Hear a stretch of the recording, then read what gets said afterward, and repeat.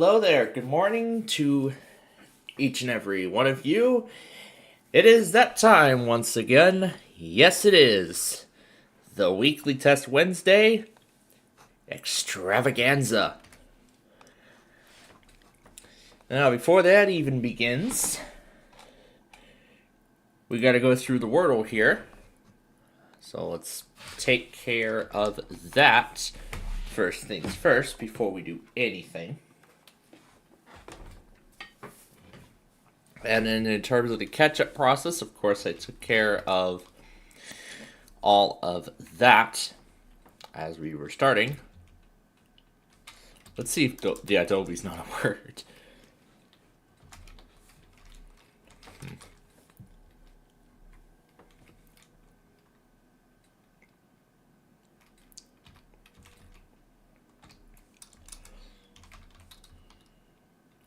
Here we got the D. Then it has to be deuce, because that's the only other word I was thinking of. Yep, there we go, deuce. And that is the word today.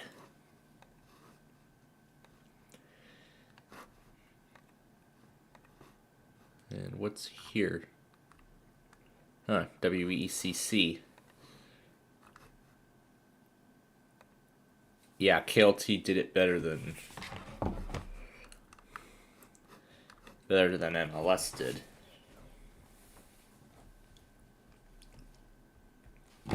Let me take a second and take care of that before we go on with anything here.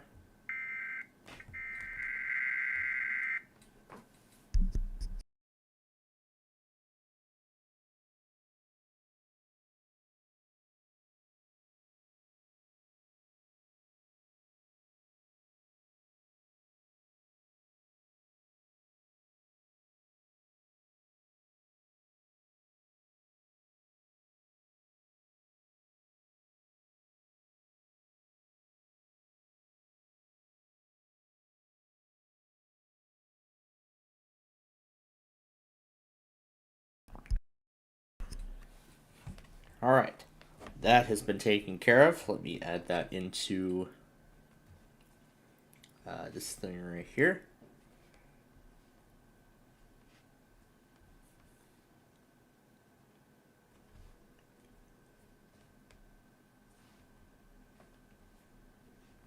Okay.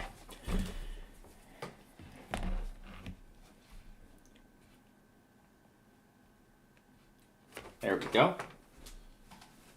Let me check my monthly list here.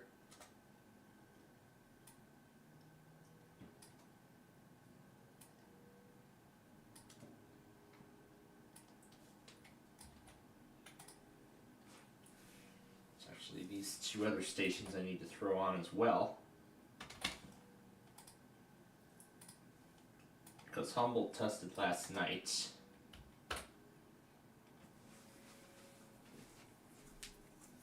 No, it was Mendocino that went, not Humboldt.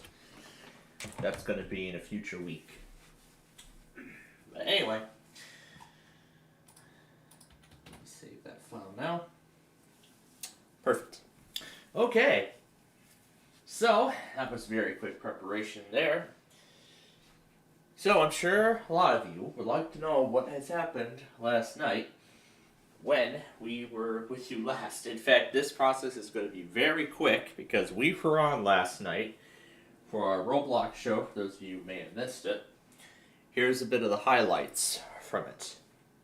Of course, we did Cornerstone, which it gave me 350 credits instead of 150 for some interesting reason.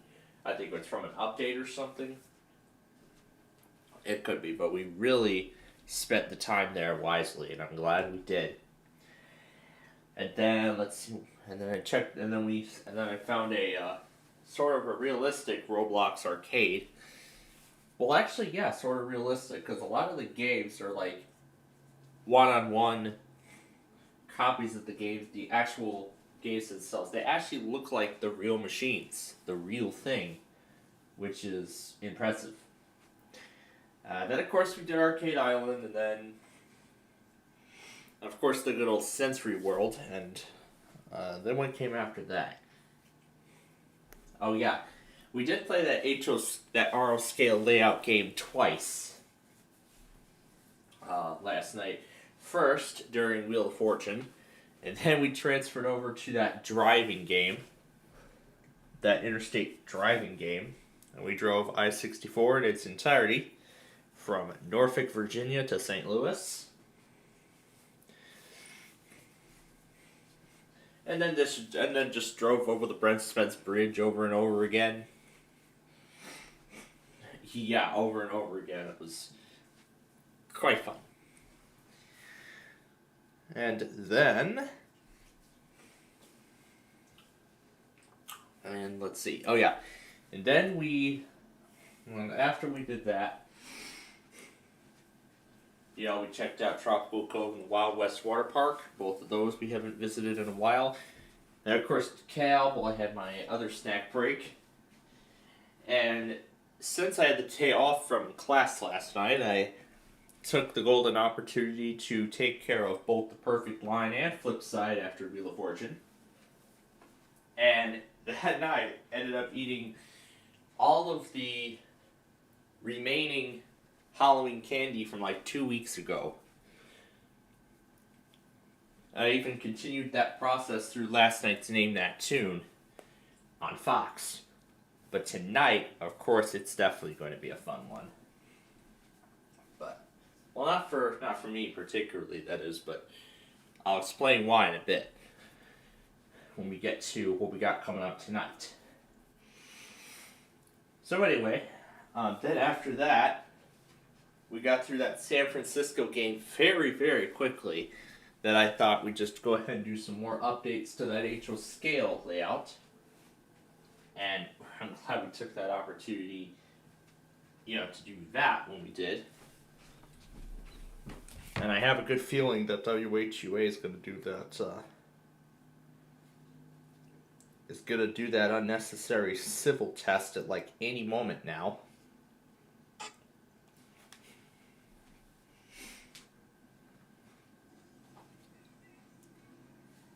I have a good feeling.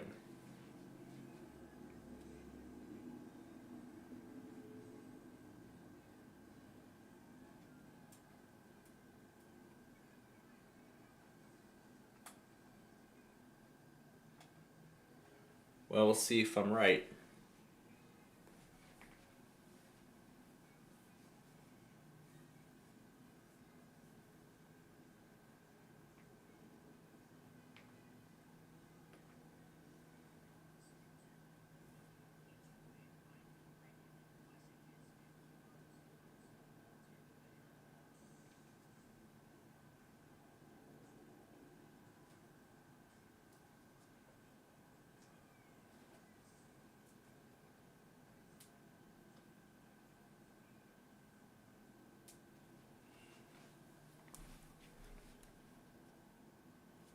Okay, that's probably going to be 9:30, then the 8:30 was probably an error.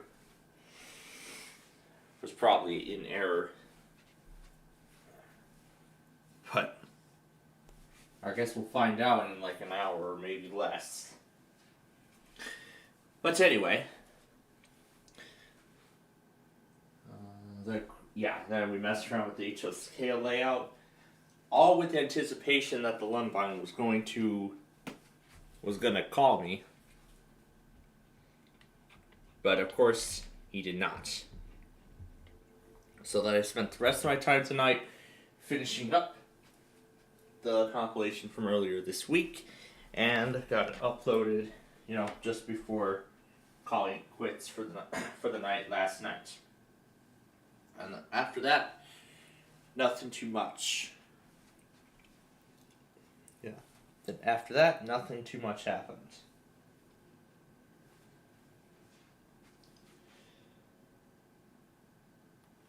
So it looks like these episodes aren't going to be too exciting. I see Get Ready for School aired this morning.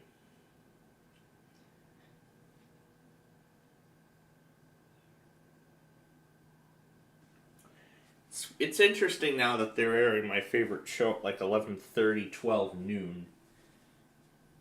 When previously it was like 1 p.m. Yeah, just like Buzzer, the Nick Jr. schedule changes a lot. And this is apparently what they want now. So they could put more Paw Patrol, Peppa Pig, and whatever else they want. But I see a few more of my favorites are going to be on tomorrow night, especially. Mainly the first one from 2011. But I can scroll to the next several days and see what else is on the lineup.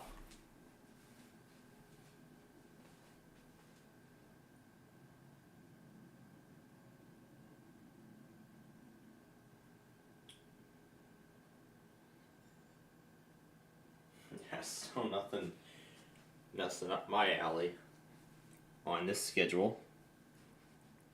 Other than the Cowgirl Parade, which will be after we end next week's show.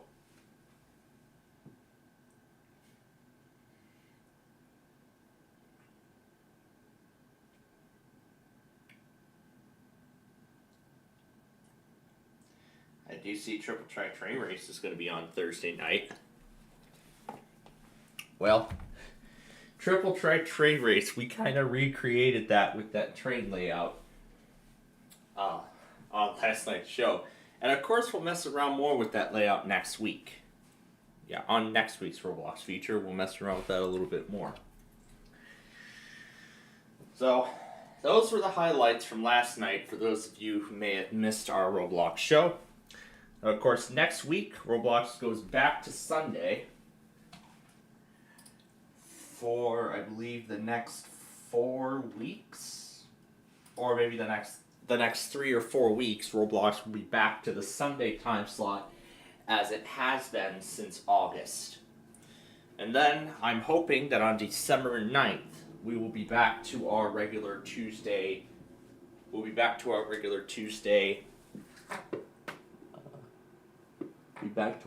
Tuesday time window for that show.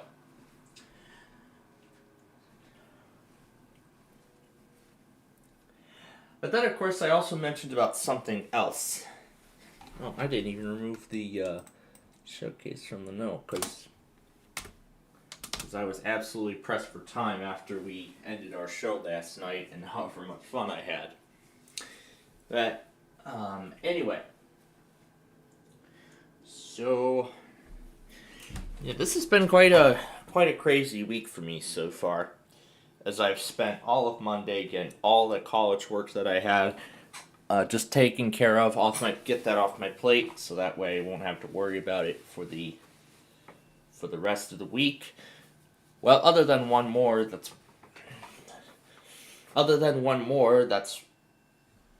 going to be assigned like right after tonight's lecture. Yeah, like right after tonight's class, and hopefully it's not going to be intense. Hopefully it's not intense, enough to keep me there until like 8:30, and then end up back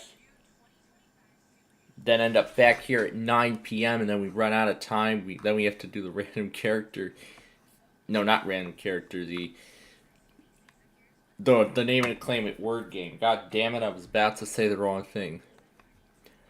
And yes, for those who missed last week, Chicago went at 10:06. The question Drew's asking is that going to happen again? Well, we don't know. We don't know if it's going to happen again or not. Yeah, we don't know if they're going to do it again at that time or not. Probably not, because I'm sure maybe they're getting their act together and actually going at the proper time window.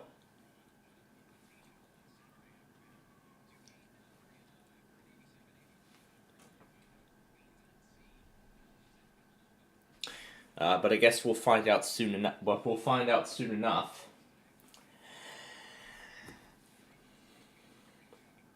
But yeah, all day Monday I spent the whole day working on college work, getting that under my belt. Other than the one other assignment that's going to be slapped on top of me at the end of the, during tonight's lecture for my cloud security course. There wasn't a class last night because college was closed for Veterans Day, hence why we took the opportunity to do Roblox last night. And hence why we also did a secondary Minecraft show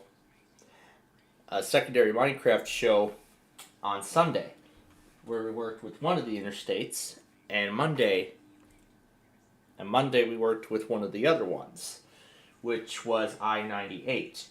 The next road on our list is 105, and that is what we're going to get to next week. Now, I did say I was going to do, sort of a head start, sort of, with that project. We did a partial head start. Oh, I had the volume down, but there we go. We did a partial head start on I-105 at the end of Monday's Minecraft show. And I am planning on doing another one of those head starts, or continuing it further, later this week. Tomorrow night, perhaps, actually, is when I'm looking to take care of it.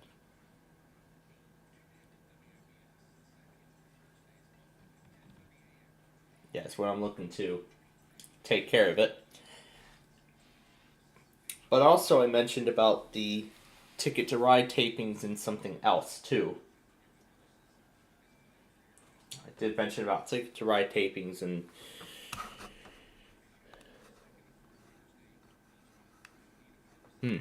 KXI 22, that must be for the weekly today.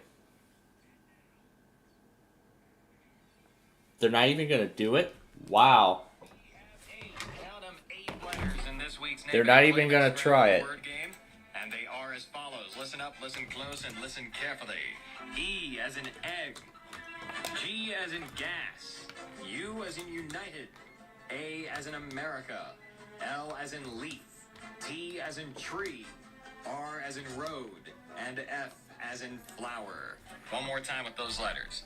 E, G, U, A, L, T, R, and F. Well, this was certainly not what I expected. It was supposed to say, stand by, we got the letters and the name and claim it word game in just a little bit. The all-new show, the second and fourth Thursday each month. Need a pharmacy? Visit Nickman's Drug today at any of their 7 area locations. And now... So they just skipped their test altogether and went straight to the word game. This is something I clearly did not expect, to be honest. But you know what? We'll see if that station gets their act together next week, or maybe they'll try to do it at some point later this week. I don't know. We'll see. But anyway, those letters from the word game, we will, of course, mess around with those a bit later on tonight. Assuming the frickin' evening class might... Oh, now you decide to do it. So now you decide to do it, right after the frickin' word game.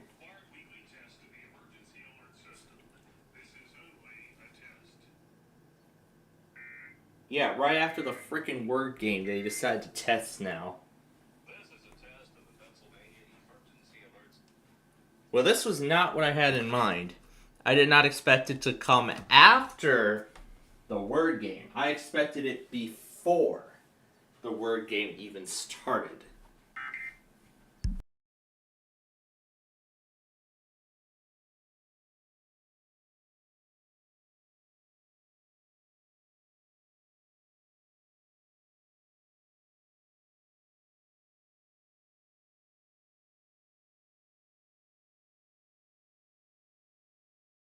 Okay. That is actually all I'm going to accept from it.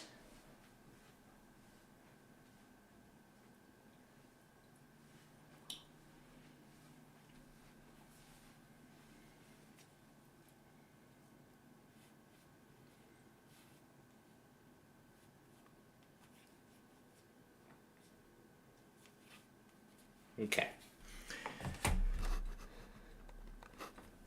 Okay, that is taken care of now. I'll bring over my XPS because of course yesterday Microsoft also pushed out not only the last update for Windows 11 23H2 Home and Pro, they also pushed out the first extended security update for Windows 10 following the end of support last month. And good thing I've enrolled my Dell XPS system into the ESU program, so it should receive the security update straight away. And I have not seen it yet, but I found out that Microsoft had recently rolled back the simplified naming scheme for Windows updates. They've actually rolled it back to the way it was before, which was the month, the year, and then cumulative update for Windows 11. I suppose it was because of all the backlash they've received from IT admins and things like that. So, I'm glad they've listened. But anyway, the other thing, I didn't even get time to mention it, but during one of the, I don't know if any of you were, I'm sure many of you, especially myself, were aware too. First Alert SFA at Walmart. Found that thing at a Walmart. Wow. But anyway, I hope some of you took some time last night and got to see the Northern Lights. Yeah, the Northern Lights actually happened across the nation last night. And just before we went on air, I saw a lot of the pictures, mainly from the video from Live Now from Fox, of some of the viewer photos from across the nation. Colorado, Kansas, and my mother even showed me some pictures that were taken right outside our studio, in fact. Yeah, they were taken right outside here. And it was pretty amazing to look at. And heck, even a family I know of in that I usually visit in Western Springs also got to see part of this Northern Lights spectacle as well. That could have made the Chicago background even more exciting, but I think with all the lights in the background, that might not have been possible. But it's alright. I'm glad. Well, I didn't get to see it in person. I probably couldn't see it from my own eyes anyway. It was probably better viewable via a camera to begin with. Or it could be because of all the lamp posts and everything. But yeah, it was spectacular last night. Very spectacular to watch. And MOH is working this week. Unlike last time. That's great. But then there was also something else I mentioned too. But I'll get to that in a second. The other thing then involves our prime time for this week. Okay, so charge this guy up.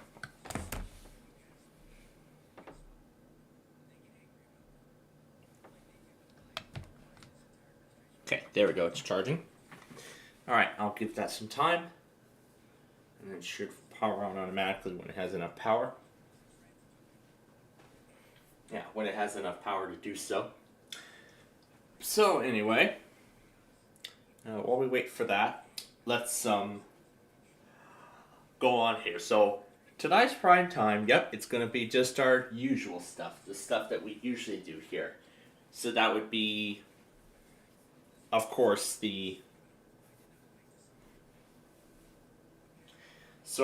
that would be what we'll do after the first half of this, after all the weeklies here later today. So that would be, Wheel of Fortune Deluxe, Hyper Bowl, Monopoly, And then, of course, that hour-long, that multi-hour-long pause for my evening class that night. And then, of course, I'll take care of Wheel of Fortune and everything else.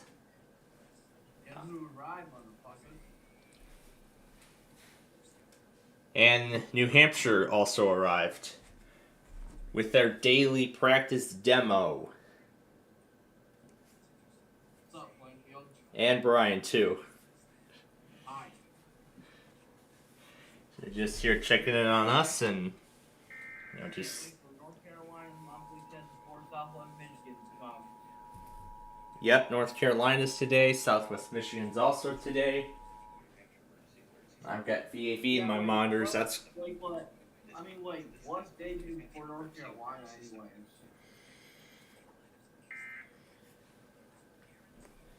WERX I have WERX in my monitors. Yeah, but here's the thing, though. They're always inconsistent. Yeah, that's why I don't usually monitor any stations, usually for North Carolina. There's Ohio's monthly.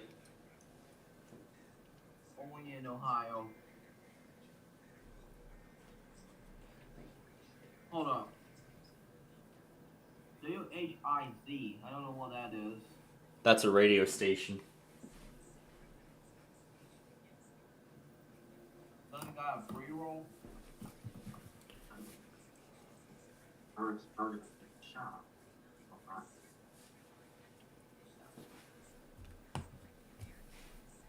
Doesn't got a pre-roll?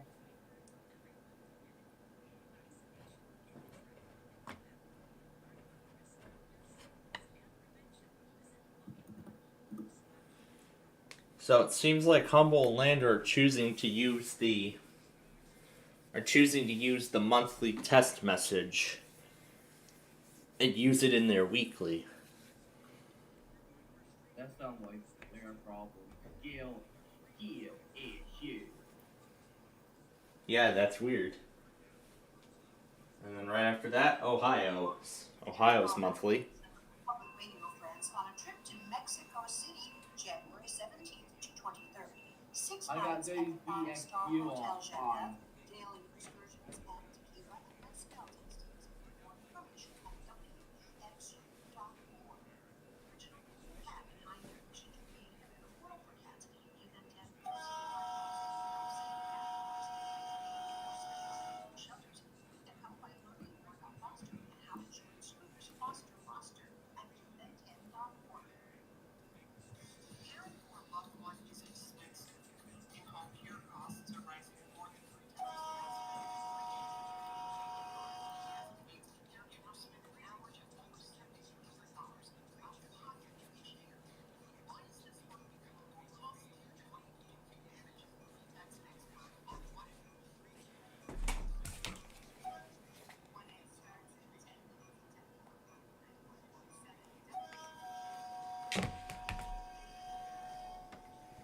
Alright, so I'll continue talking while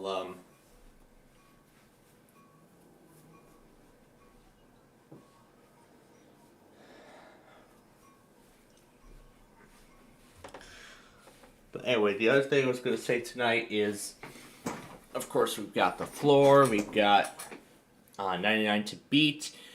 As for the floor, we are officially halfway done. We've reached the halfway point of the competition at the end of last week's show. And as for 99 to beat, I believe we are going to reach the we're like 3/4 of the way done, so 75% of the way done with 99 to beat. So I have a good feeling 99 to beat's going to finish before. It's going to finish even before the floor does. If this is the route it's going to go. Yeah, if this is the route that it's going to take.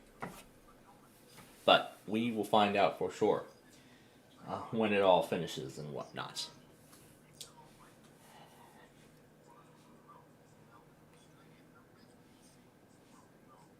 Yeah, when it all finishes and whatnot. And then, of course, later tonight we have our you know, our usual goodies, including Deal or No Deal, and hopefully Brandon will join us this week, unlike last time. I'm going to go ahead and get my main system ready for the weeklies now.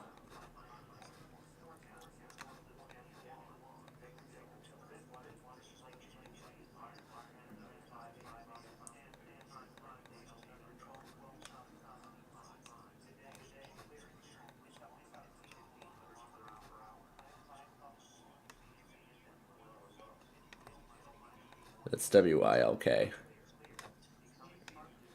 So that's WILK. I'm going to go back on that in just a moment.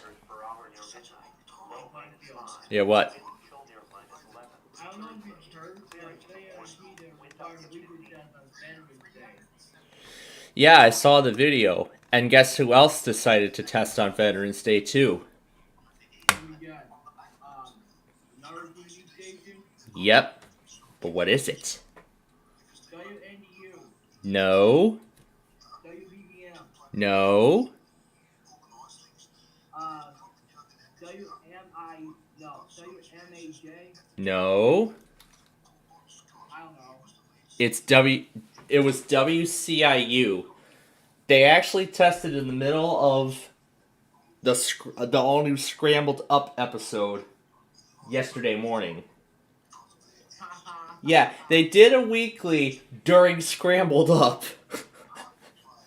What time? It was at 8:12. Yeah, it was at 8:12 a.m. according to the scroll. You got the capture on there? I actually did. Since I did get it on recording, it is in the compilation. That's insane, bro. Yeah, let me look at the scroll again, just make sure. Yeah, 8:12 a.m. That was when they went.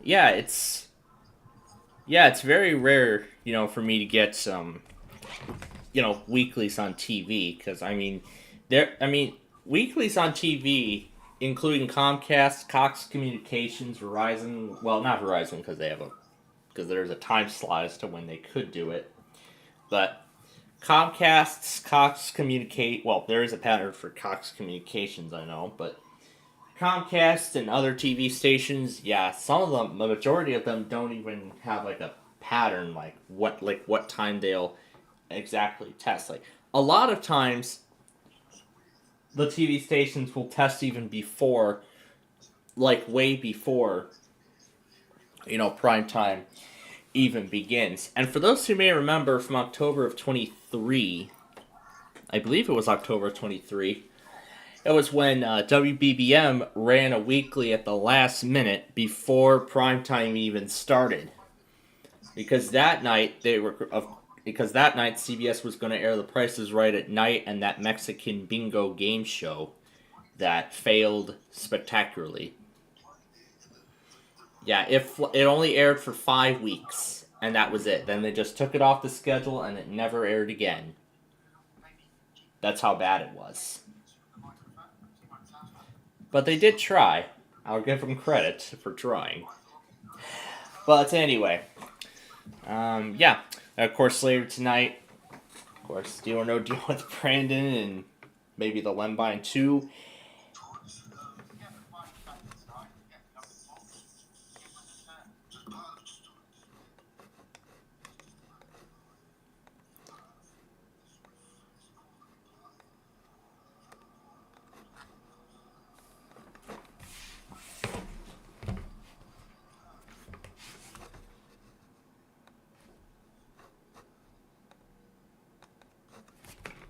Oh wait, this is not where we need to be.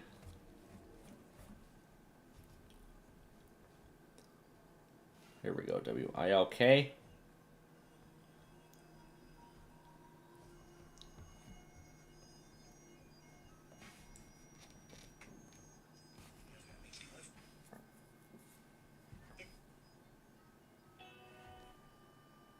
It's Rob O'Donnell and 'tis the season. Trans-Siberian Orchestra is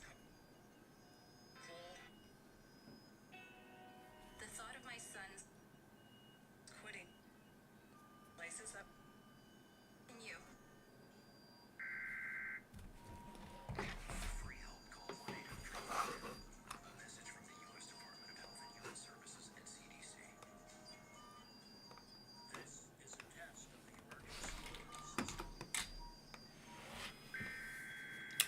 Yeah, and then there was also something else too, and it actually has to do with my Christmas list. But before we even get into that, let's bring up Tom and Ben news. Other airlines hired for the first time this week. Yes, these two. And there's actually one audio clip I want to play around with on them.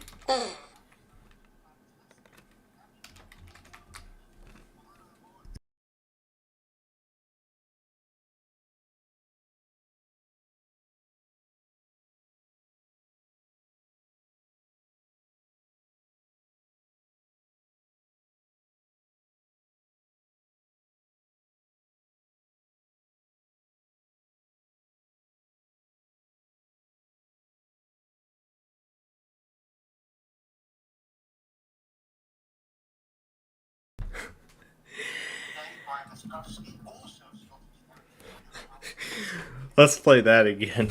The greatest technician that's ever lived. Yeah, that phrase has been on my mind lately. Probably because I've been watching all those tech spurts.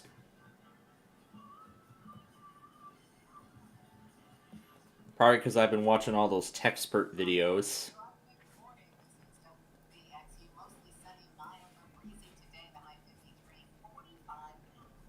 Those videos of PC upgrades, repairs, and whatnot.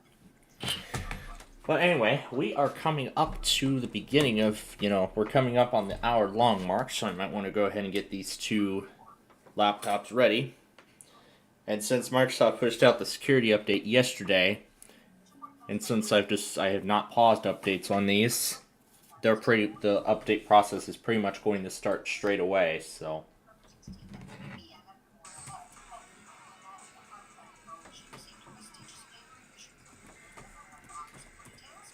And there are those really long headers on WHUA for the third time today. And why do I say for the third time? They literally tested yesterday. Not yesterday, but they literally went twice this morning. Equipment that can quickly warn you during emergencies is being tested. Thank you for your cooperation.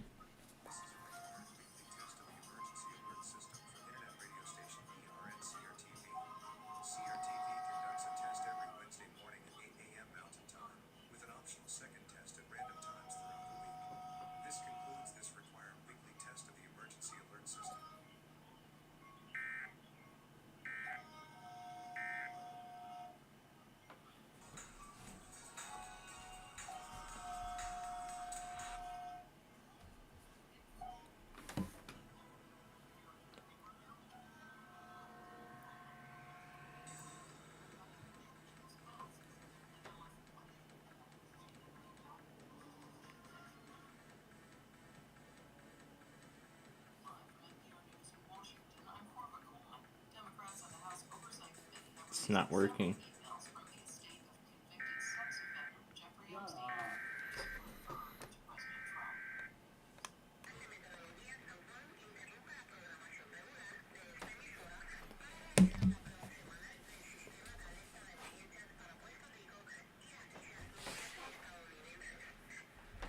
There's WMOH relaying Ohio. That's why they didn't want to do a weekly.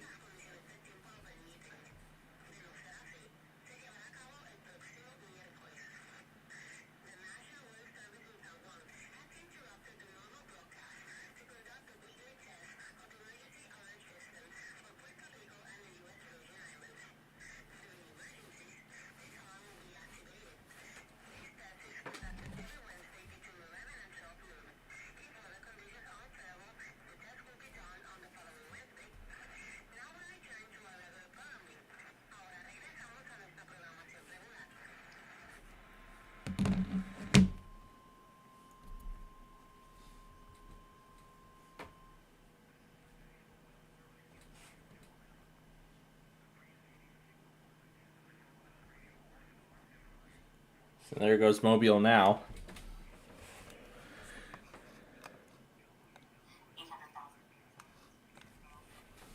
Alright, and then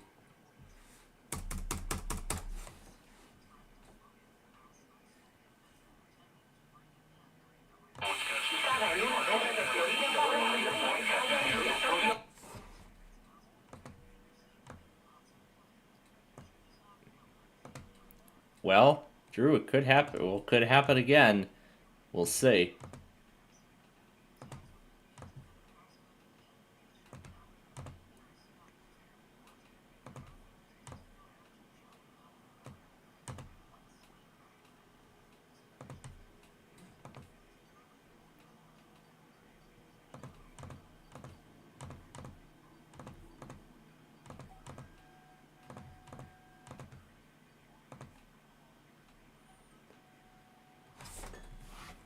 Okay.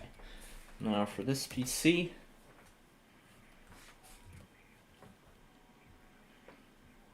It says last checked a minute ago. Yep, I already see the update showing up in Windows Update. Windows 10 22H2. It doesn't say anything about ESU on there.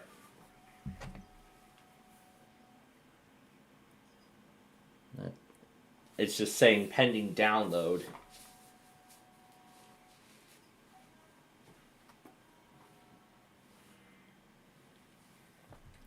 I'm just going to leave it alone and let it do it automatically.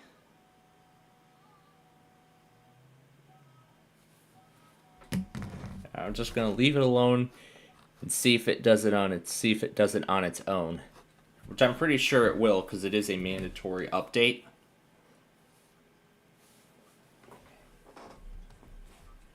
And good thing I enrolled in the ESU program so I can keep my Dell XPS going for another year after end of support. So now I can continue using Windows 10 safely for another year. But then of course I've heard about that IoT Enterprise Edition that many want to put on their old Windows 10 PCs.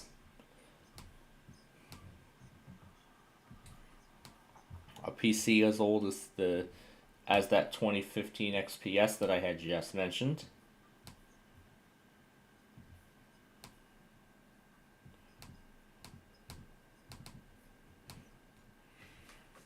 Yeah, just like with Microsoft and the end of Windows 10.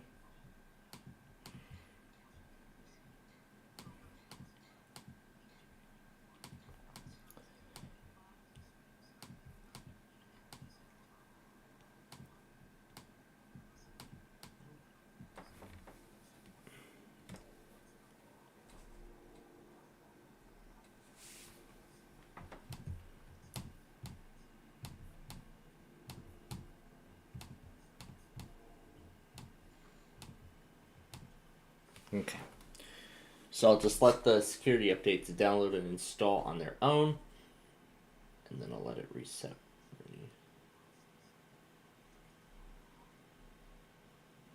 Oh, just some more, just some more stuff being graded and whatnot.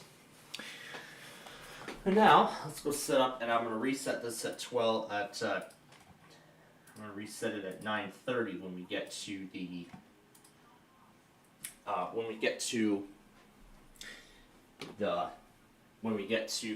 the halfway point between now and the actual beginning of all of this.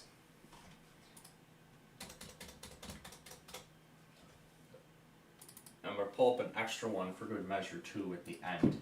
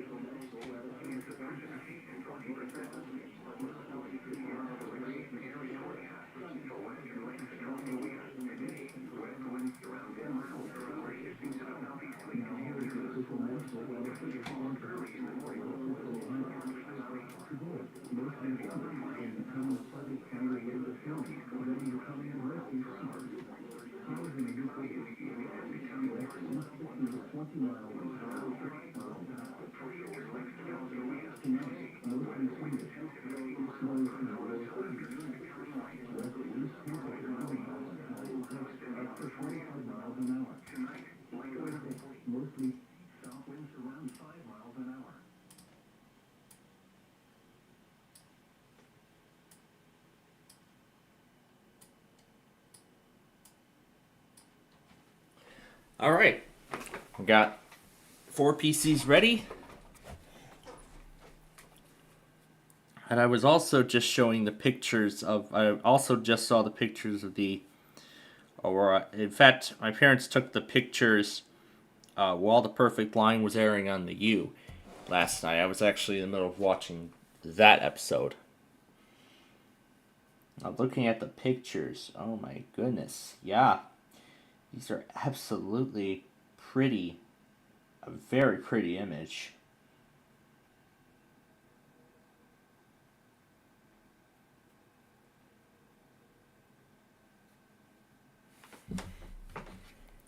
There was another picture, but of course that didn't show up in the photo gallery.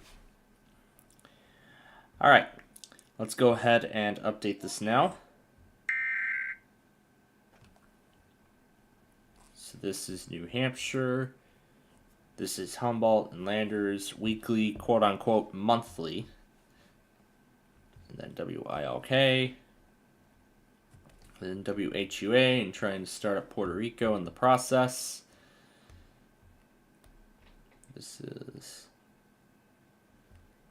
That's CRTV, and then this is Mobile.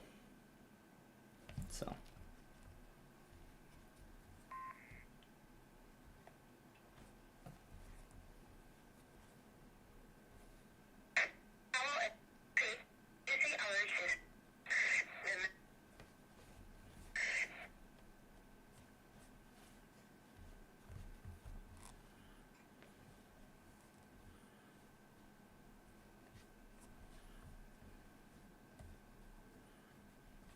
Alert system.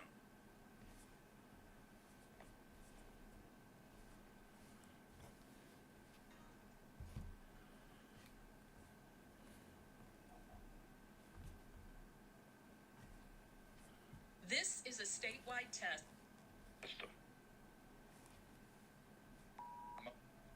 Monthly test of the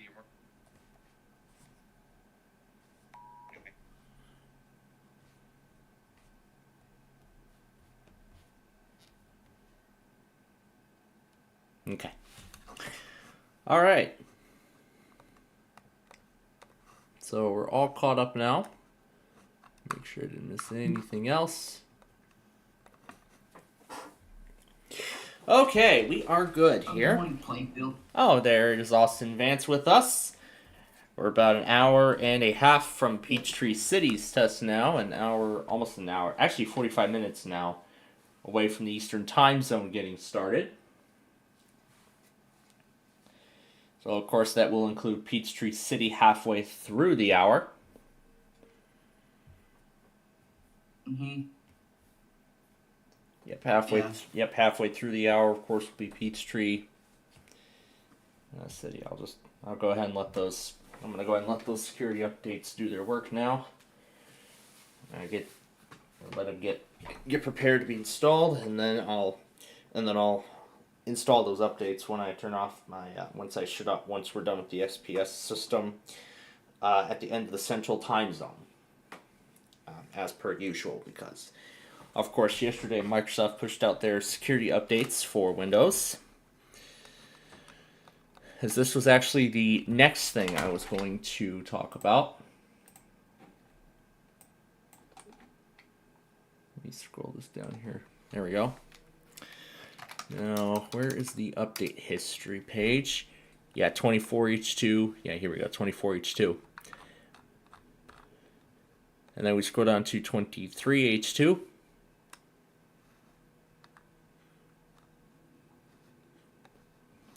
There is no end of service. There is an end of servicing information, but this is for 22H2 of Windows 11. But that's for Windows 11 22H2. And Furry Finger sent a message says, guys, ready my tests? Of course, that will be in about 45. Well, that's going to be in an hour and 45 minutes. The thing is, last week, Chicago decided to test an hour early. Maybe somebody at the office was confused by the time change or something. But Yeah. he's curious if it's going to happen again. We'll see. I guess only time will tell, and we'll see from there when it happens. But anyway, while that does not say anything about the end of 23H2, if we go to the life cycle page and go to 2025 and scroll down to end of servicing, right there, Windows 11 Home and Pro 23H2 November 11th 2025. That was yesterday. So meaning that the version of Windows 11 that I had, Windows Home 23H2, is no longer going to be receiving any security updates or any kind of update for that matter going forward. So meaning, in fact, Microsoft is now beginning to force upgrade those still on 23H2 to 25H2. I could have done the 24H2 update and then go straight to 25. Well, and then go to 25 from there, like I did with my laptop, my Dell laptop. It's Inspiron laptop, that is. But instead, I decided to go ahead and jump ship straight to 25H2 when Microsoft was going to be making that move later on anyway. Yeah, when they were going to be making that move later on anyway.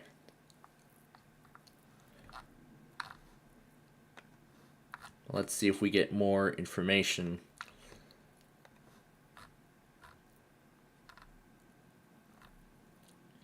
Let's see if it mentions anything about it here. It just pulls up Windows 11's Home and Pro page. And then here we go. And then here's where it shows all the versions of Windows 11, that are supported. So of course, October 10th, 23 was when the initial release lost support. October 8th, 24 was the end of 22H2. And then November 11th, yesterday, was 23H2's end of service. And then 24H2 will reach end of service on October 13th, 2026, which will be the same day as the conclusion of the consumer ESU program for Windows 10 and the conclusion of year one of the extended security update program of 3 years for businesses. Yeah, for commercial users, businesses, enterprises, and other organizations. And then of course the version I'm on, 25H2, I'll be getting updates until October 12th of 2027. So, because of course with Home and Pro, they usually get 2 years. Usually get 2 years of updates. Yes, mother.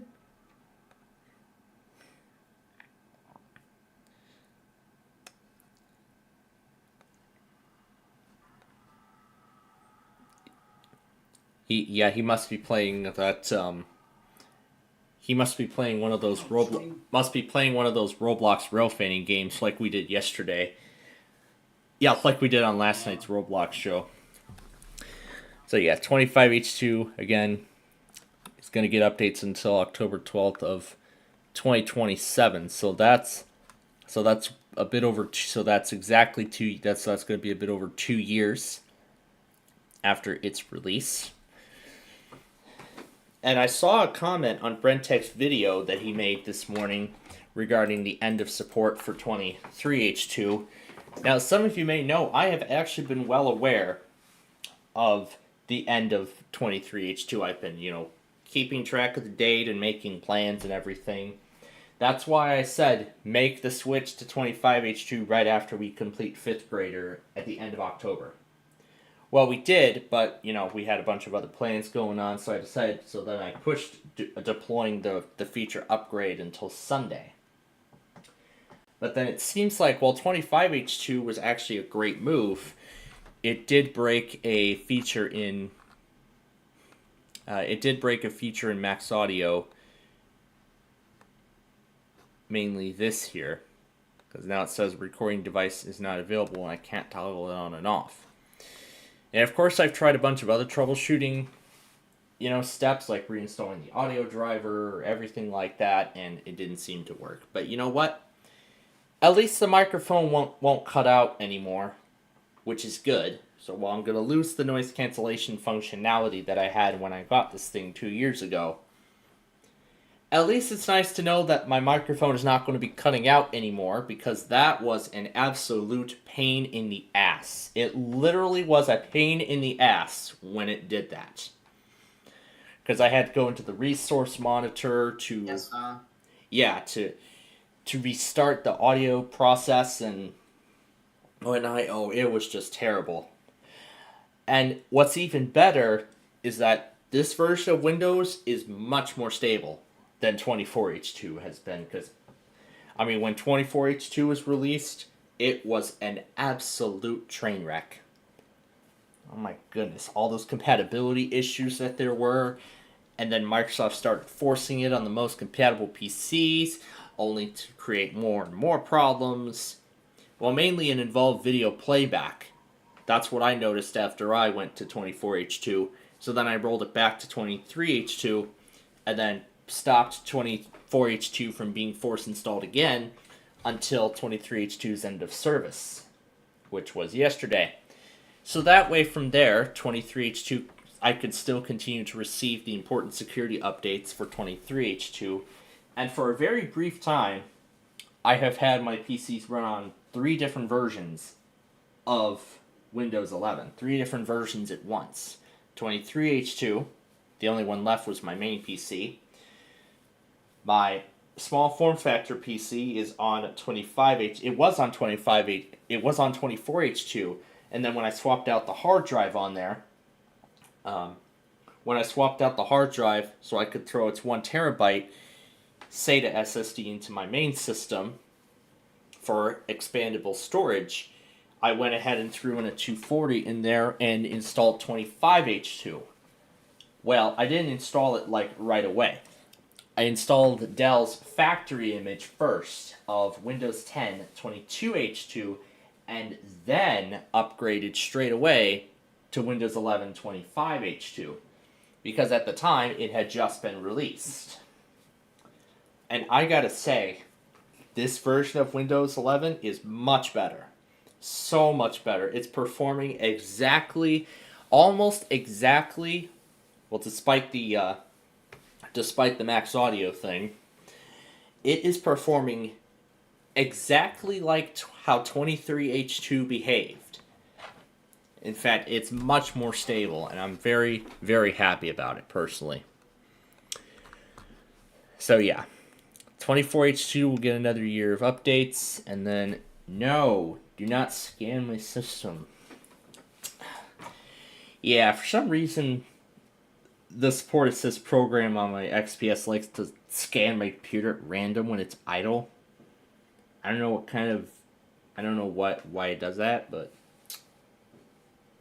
I could have just let it do it, but I'm probably just going to remove it, because I'm going to be retiring it soon.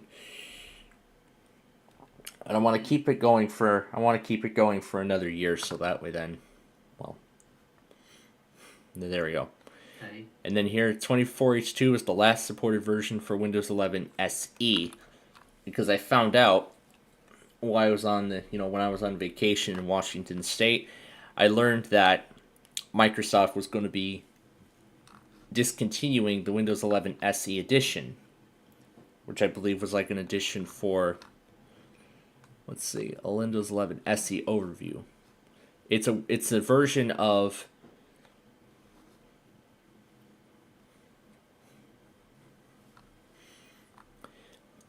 So it's a low-cost version of Windows 11 SE. So Windows 11 SE, I don't think I've ever gotten to see this, but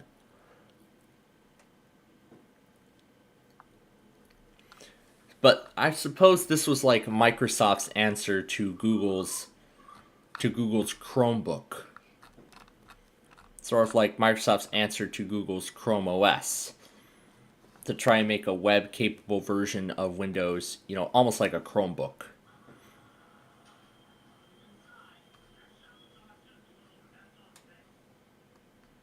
So, yeah, and then the thing is, these are all the programs that can run on can run on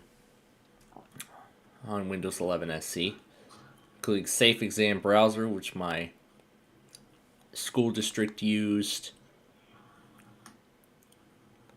Illinois State Board of Education, Windows SEB.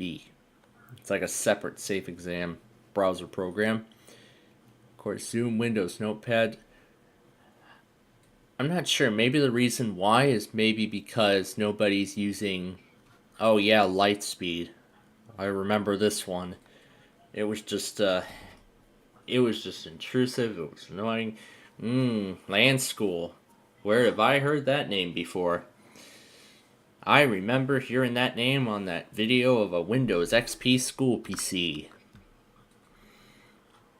Google's Chrome browser works on there, of course. ESET. eTest. I've never heard of that program. Exam WritePad. But yeah, basically this is a list of the programs that can be deployed on Windows 11 SE. And of course those are some of the built-in apps in Windows. And then the kind of applications that can run on Windows 11. So essentially it's almost like S mode. Yeah, it's almost like Windows S mode.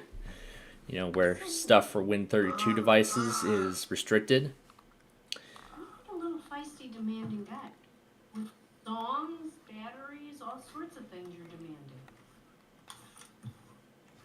demanding. But yeah. Now the only other thing, and I was just about to talk about it, was something I brought up last night. So while I was having dinner last night, my parents asked me if I had, proposed if I had thought of a Christmas list. And I've been thinking about, I had actually made up my mind as to what Christmas ideas I have for this year. Now, I was going to originally have it, to be sort of like expansion to my train layout for the upcoming 4th season of the bowling train. This year, I've decided to focus it instead on PC upgrades. Doing upgrades to some of my PCs. To some of my machines. In fact, it's going to be by far the biggest one. 5 of them are getting upgrades. Actually, 5 of them are getting upgrades.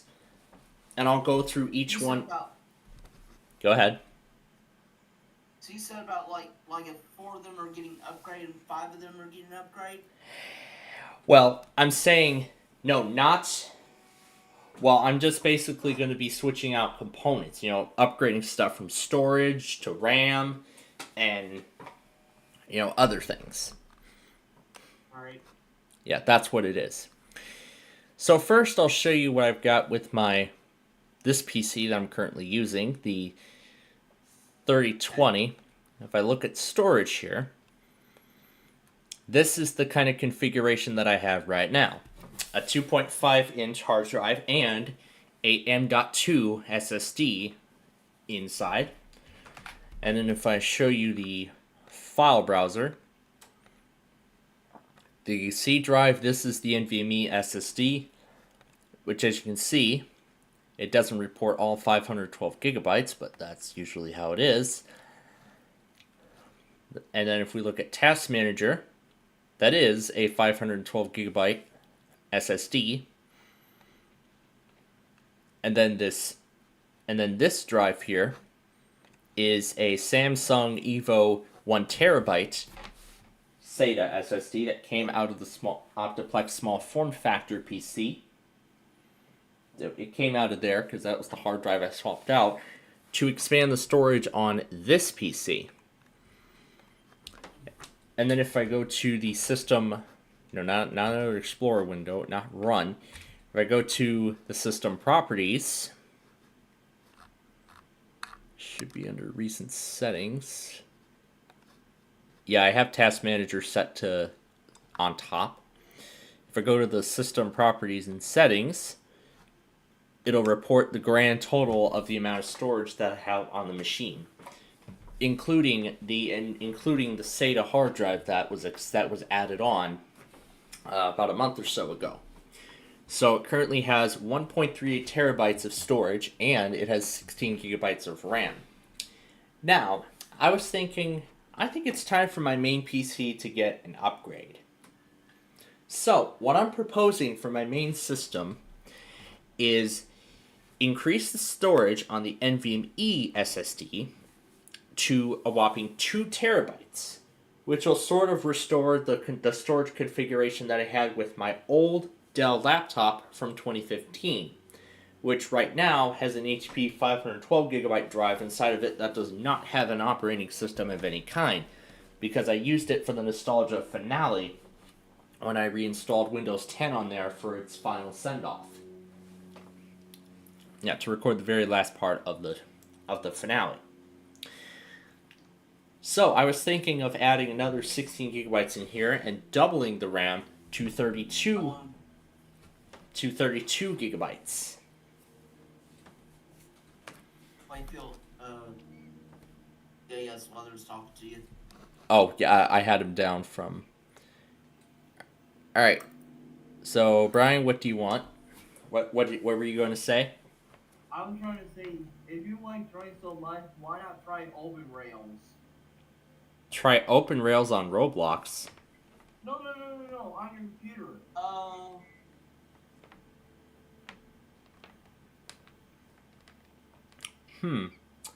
Open Rails. Yeah. It's a successor for Microsoft Train Simulator, and it works with Windows 11.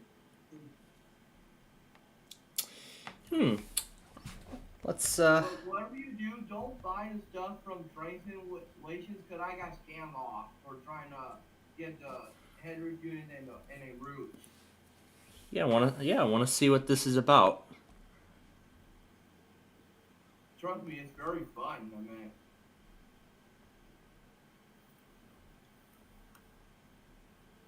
Quack, quack, quack.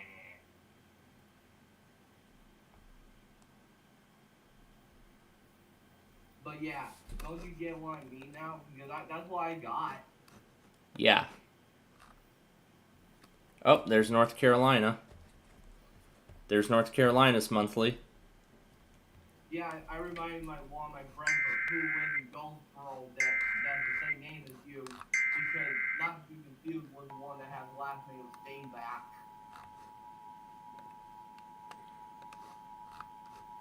Just so you know. This is a test of the North Carolina Emergency Alert System. This is only a test. Broadcasters, in cooperation with local, state, and federal authorities, have developed this system to provide the public with important information should the need arise. This concludes the monthly test of the North Carolina Emergency Alert System. Wow, just did it automatically. What video was that? Oh, Antonio just recently made his debut of being a radio DJ for WIXQ in Merrillville, or whatever it's pronounced.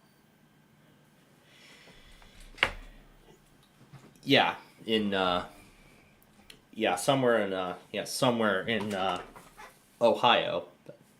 No, it's actually in Pennsylvania.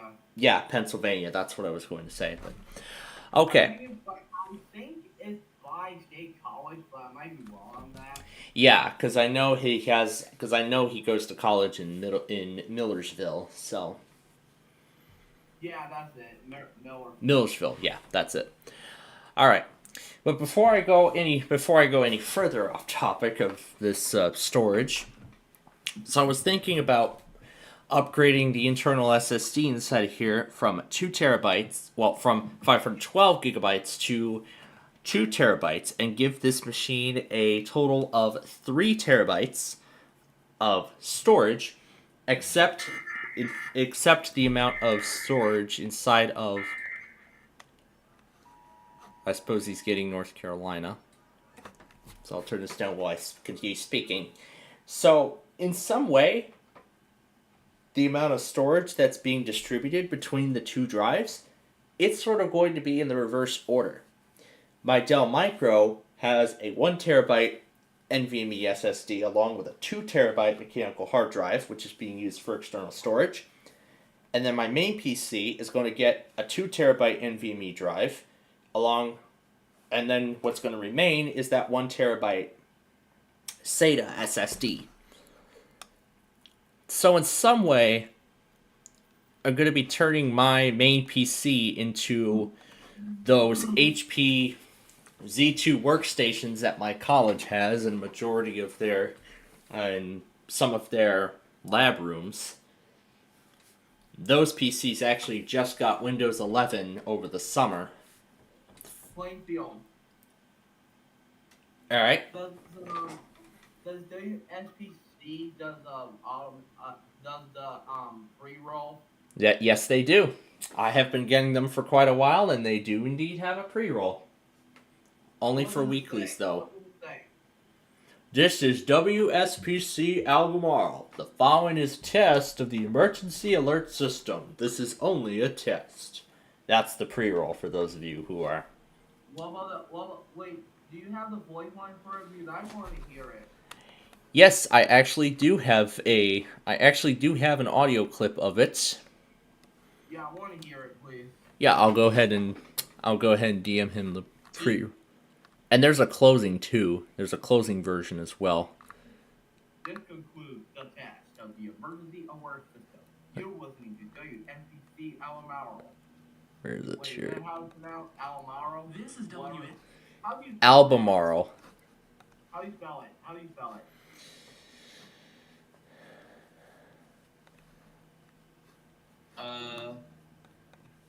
Well, that's kind of hard of it. Anyway.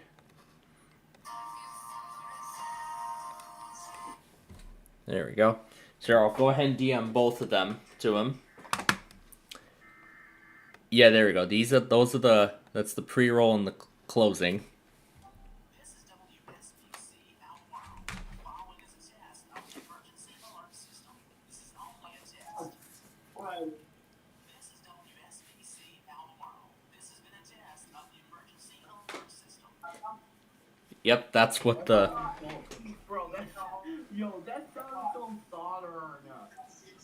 So modern. It's modern. So yeah, I'll kind of be mimicking the configuration of those HP Z2 workstations at my college. I'll be sort of mimicking the configuration in that sort of sense. Because the processor inside of my system is an i7. Plainfield, I know what's coming up next. Oh yeah. That reminds me. Let's restart my station. Let's restart my station so I can put WVUV in there. Okay, and just, WVAB. For Southwest Michigan. Have you tried WKBO yet? I have not. And that could be something that could be something I try in a future month. Uh-oh, I see the red. Better plug it in before it turns off. Ah, did I do it? I didn't do it in time.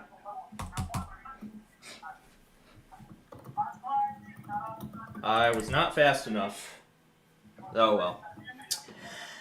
But anyway, those workstations only have a 10th generation Intel processor, but thankfully those are compatible with 11, so hence why they didn't upgrade those PCs. They only replaced the Cisco ones because those were only a 7th generation. Those PCs only had a 7th generation processor, and hence why they're not compatible with Windows 11. I have an interesting theory about something. You know what's interesting? Yeah? So like my friend named Brandon from Sturgis was once telling me that WNU at one point used the radio morning test logo on their WNU page. However, Don't say they don't even use that for they don't want it anymore. But I might have to confirm that if it's true. Yeah, and Dimitri's watching football. His country's version of, I guess we can call it Wednesday morning football here in the States, but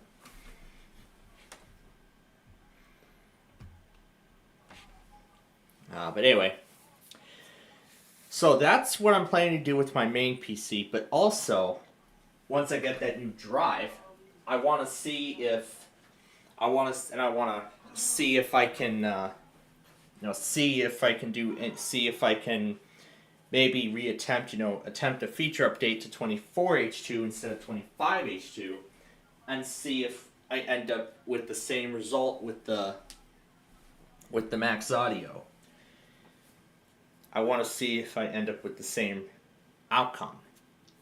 But you know what? I'll save that for another time. The next thing involves my micro. I did find out that I can actually put a VGA module in there, which is what I had planned. However, I was not using enough force to break the cover off, to get the cover loose so that way I can throw the VGA module in there from my Optiplex small form factor PC, which has it in there.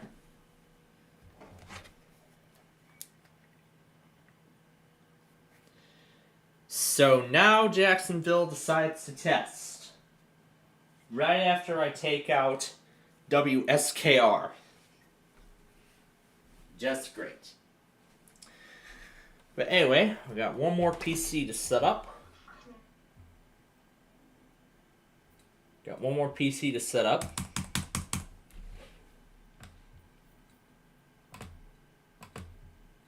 What the hell is that?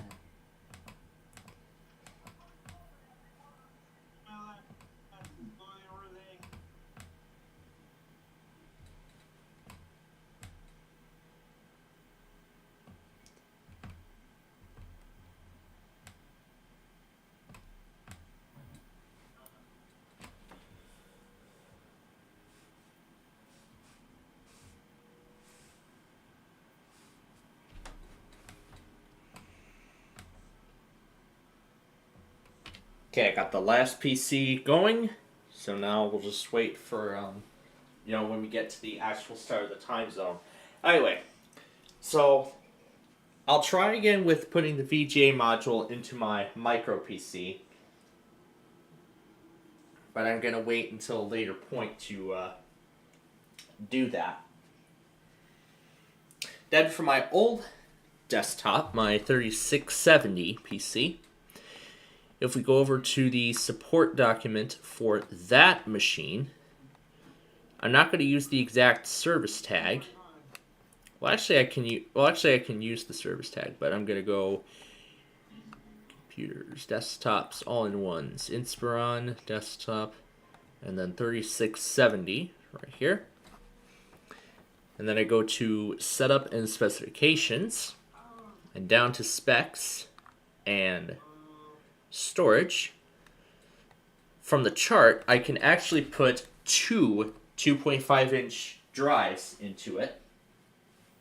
Now, my proposal for that is I'm going to put two HP 512 gigabyte solid state drives into there, using its two available SATA ports. And another thing I was planning on doing, is using something that I learned from my OS Fundamentals course in previous weeks, something called storage spaces. So rather than doing two drives, separately, I can use storage spaces and combine both into one drive, which is nice. So I can put files to two or more drives to protect from a drive failure, as it says. So this is what I'm looking to set up. But there's actually more than just that I have planned. There's more than that just planned. The next thing is I would like to share I would like to share that storage space plus a Hitachi 500 gigabyte mechanical hard drive that's going to go into my small form factor PC over the network. So meaning I can access and add stuff and remove stuff from there. Yeah, can add and remove stuff from there on another PC.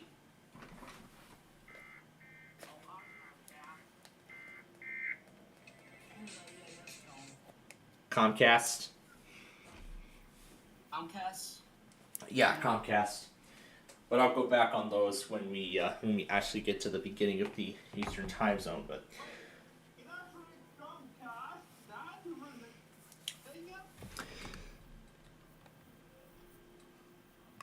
so yeah.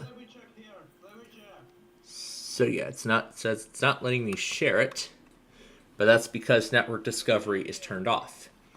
So if I want to share it over the network, I would have to turn it on. And then from there, I can just put the network path into some of my other PCs, and from there I can access the drive's contents. So what I was thinking is I can expand my storage capacity even further. But in addition to that, I'm also looking to replace the M.2 SSD inside of the Inspiron desktops inside that same 3670. I believe the drive that's in there is I believe it's one of those 2230s. Let me look at the task manager and see. KBG330Z. So I want to take a look at it. See, KBG30Z, NV200, NVS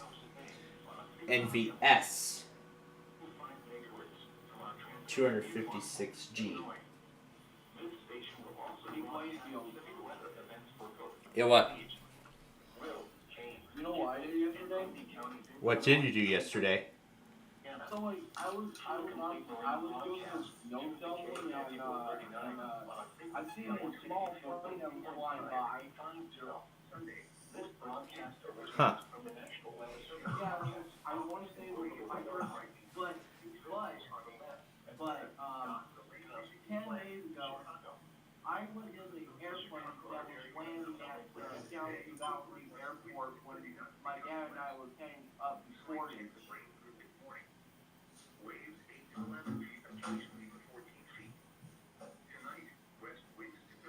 It was a Delta Airlines BRJ900.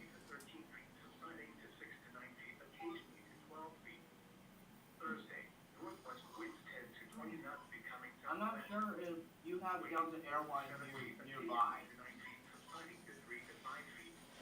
Let me look at the model again. KBG30Z MS 256G. I just want to see what the model looks like. I gotta definitely tell the EAS test filters come soon.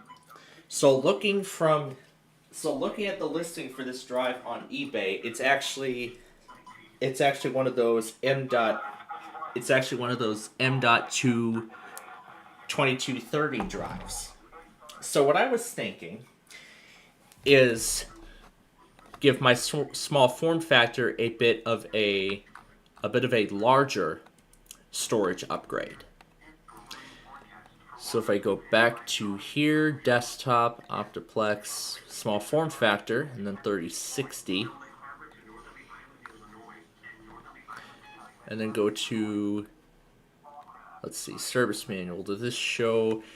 This should show. Where does it show? Here we go. Here's the motherboard layout. This is what I was thinking of. So this is what the motherboard looks like inside of my small form factor PC. You can see every component is labeled. Yeah, every component is labeled. So what I was thinking is right here, where number 12 is, that is where I'm going to put the SK Hynix 256 gigabyte NVMe 2280 SSD that was inside of my Dell Micro before I swapped it out with an Inland 1 terabyte 2280 SSD. I see the HP is ready, but I'm going to tell it not right now. We're not going to do that right now. We'll do that later. So I'm going to put this drive into my small form factor machine. And then there's also a PCIe slot for a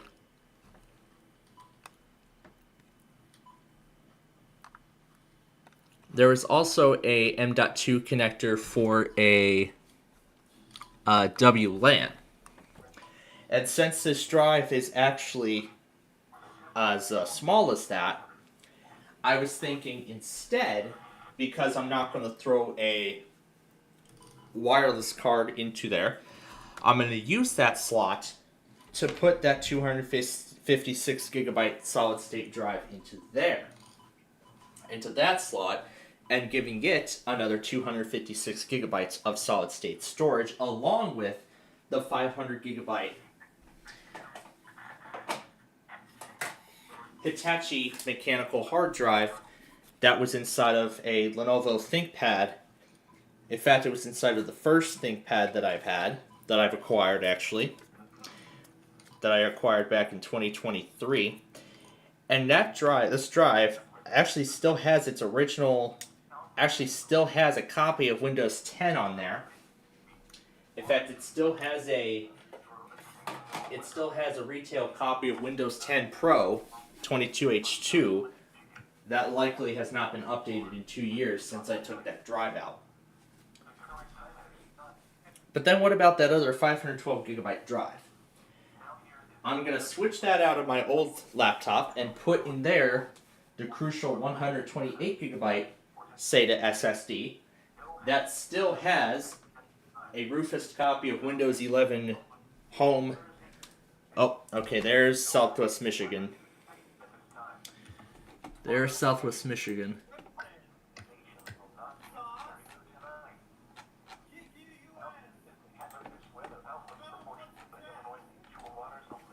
Oh no, that's Arkansas.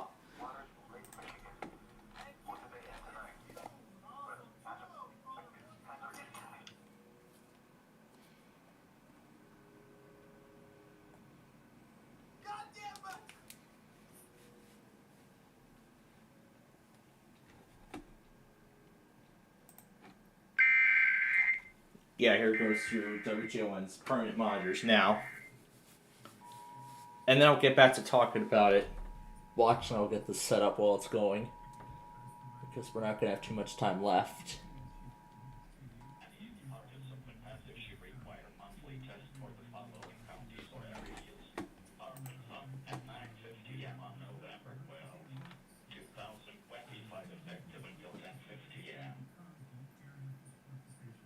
I do not like that. I like the original message better. I like the old message better.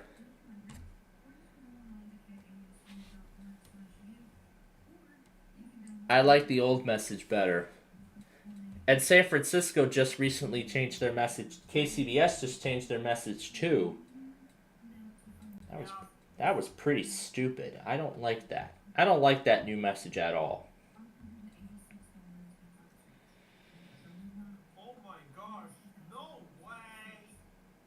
Okay. So anyway, that is the plans that I have proposed. So my main PC is going to get 32 gigabytes of RAM from one of those two 16 gigabyte Crucial sticks. The other one's going to go inside of my 3670 along with the expanded storage. And then, what about the 512 gigabyte drive that's inside of my main PC currently? Where is that going to go, you may ask? Well, that is actually going to go inside of my HP 15-inch laptop from 2020. That's going to go inside of there.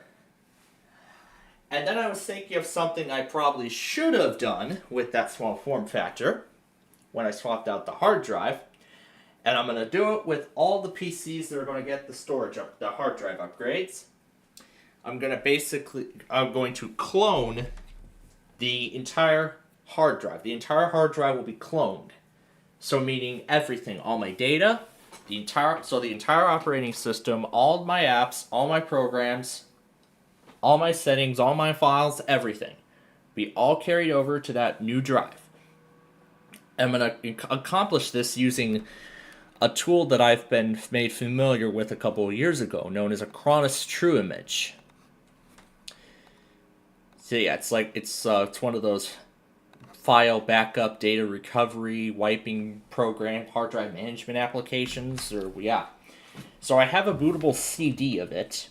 It's from 2014, so I probably might need to grab the latest ones because I don't know if that 2014 disk is going to work, so it's going to work well with Windows 11. So I'll probably acquire and burn a new disk of Acronis before I proceed with it. So what I'll do is I'll boot from it. If I need to use a external DVD drive, like I'm going to need to do with my HP system, or I'll make a USB instead, it'll work. So what I'll do is I'll boot to it, and then create a backup of the entire hard drive. So everything that's on there is going to be made into a backup, and then I'll replace the drive, and then restore the backup to it. And then all my data will be carried over from there. Yeah, it will be carried over right then and there. Then it's going to be all carried over right then and there.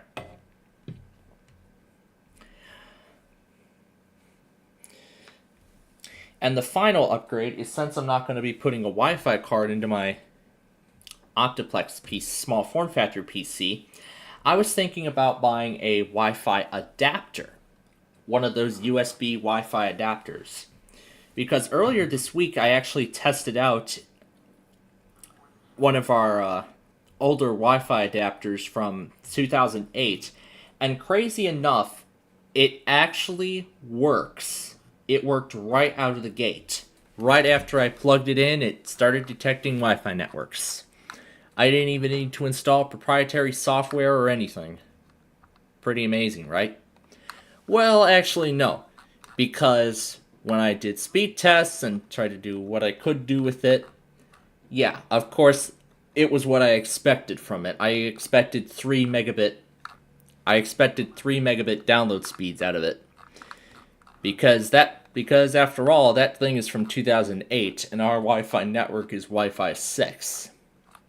So yeah, there's no way a Wi-Fi adapter from 2008 is going to generate 500 megabit upload speeds like a laptop or desktop's internal wireless card. So yeah, it's basically the best idea to just buy a Wi-Fi 6 adapter. That was actually what I was suggested, if I want to get wireless connectivity on there after I acquired the small form factor, but I went with bridging Wi-Fi connection from my 3670 desktop. But all in all, that has been an absolute pain in the butt because the connection had just been going out frequently, most times without warning. And that's causing quite a bit of inconvenience for my secondary. So I was thinking of putting a Wi-Fi adapter in there, well, actually mainly to the back on one of the 4 USB ports that there are on that PC. So pretty much then, that's basically the upgrades that I've got proposed. But as for the timeline when these are going to be happening, not anytime in the immediate future. Because, we got to finish the fall taping session, I got college finals, everything. And also we're just about out of time here for preparation. So meaning I got to get all the stations on now.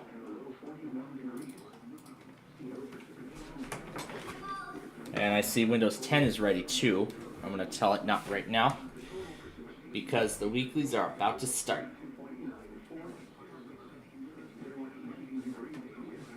No, that's not what I wanted. I want Frankfurt. There you go. Lows in the lower 40s, 2 feet. At the rain southwest sail. Northwest 173 southeast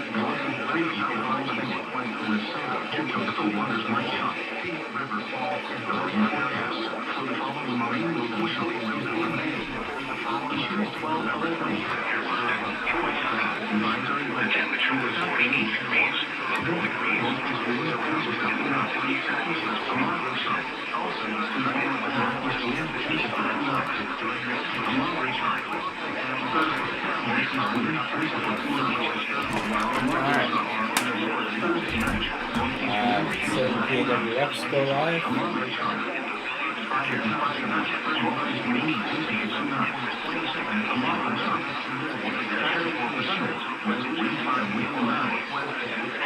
Yep, it did, but I did not get the notification.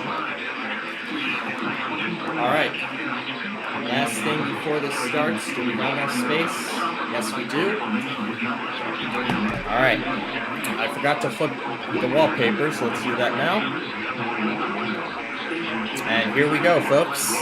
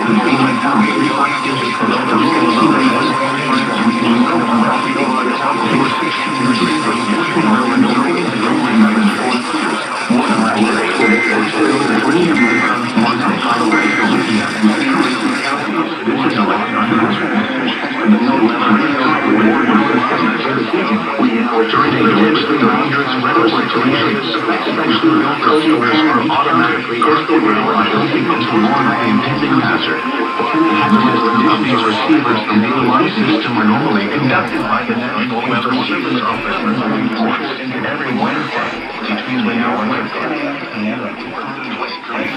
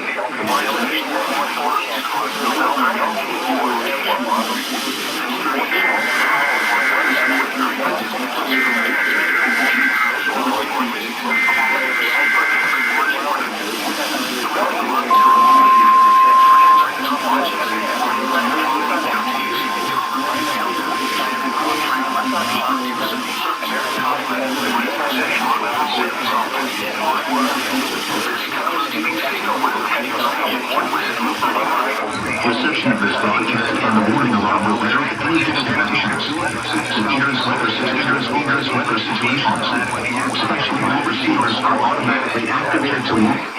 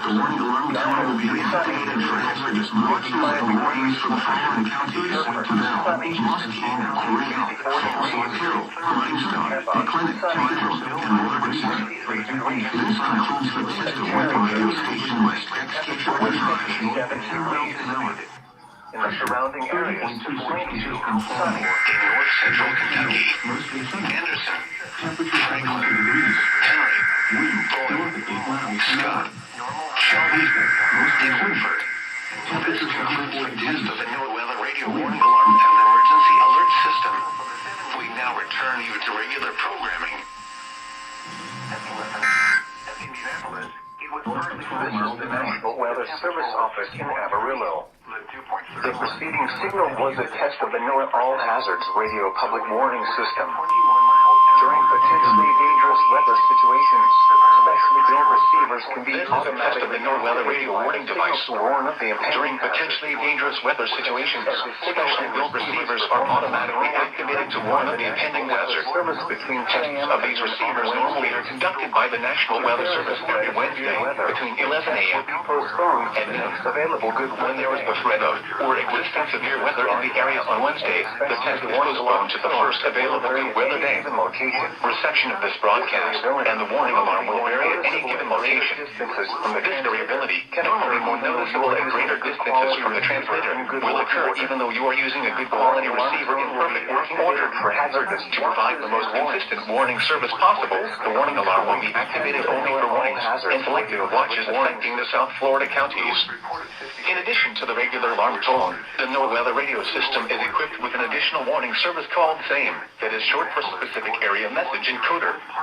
Unlike the normal tone of 1050 Hz, which activates all alarmable NWR radios monitoring the station, SAME allows people with a special receiver to be notified of watches and or warnings affecting only the county desired. SAME radios are especially useful for schools, hospitals, businesses, government agencies, and commercial radio and television. For more information regarding the SAME program, contact your local National Weather Service office. Mostly clear. Cold with lows in the lower 30s. West winds 5 to 10 The preceding signal. Thursday. Greenville, Spartanburg. In the morning.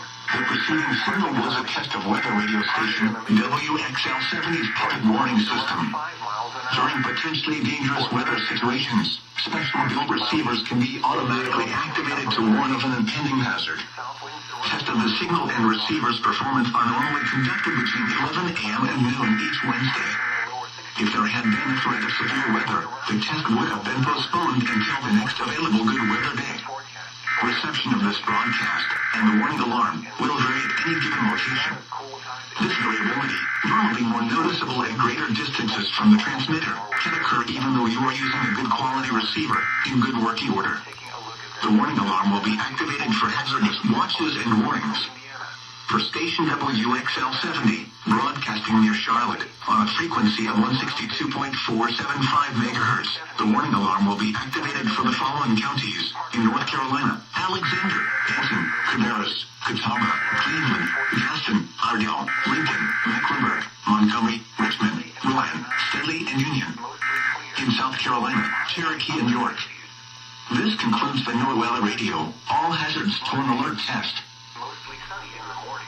Then partly cloudy with a slight Wow, that was a in lot. the afternoon. Highs in the lower 50s. That was a lot. Quite a mouthful, I must say. So, I don't have Gaylord going right now, but I will get it running here shortly. We're down to Indianapolis, Gaylord, and Lincoln now. So, wow, just within the first half alone. Oh, yeah, I almost forgot. Okay, here's the updated rundown. Wakefield, Mount Holly, Peachtree City, Indianapolis, Lincoln, and Gaylord. So, we're down to 6. I said 3 initially, but that was from the, that was from that round.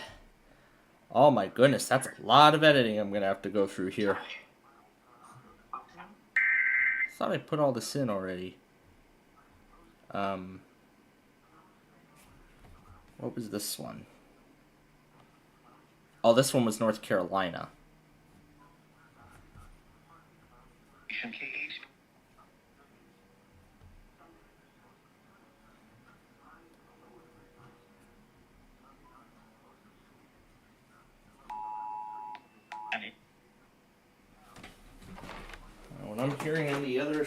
What I'm hearing in the other room is not a pleasant sight. Let's take a look.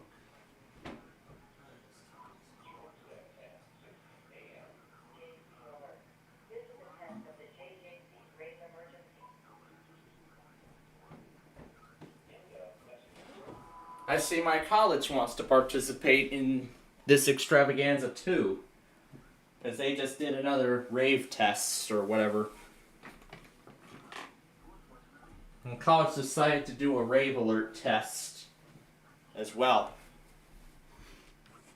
My phone must have received it too. Yeah, there we go. Test alert. It happened.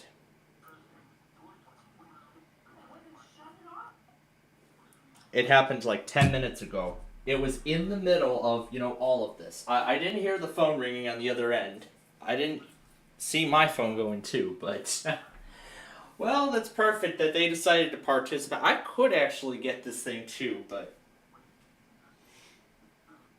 But you know what? Since they decided today would be a good day to do it, let's include it. Because why not? You have two messages.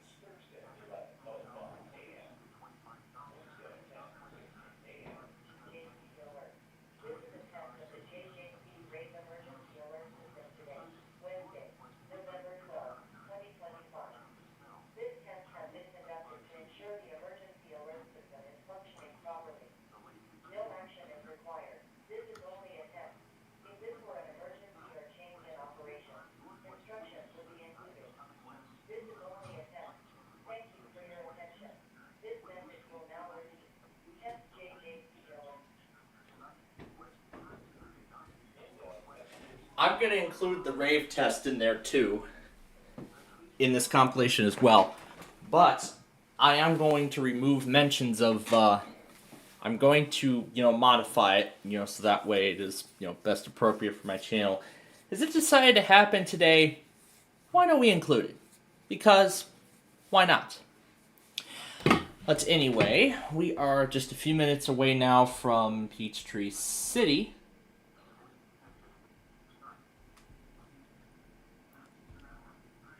Tallahassee already tested. So, we also need Wakefield.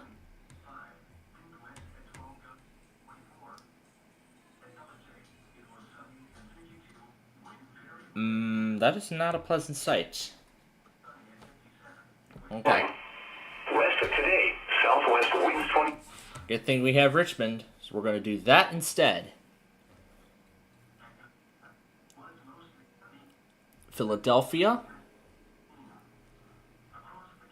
and then Gaylord, Michigan.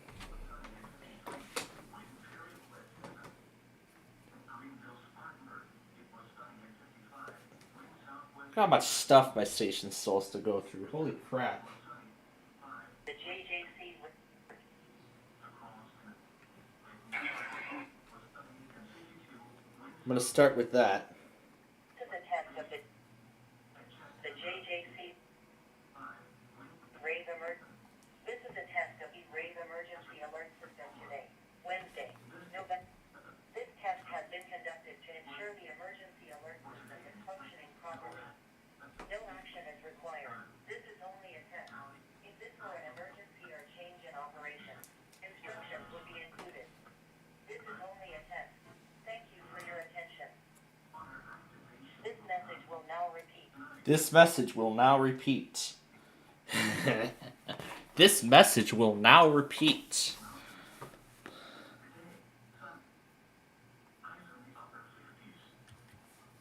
Is he literally listening to NWR on his TV?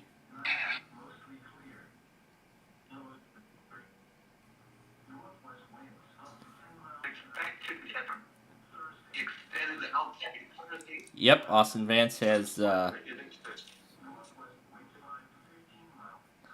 KC80 going. Because Peachtree City's about to happen. Oh, and Gaylord's happening, and Gaylord's testing right now.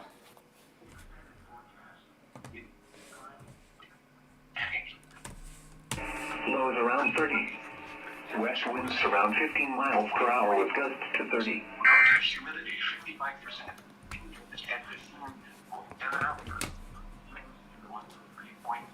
Alright, now we're waiting for WCBC, which should happen shortly.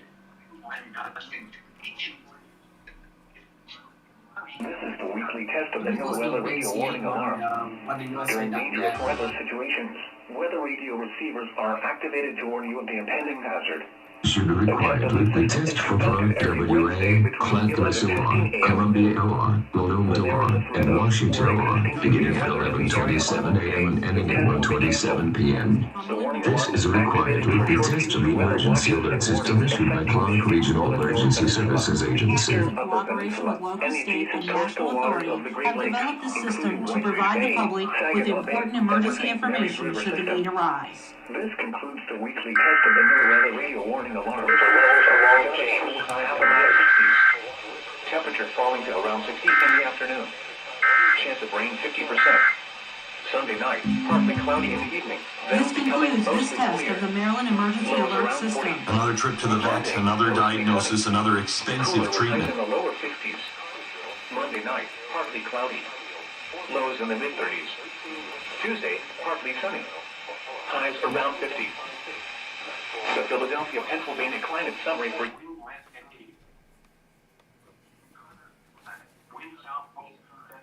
So once KC-80 on Ox advances and goes, then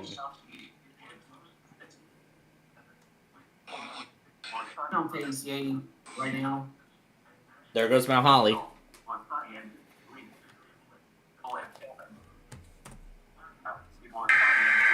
Here goes Mount Holly. When you can hear the radio test for Kingsbury City in a minute. Here we go! There it is. Go, guys! Weekly test for Kingsbury City. This is a weekly test of the NOAA radio all hazards warning device for station KIH-28 in Philadelphia, Pennsylvania. During potentially dangerous weather situations, special built receivers are automatically activated to warn of the impending hazard. Tests of the signal are normally conducted by the National Weather Service in Mount Holly, New Jersey, every Wednesday between 11 a.m. and noon. If there is a threat of severe weather during the normal test time, the test will be postponed to the next cold weather day.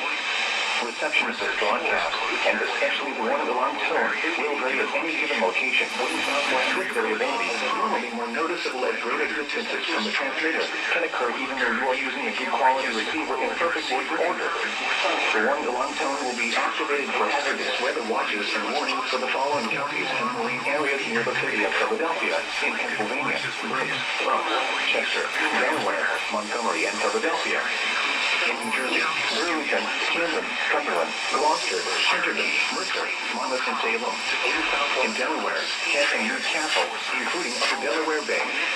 And in Maryland, Seafoam, including Chesapeake Bay North of Fools Island. This concludes the week's test of NOAA radio station today in Philadelphia, Washington, D.C. Mostly sunny. Thank you for listening to NOAA Weather Radio. All hazards, sunny and 55. Roanoke, sunny and 53. Temperature of 54. Sunny and 54. Oh, guys. All right, there's that. There is Mount Holly and Peachtree City Test of Peachtree City. at the same time. Virginia Beach, sunny and 54. Wilmington, mostly sunny and 55. We're still waiting on Wakefield though. High pressure builds south of the area today. Why did I do that? Cold front crosses the area later tonight into Thursday. High pressure builds back into the area Friday into the weekend. Highs in the mid-70s. Frontal system potentially crosses the area later Sunday into early next week. Now the official National Weather Service forecast. Did Indianapolis already go? Sunny. Highs in the lower 60s. Southwest winds 10 to 15 miles per hour with gusts up to 30 miles per hour. Tonight, clear. Did we already hear from Indianapolis? West winds 5 to 10 miles per hour. Gusts up to 20 miles per hour in the evening. Thursday, mostly sunny. Highs around 60. It looks like they have not gone yet. Thursday night, mostly clear. Meanwhile, someone's making emergency alert system would not go off. Yeah, they didn't test. Yeah, why? I don't know. 5 miles per hour. Friday night, mostly clear. I don't know, to be honest. Saturday, partly sunny. Some bullshit I have ever seen. Saturday night, partly cloudy in the evening, then becoming mostly cloudy. Lows in the lower 60s. You want to know bullshit. Partly sunny. Highs in the lower 70s. Sunday night, mostly clear. Lows in the lower 40s. Monday, sunny. Highs in the lower 60s. Monday night, mostly clear in the evening, then becoming partly cloudy. cloudy. Saturday lows in the upper 30s. Partly sunny. Highs in the upper 50s and the mid-40s. Marine forecast. Chesapeake Bay from New Point Comfort to Little Crown, Virginia. 7. Advisory in effect through Thursday morning. West of today, southwest winds 20 to 25 knots, diminishing to 15 to 20 knots rate. Gusts up to 30 knots. Waves 3 to 4 feet, occasionally to 5 feet. Tonight, west winds 15 to 20 knots with gusts up to 25 knots. Waves 2 to 3 feet. Thursday, northwest winds 15 to 20 knots, diminishing to 10 to 15 knots in the afternoon.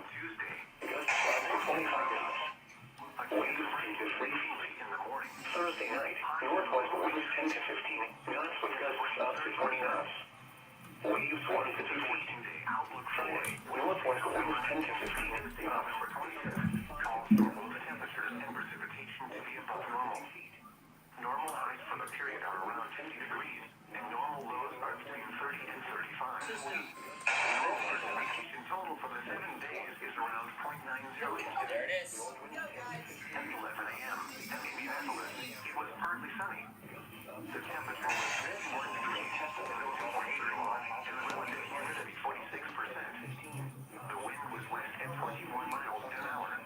Alright, let's see if there are any. I'll go ahead and mute this for now. Wait, what? Because I don't even know if Wakefield even went. Bro, do you seriously Ronaldo, Thomas? I think she's already calling on. It was sunny with a temperature of 43 in South, 46 in Lafayette, and 55 in Evansville. It was northern sunny with a temperature of 43 and 41 in Bloomington. It was partly sunny with a temperature of 54.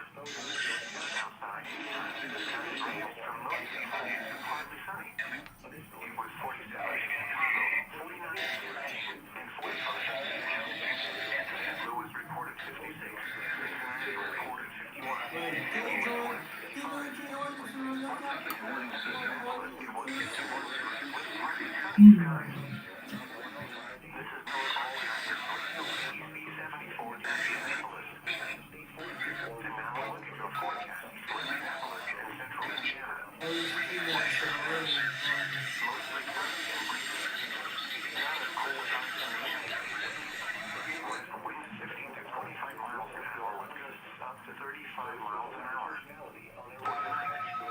Okay, want to know an interesting fact? Yesterday was the 31st anniversary of the Santa Claus. Yeah, Christmas movie.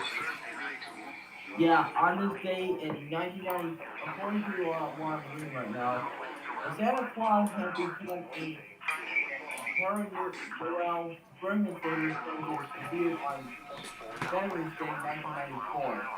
Fans had run the deep analysis on the family-friendly comedy that might just blow your mind. The famous Tim Allen. All right. My God! Now here is the hazardous weather outlook for central Indiana. For the period today and tonight, no hazardous weather is expected at this time. And now the extended outlook for the period Thursday through Tuesday.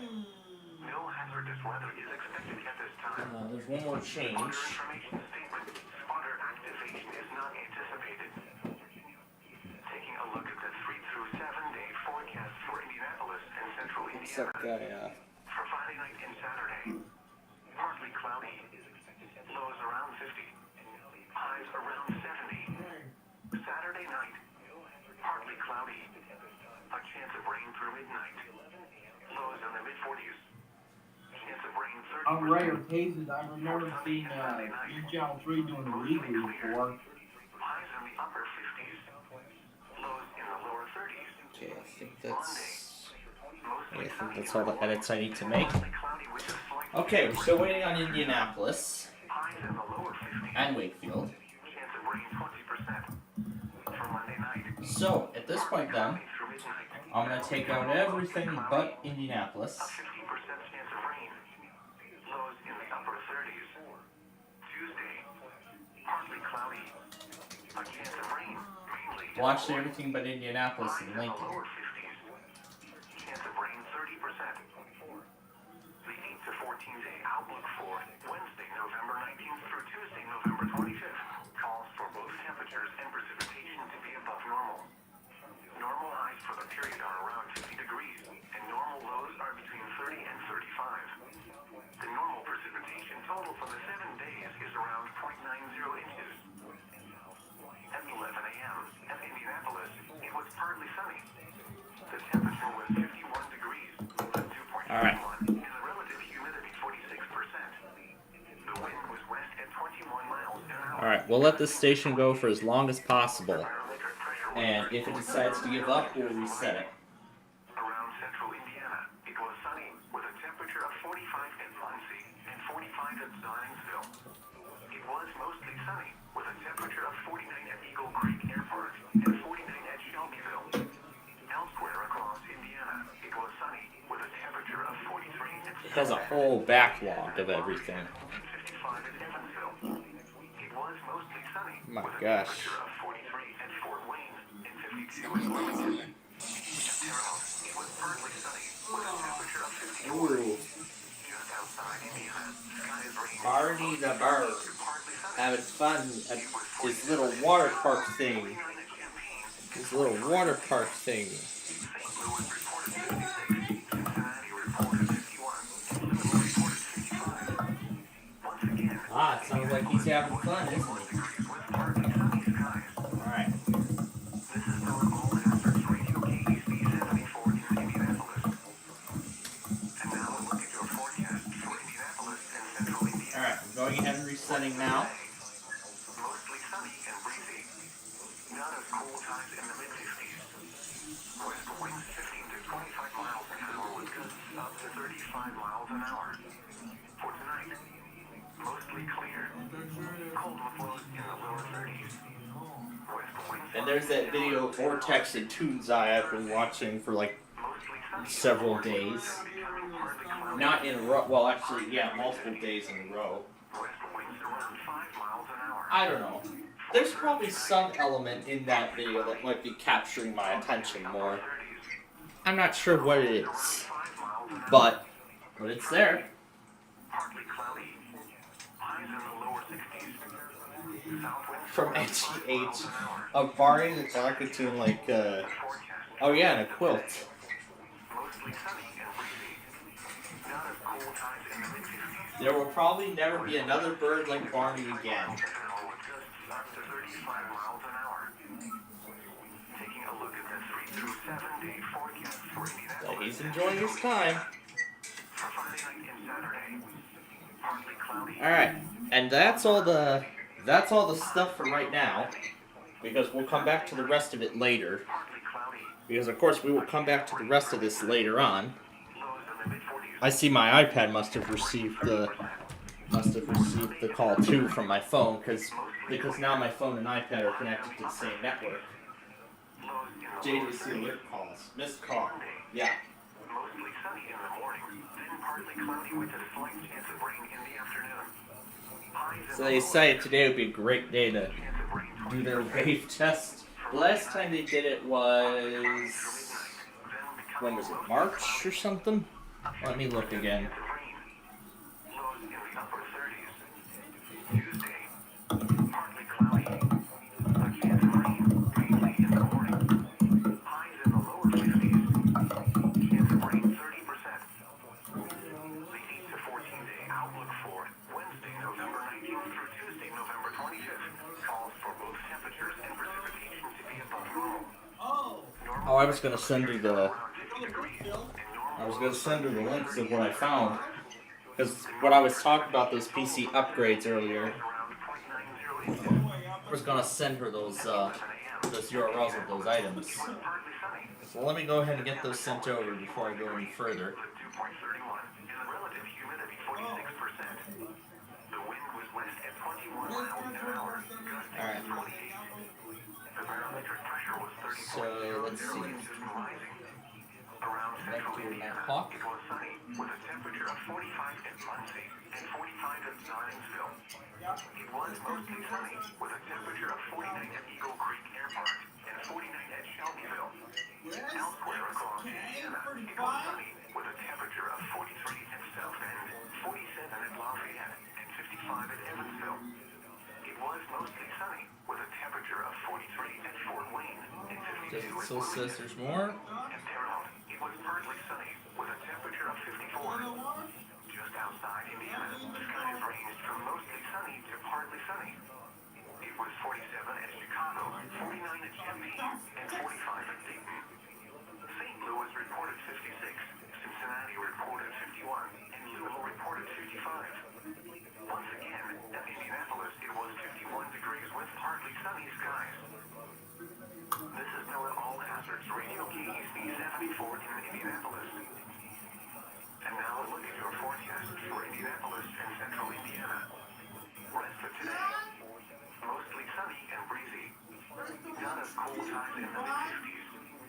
West winds 15 to 25 miles an hour with gusts up to 35 miles an hour. For tonight, mostly clear. Cold flows in the lower 30s. West winds 5 to 10 miles an hour. Thursday, mostly sunny in the morning, then becoming partly cloudy. All right. Got that dealt with.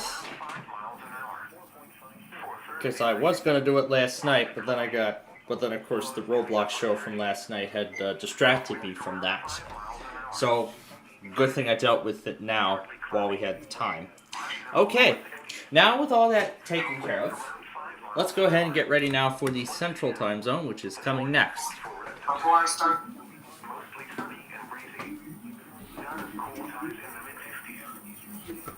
And we're going to move over stations who have not tested yet, like Indianapolis.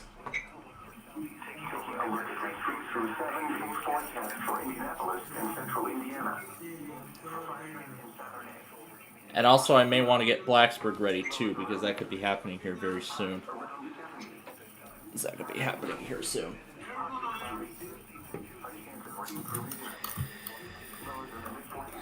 Alright, so Bismarck.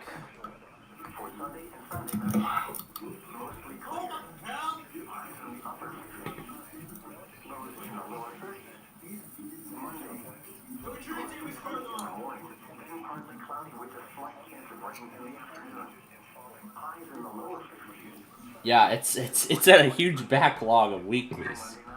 My goodness. Alright. And then Wasaki. Lincoln is fine where it is, so that will remain. Tomball, Texas, and finally Minnesota. The Crescent. Keyboard over so I can.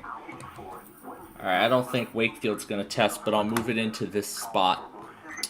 Just in case they're late. Oh, she got back.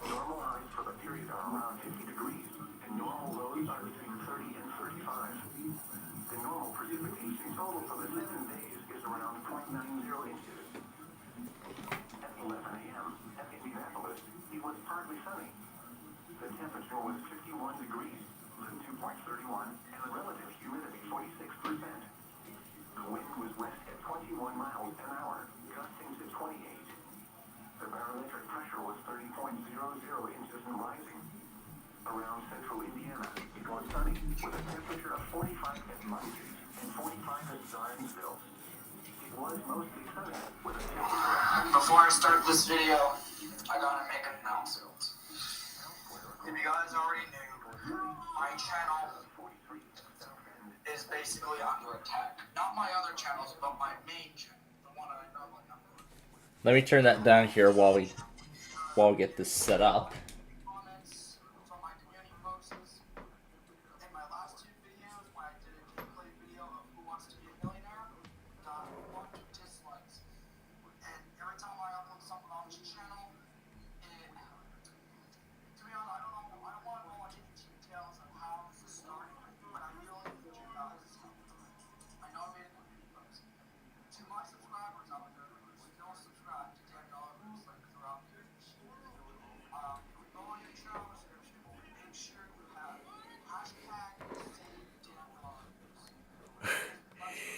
what is that? A channel that does like Who Wants to Be a Millionaire and stuff like that. My God, it's been a while since we've, because yeah. Yeah, it's because well, the thing is, What's the thing?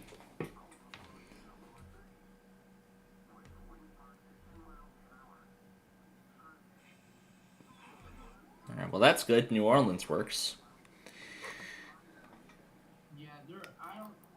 I don't even know why Southwest Michigan didn't go off today. Yeah, I've never even heard. I don't even watch that channel because I haven't even come across it yet. I mean, think about it. It's kind of strange because there was a time where they had to do it when they had to do it one time together.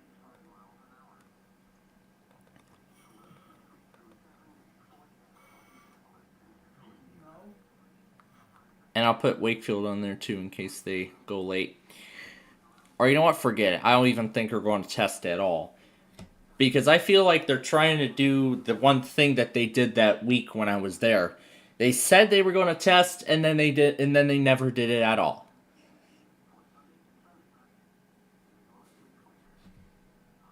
Oh, I see Piggy Porkchop uploaded the alert ready stuff from, well, you know. So I'm not gonna.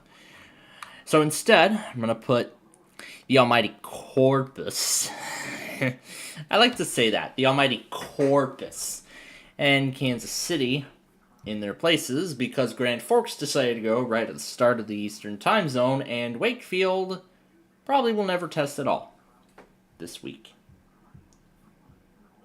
But actually, I'm going to let John handle it because he relays the Wakefield Weekly over his main station, so. So, let's see here. Shreveport, and then Sioux Falls.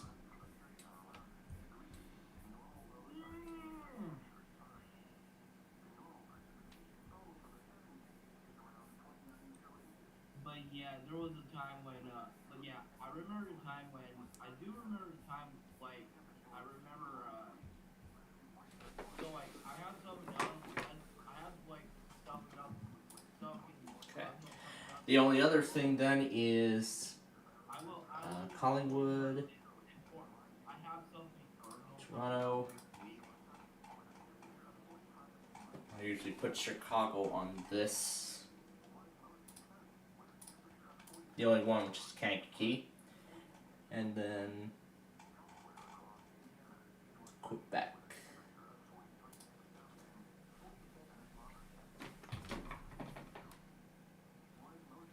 Okay. Alright. So yeah, sent over all of the... So good thing I got that Christmas list sent over when I did, so that way... You know, so that way I can get those, so that way I can fulfill all those hardware upgrades and everything else like that. But anyway, we are about a few minutes away now from the Central Time Zone getting started here. I'm just making sure that I got everything put in that I need to have put in, and then we will be ready to start.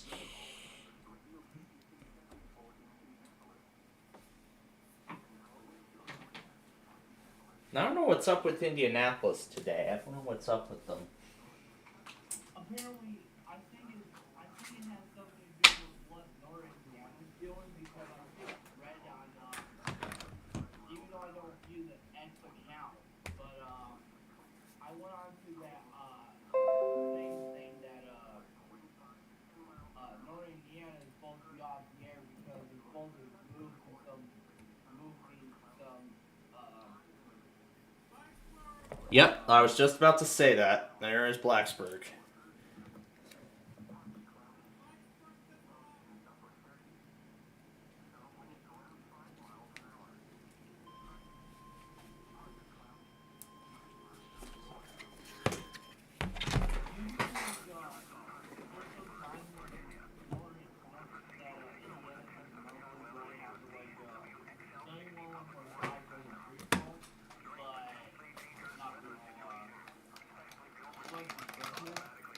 Yeah, let me check Indianapolis to see what's going on with them.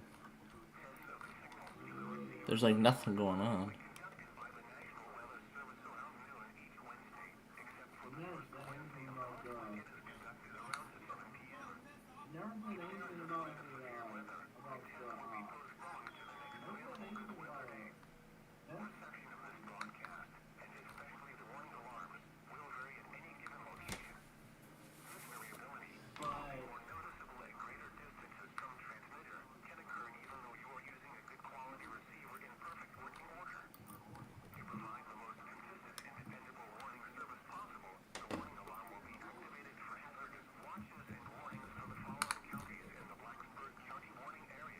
I'm going to stop this from changing over to the other one. Alright, we have about 5 minutes left, so let's go ahead and get these going.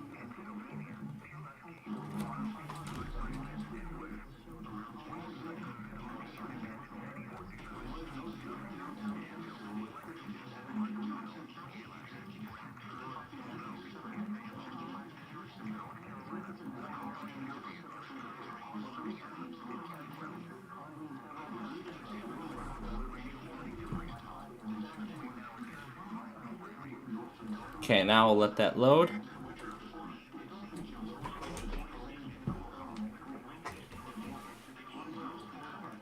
Yeah, because now I'm going to need to replace my iPad case again. It's falling apart, but yeah.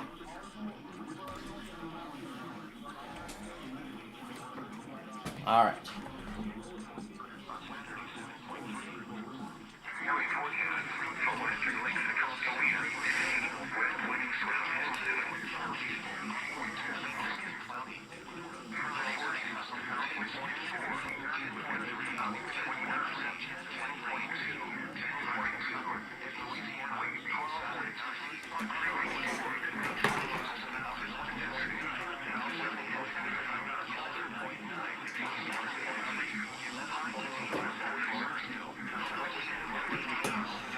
Alright, go ahead and shut this off because... Done? Yep, it's done. And yeah, that drive I was showing you all, I will show you that in a... Oh my god, New Orleans, you're fast! It's not even 11 yet! It's not even 11 a.m. yet!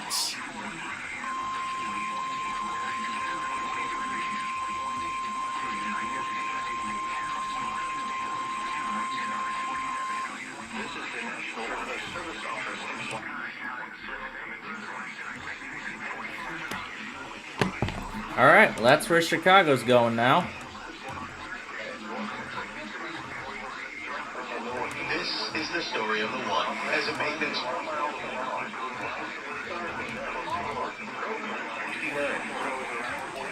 Your weather synopsis for South Central Texas. You won't see too many of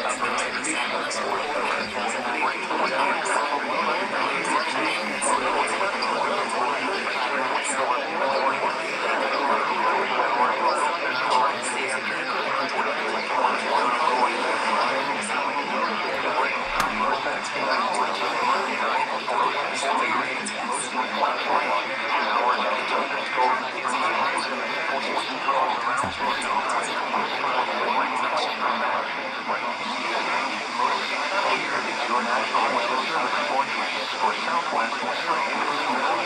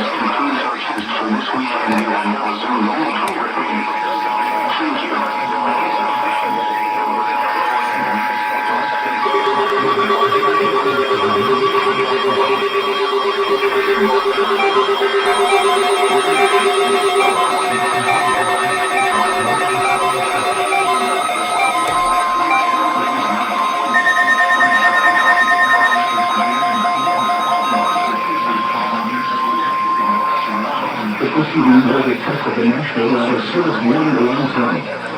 During potentially dangerous weather situations, specially equipped receivers are automatically activated to warn of the impending hazard. Tests of these receivers by this system are normally conducted by the National Weather Service every Wednesday between 11 a.m. and noon. When there is this weather, or existing severe weather in the area of Manchester, the test is postponed until the next available good weather day.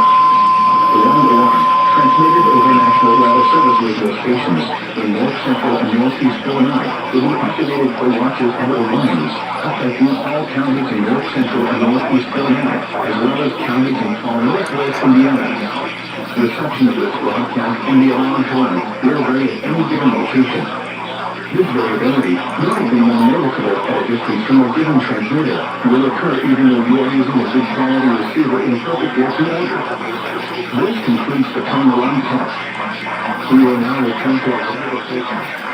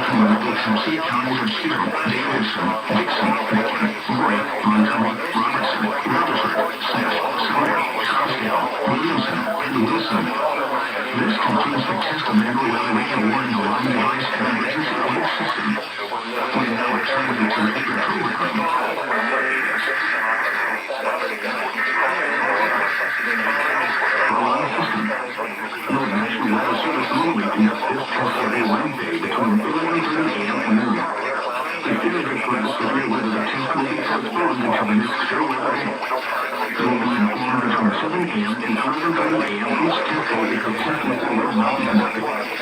This test is conducted to give you the opportunity to ensure that your radio alarm system is in good working order. This has been a test in cooperation with the Emergency Alert System. Tests of this alarm system are conducted every Wednesday at 11 a.m. and at 7 p.m. If there is a severe weather threat, the tests are postponed until the next available good weather day.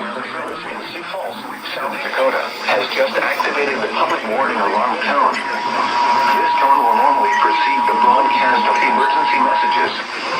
During potential dangerous weather situations, specially built receivers are automatically activated to provide a warning of impending hazards. Tests of the warning alarm tone are normally conducted by the National Weather Service in Sioux Falls each Wednesday morning between 11 a.m. and noon Central Time. The test will begin when severe weather threatens the area during the usual test time. Reception of this broadcast, especially of the alarm tone, will vary at any given location. Variability is caused by such factors as terrain and distance from the transmitters, and will occur even though you may be using a good quality receiver. To provide the most consistent and dependable service possible, the warning alarm tone will be activated only for selected watches and warnings affecting those counties within each transmitter's listening area. This concludes our test.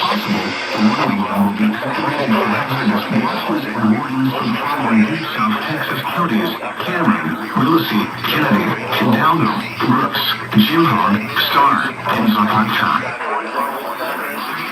The alarm tone will activate for severe weather and other life-threatening emergency messages for the following 14 translators and associated broadcast areas: WXL 57 at Des Moines, WXL 94 at Brentwood County, WXK 84 at Fort Dodge, KXI 98 at Marshalltown, KXI 62 at Montezuma, WXM 91 at Rapson Lake, WNG 7 KZZ 51 at Carroll, KZZ 68 at Van Wert, KXI 65 at Lennox, WNG 666 at Iowa Falls, WNG 668 at Edmonton, WNG 688 at Winston, KGY 63 at Forest City.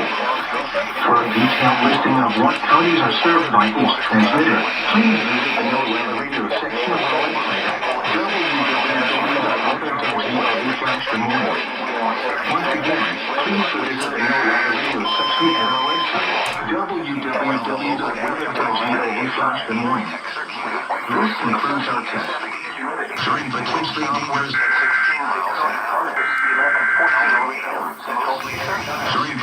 dangerous weather situations, specially built receivers are automatically activated to warn of the impending hazard. Tests of these receivers are normally conducted between the hours of 10 a.m. and Mountain Standard Time. If there is a threat of severe weather, this test will be postponed until the next full weather day. This concludes the weekly test of your weather radio. When you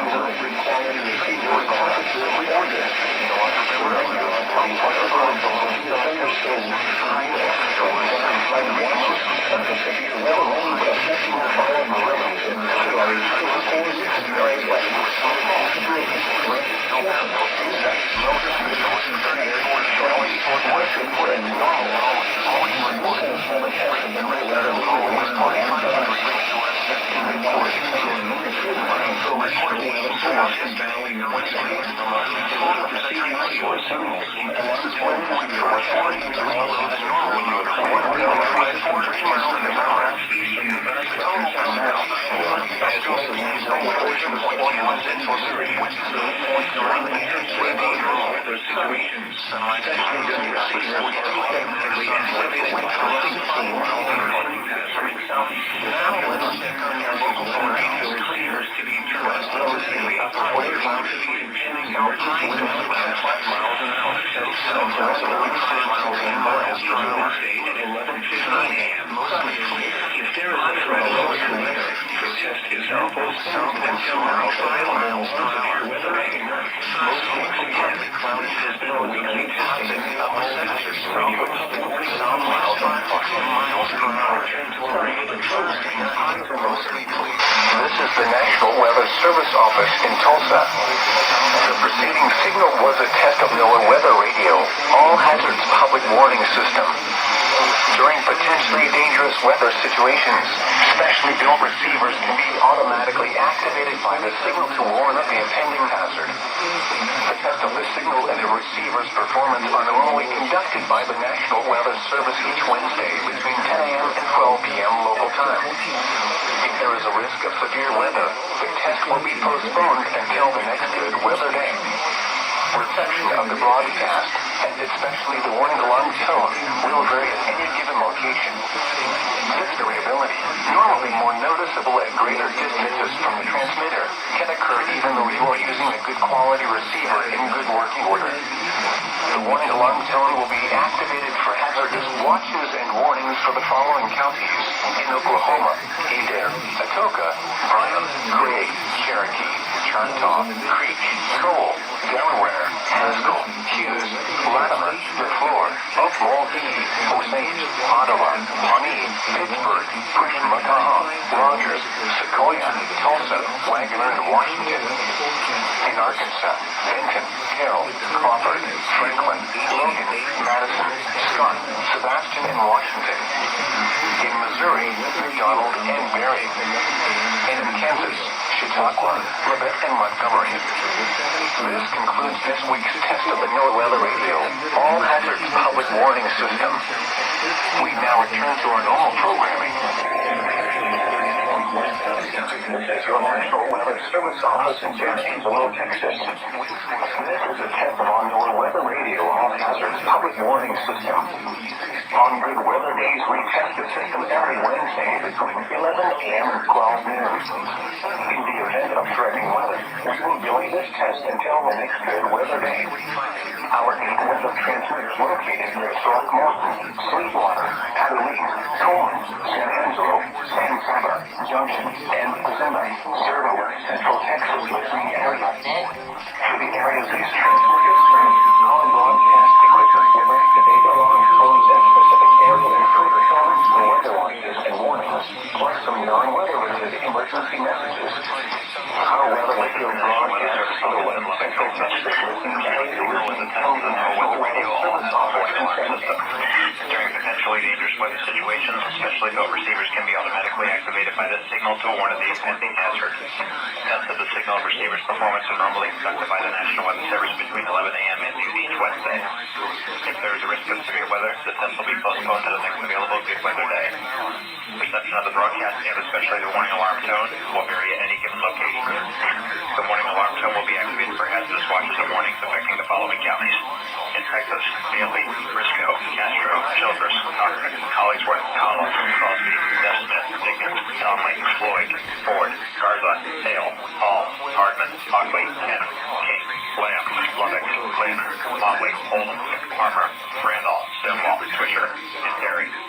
In Oklahoma, Greer, Harmon, and Jackson, and in New Mexico, Curry. This concludes the weekly test of the NOAA Weather Radio All Hazards Warning Alarm System. Direct from the National Weather Service over the NOAA Weather Radio All Hazards System. Test of this warning system on NOAA Weather Radio All Hazards RP, which Wednesday between 11 a.m. and 2. When there is a possibility of severe weather, the test will be delayed until the next good weather day. The NOAA Weather Radio All Hazards System is equipped with a warning service called SAFE. This is short for Specific Area National Weather Code. SAFE allows recording weather filters to be notified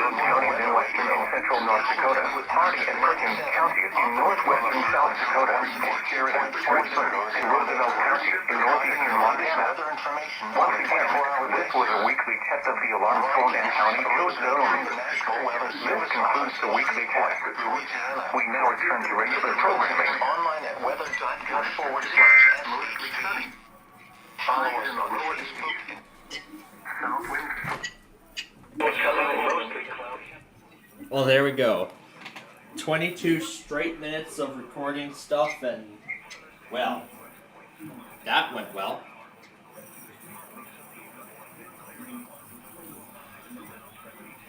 One of them is Blacksburg, the other is New Orleans, and then the other is the 20-minute long archipelago of test after test after test. Unplug the Bearcat because we do not need it anymore.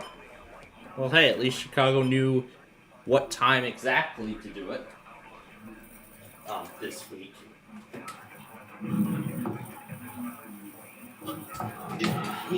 Meanwhile, I'm still trying to figure. I am still trying to.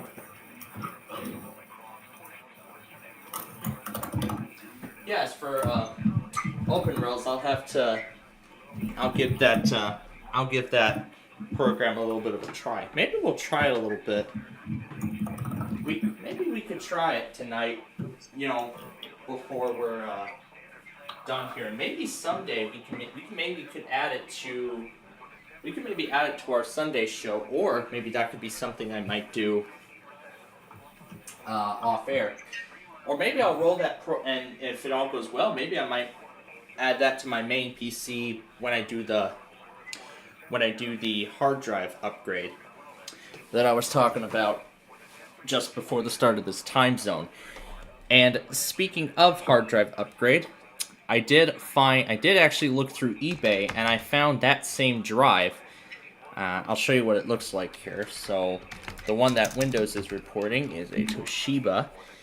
It is the KBG30ZMS256G.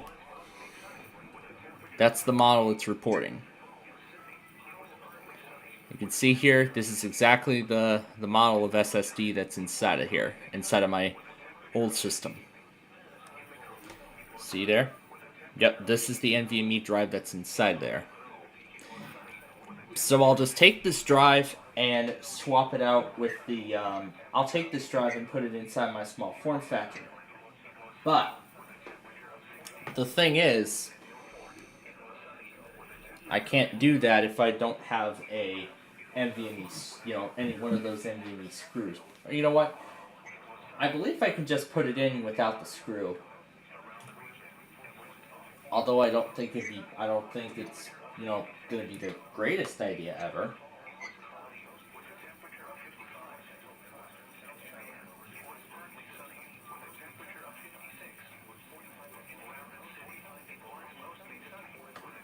But then that would mean I would have to decommission the... That would then mean I would have to decommission the XPS sooner. If that were to be the case.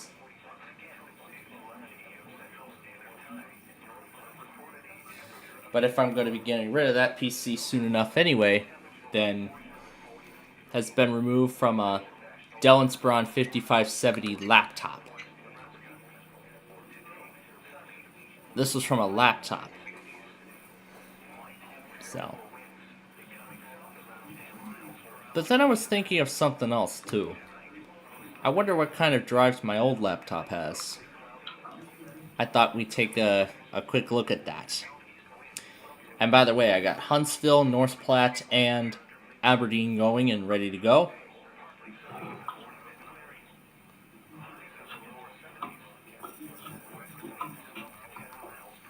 So I gotta scroll down and find my model. It's gonna be toward the bottom of the list. That's the one, yep. You know what? I'm still trying to figure out why. And there's the quick start guide, that's for Windows 10. And I can go down to specifications. A playing field. Oh yeah? I'm still trying to figure out why the hell the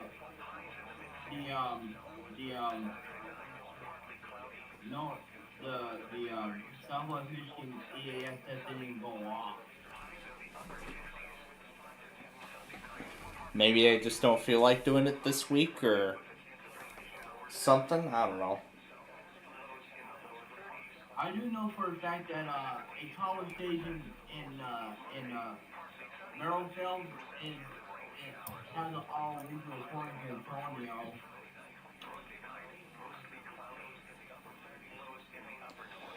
Yeah, I'll have to look at his video and see. Yeah, I'll take a look at it and see if I can find it. It's probably not. I mean, like, if you asked him, he would tell you.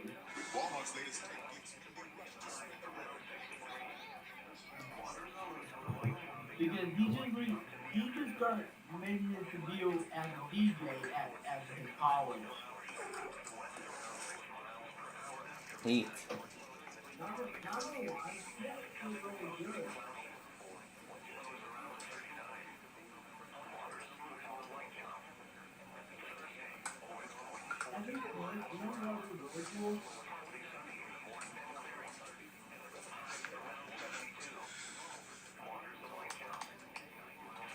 Then the fact he maybe do good doing the DJ for his radio show, why not extend that radio show into Pittsburgh at WQED? WQED Pittsburgh, yeah, the public radio service. Mm-hmm. Yep. So, as we're nearly at the end of the time zone here is what is left. And we're going in order. So we're down to Houston, Shreveport, San Antonio, I don't even know if they even tested yet, Indianapolis, Huntsville, North Platte, and Aberdeen. So we're down to 7 now.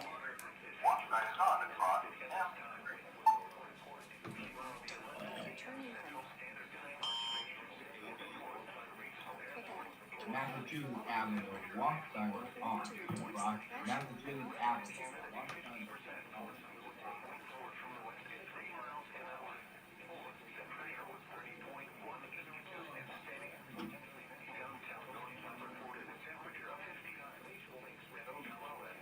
I see Washington County got a good view of the Northern Lights too.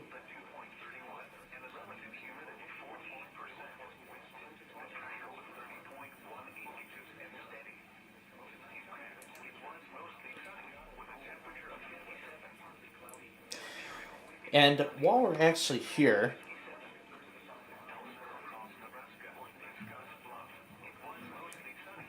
let's go ahead and take care of the... Never mind. Never mind. There goes North Platte. We're going to go on time today. Carnival Pond time. This is the National Weather Service in North Platte, Nebraska. The preceding signal was a test of the NOAA Weather Radio Warning Alarm System for radio stations WXL-73, WXN-72, WXN-82, WXL-58, WXL-76, KPS-502, KHA-55. Serving western and north-central Nebraska, far northeast Colorado, and portions of southern South Dakota. During potentially dangerous weather situations across the area, the alarm tones you just heard would be activated and immediately followed by information about the impending hazard. Your reception of the alarm tones in the radio broadcast may vary at times, even though you are using a quality receiver that is in good working order. This test is normally conducted each Wednesday morning around 11:30 a.m. Central Time, but will be canceled in the event of severe or hazardous weather. This has been the National Weather Service in North Platte. We now return you to our regular programming. Over 60 degree days yesterday. Rain was bringing the monthly total to 304. The yearly total since July 1st is 842. Yesterday, the maximum wind observed was 22 miles an hour from the northwest. The highest wind gust observed was 35 miles per hour from the northwest and the rain. Yesterday, the most wind speed was 10 miles per hour. The normal temperature today is 44 degrees, and the normal low is 24. The outlook for today is 16, which occurred November 25, and the record low is -14, which occurred in normal. Oh, there's Shreveport. Normal maximized today was 6:29 a.m. and normal is 6:05 system.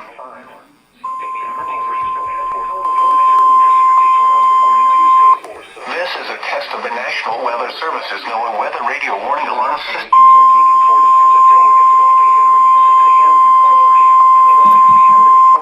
This is a test of the National Weather Service's NOAA Weather Radio Warning Alarm System. This test is conducted every Wednesday morning unless severe weather is in the area, and then the test is postponed until the next good weather day. There is no severe weather in the area at this time. Repeating once again, this is a test of the NOAA Weather Radio Warning Alarm System. This concludes this test. This is a test of the emergency alert system. New information that the operation agencies and other authorities have developed this system to briefly inform you in the event of an emergency. This is only a test. This is a test. Communication is conducted for required weekly test of the emergency alarm system in your area. We are testing equipment that can quickly warn you in the event of an emergency. The system is a national emergency, such as a tornado warning or flash flood warning. An official message for the power of the alert tone. This concludes this test of the emergency alert system. Of the emergency alert system. This completes this test of the emergency alert system. If this has been a natural emergency, the attention signal you just heard will have been followed by official information, news, or instructions. Sunday, already 25 to 10 miles an hour. In the lower third Sunday night, partly cloudy. In the morning, lows in the mid-20s, partly cloudy. Monday, partly sunny in the mid-50s. A slight chance of rain in the morning, then a chance of rain in the afternoon. For highs in the lower 40s, partly clouds of rain 30%. Come on, Houston. What's taking you so long? Hi, we're busy. Hey, honey, hey, Mark, I'm handsome. Santa night.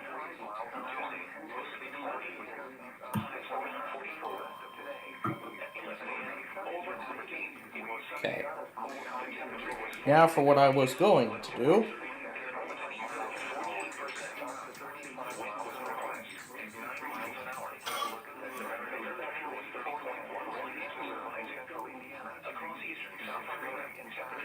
Now seeing where the Amtrak's are.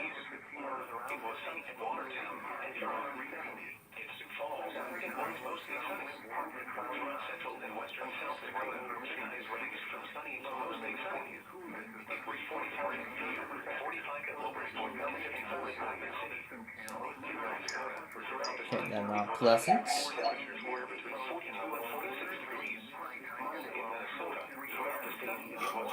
It's just left.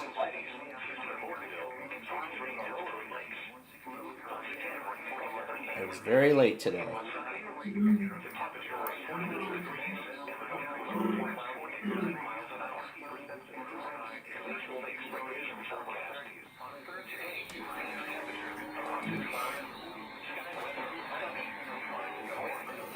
Alright. Finally, builder number 8. Do what now? I'm talking about Amtrak Builder number 8.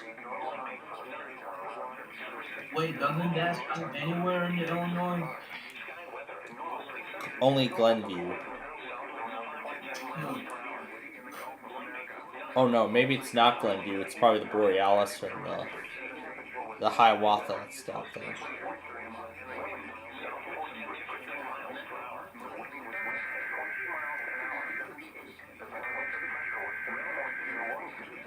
Alright, we'll get to Aberdeen shortly here.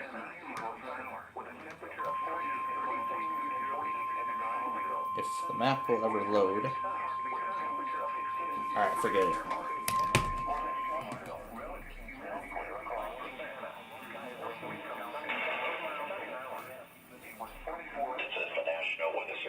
In Aberdeen, South Dakota, with the weekly NOAA weather radio test.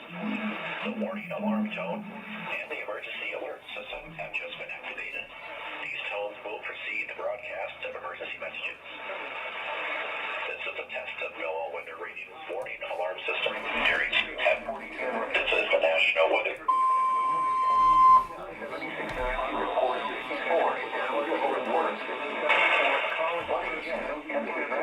This is the National Weather Service office in Aberdeen, South Dakota, with the weekly NOAA weather radio test. The warning alarm tone and the emergency alert system have just been activated. These tones will precede the broadcast of emergency messages. This is a test of NOAA weather radio's warning alarm system. During severe weather situations, receivers built with the tone or emergency alert features will be automatically activated for watches and warnings affecting your area. This concludes the live test for the National Weather Service office in Aberdeen, South.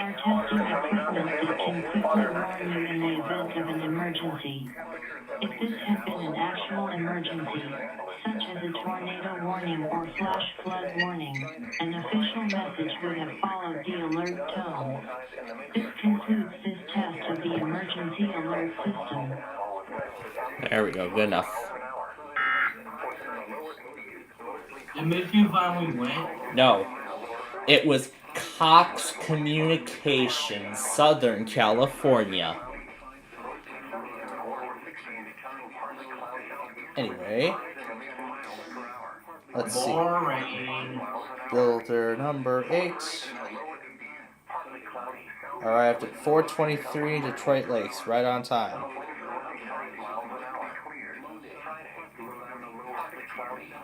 So let's go there. No offense, but that's boring.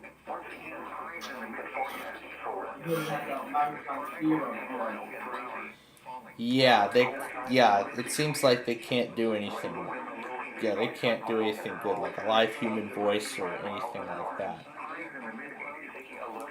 I even confirmed it was Zero Voice by having that same voice repeat the same line of text.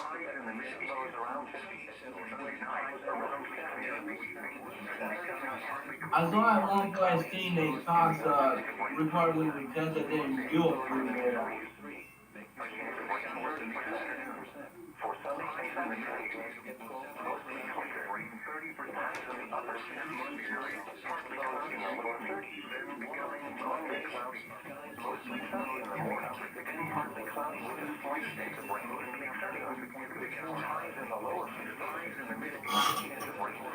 One old fun fact.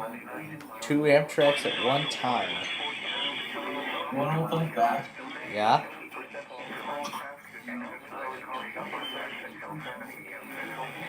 Typically, the tests on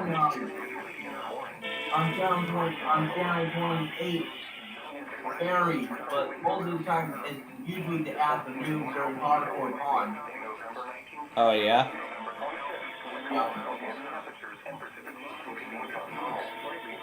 You know how I know that? How do you know that? Because I've seen them doing it primarily between 12:30 or after. But sometimes Diana and Keith tend is random, but they're kind of like WTOP, where they have that 57 hour. Mm-hmm.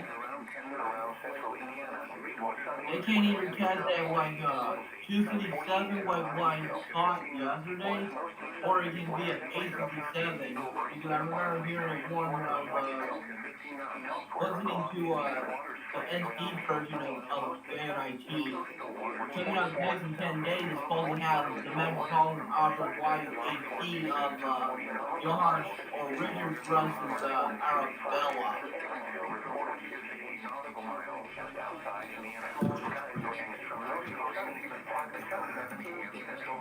8:19 was when the builders showed up in St. Paul.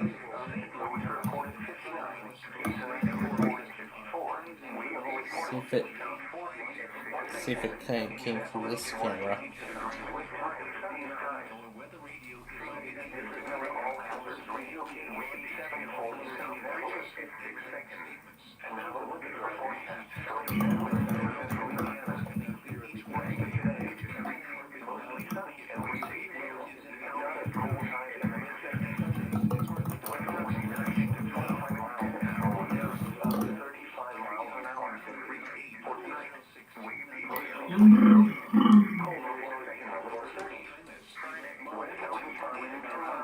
I always think it goes down the Midway subdivision.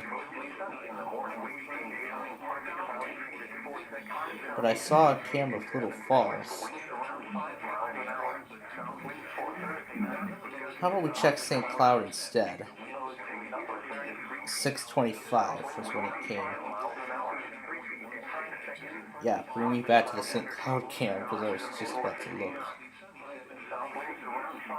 Let's look from the 6 a.m. hour.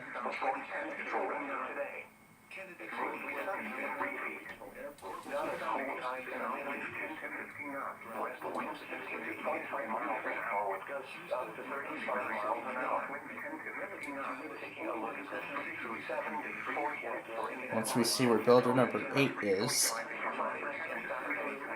or furthermore when it came through St. Cloud,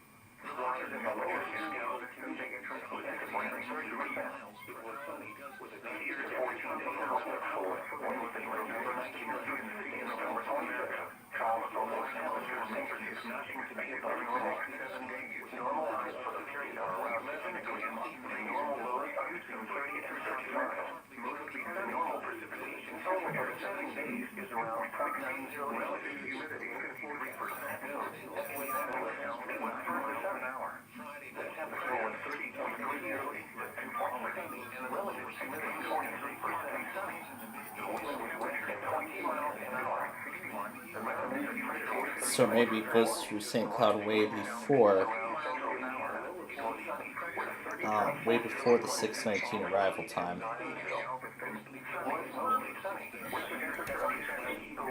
So I'll look and check and see when it came through the crossing.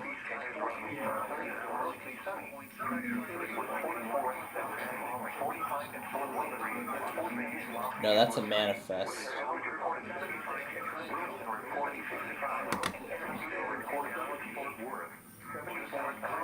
Oh, it's Cass County, Michigan.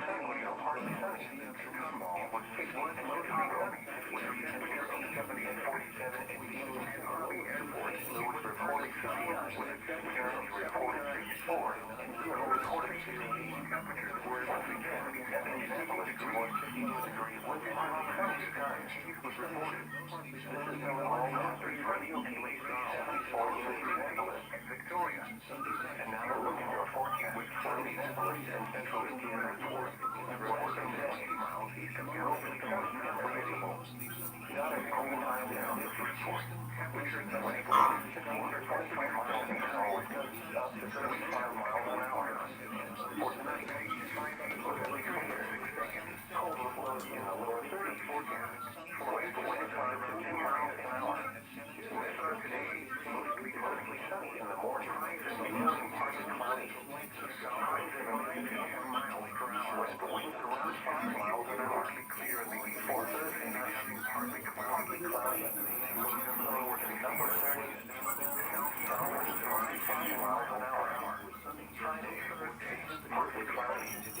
Highs in the lower 60s. South winds around 5 miles an hour. Once again, the forecast for the clear.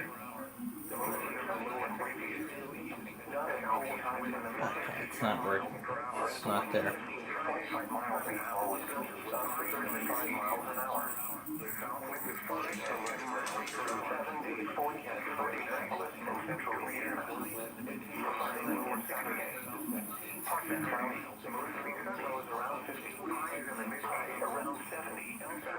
Saturday must be clear, partly cloudy, lows in the mid-80s, chance of rain through midnight. Sun lows in the mid-40s, highs in the mid-80s, chance of rain 30%. Sunday night. For Sunday and Sunday evening, most partly cloudy, highs in the upper 60s, lows in the lower 30s, partly sunny. Monday, a chance of mostly sunny in the morning, partly cloudy with a slight chance of rain in the afternoon. Rain 30% in the lower 50s. Monday night, chance of rain 20%. Becoming Monday cloudy, partly cloudy in the upper 60s, becoming a mostly cloudy day. Mostly 15% chance of rain. Lows in the upper 30s. Rain 40%, partly cloudy. Coastal rain 40% in the morning following. Highs in the lower 50s. Small chance of rain 30%. Until 70 and 14 days out before Wednesday, November 19th through Sunday, November 25th. Calls for low temperatures, water slightly above normal. Tonight, normal highs for the first are around 50 degrees, and normal lows up to 30 and 35. Normal for Southeast and normal for the second days is around 0.90. Let's actually look a little bit after departure.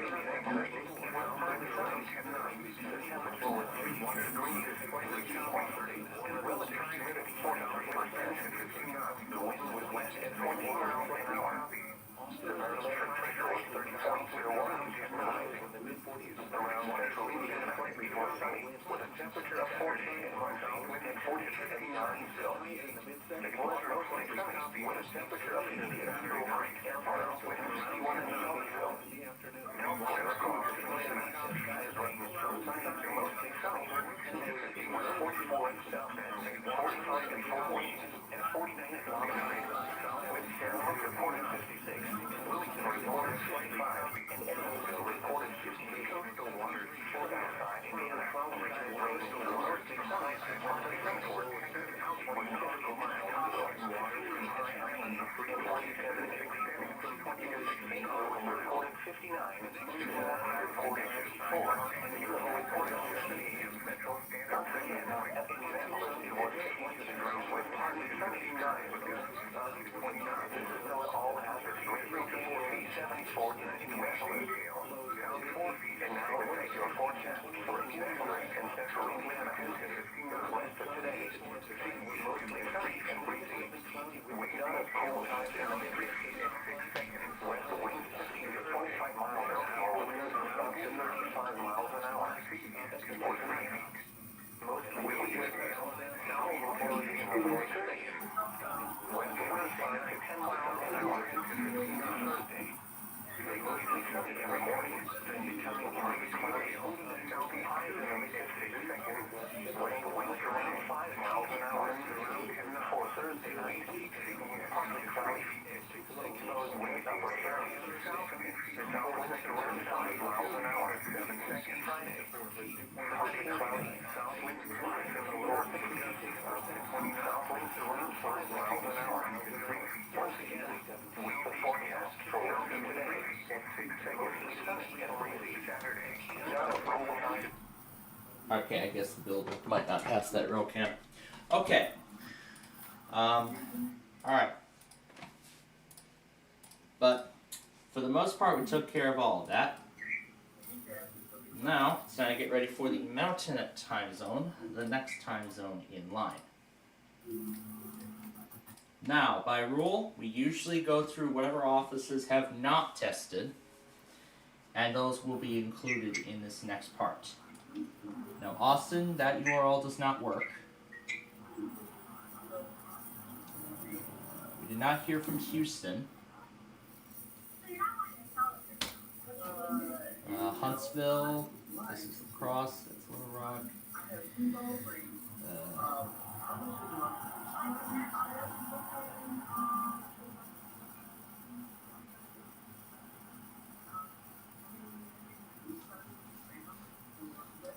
We'll just do a rundown and make sure.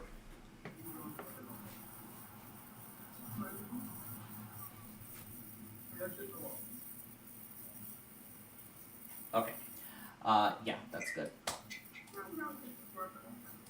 Alright. And then as always, we will add both the Mountain and Pacific time zones.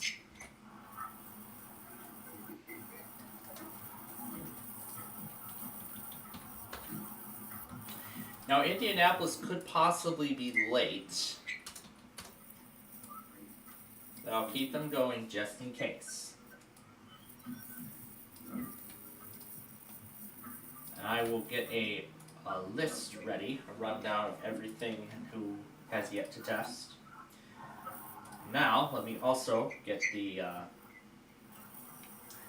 this thing ready for today's edition of 25 words or less.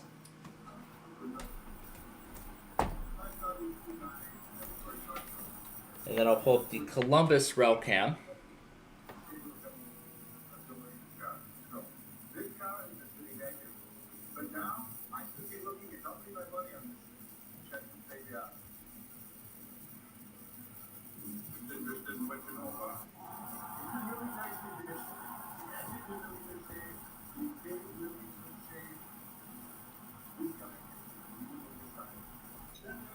And for whatever reason, Flagstaff decided to go early, so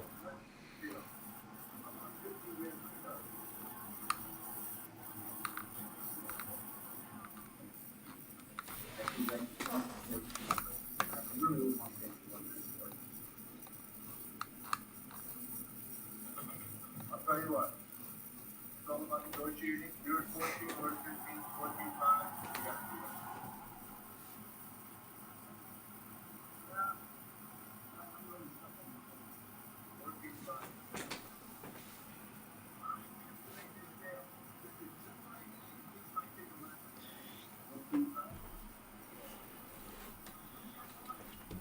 yeah, they are. They are. Indianapolis is late too. They haven't tested yet. They still haven't even tested. It's almost like what, 12 noon, 1 p.m. and we still have not heard from them.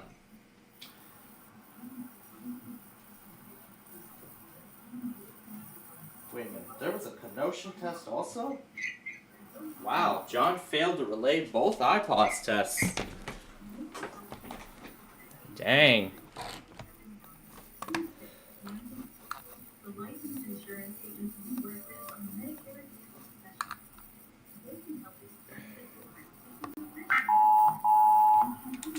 To satisfy FEMA testing.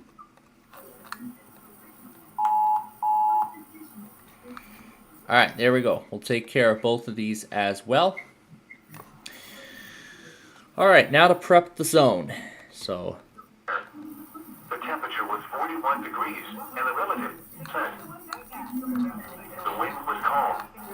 The pressure was 30.4 Denver, inches and steady. The forecast for Denver, it was there. Partly Grand cloudy. Junction, It was 44 degrees and the relative Salt Lake City, 77%. Salt Lake City, At night, miles an hour. The pressure was 30.4 inches and Pendleton, partly cloudy. and Phoenix.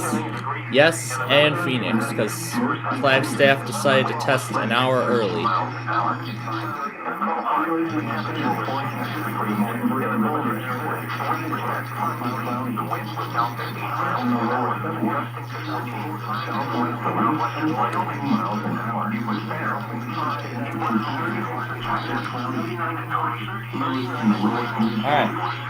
Same story as before. Milwaukee, Madison.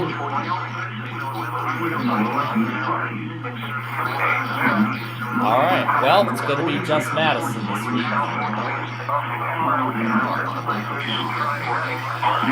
Partly cloudy. A slight chance of showers in the evening. Lows in the upper 30s. Tuesday, partly sunny. Highs in the middle 50s. This afternoon's weather outlook is for portions of east central, north central, and northeast Kansas. For today and tonight, no hazardous weather is expected at this time. For Thursday, no hazardous weather is expected at this time. This is Windy Weather Radio Station WXK91 in Topeka. Here are the 11 AM predictions for the local area. In Topeka, it was sunny. The temperature was 58 degrees, dew point 38, and the relative humidity was 47%. The wind was calm. The pressure was 30.17 inches and steady. The report from Manhattan was not available. Around the region, it was sunny with a temperature of 57 in New Orleans, 57 in Kansas City, 64 in California, and 68 in Concordia. Under sunny skies, Beatrice recorded 58, Omaha recorded 61, and Springfield recorded 63. At Wichita, it was mostly sunny with a temperature of 66. Once again, in Topeka, it was 58 degrees under sunny skies. Now here is your National Weather Service forecast. Rest of today, sunny. Highs in the upper 60s. Northwest winds around 5 miles per hour. Becoming north around 5 miles per hour this afternoon. Tonight, mostly clear in the evening. It's becoming partly cloudy. Lows around 40. Southeast winds around 5 miles per hour. Thursday, partly sunny. Highs in the upper 60s. South winds 5 to 10 miles per hour. Thursday night, mostly clear. Lows in the upper 40s. South winds around 5 miles per hour. Friday, sunny. Highs in the middle 70s. South winds 5 to 10 miles per hour. Oh yeah, I forgot one more thing. Saturday, partly cloudy. Lows in the lower 50s. Highs in the middle 70s. Saturday night and Sunday, mostly clear. Lows in the lower 40s. There we go. Highs in the lower 60s. Sunday night, mostly clear in the evening. Now here is the latest weather outlook for portions of east central Wisconsin, south central Wisconsin, and southeastern Wisconsin. For today and national hazardous weather is expected at this time. And now the extended outlook. Hey, here we go.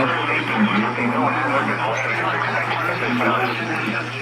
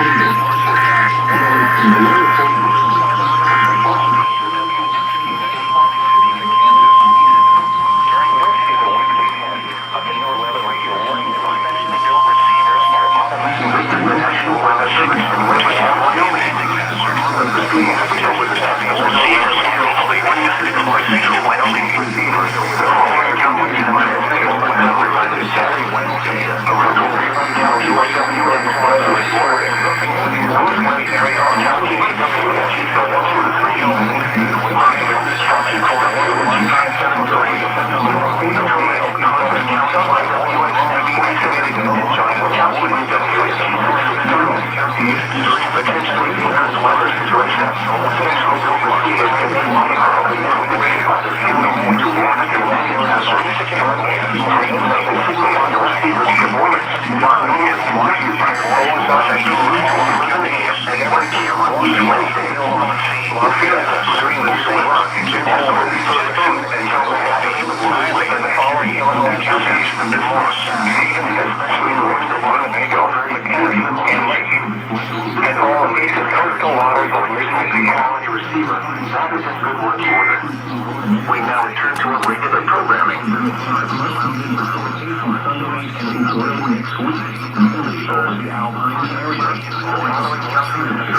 Are covered by the staff.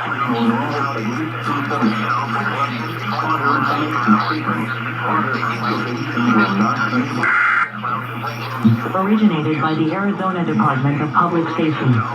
If this had been an actual emergency, important information or instructions would have followed the tones you just heard. This concludes this test.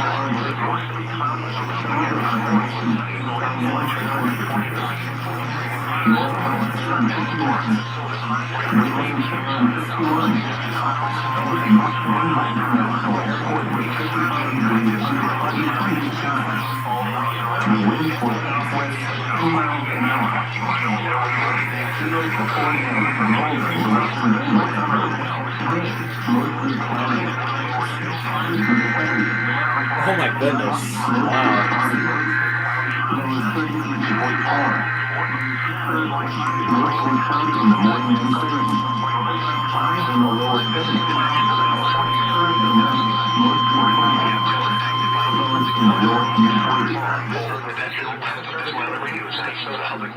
We have just activated during potentially dangerous weather situations. This is a test of this weather radio automatically warning alarm by the signal to warn of the observing potentially dangerous weather situation of these receivers. In this alarm system, automatically activated by the National Weather Service officer, Minnesota each wind of these receivers. In this alarm, there is a threat are normally existing by the original we issue. This test will be Minnesota each wind of these visible good weather day. When there is a threat of warning alarm, we need to take care of weather as watches this morning will be postponed until this weather nation.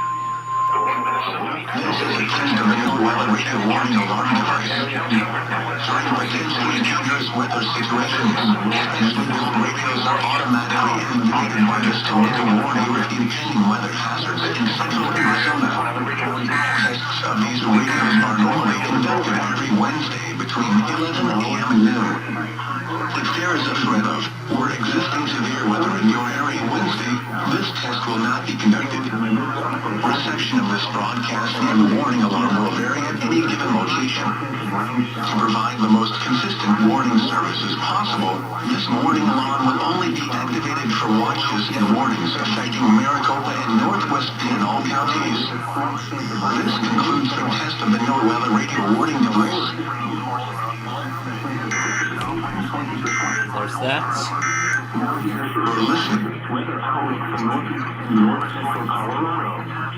See if they'll come next. Start.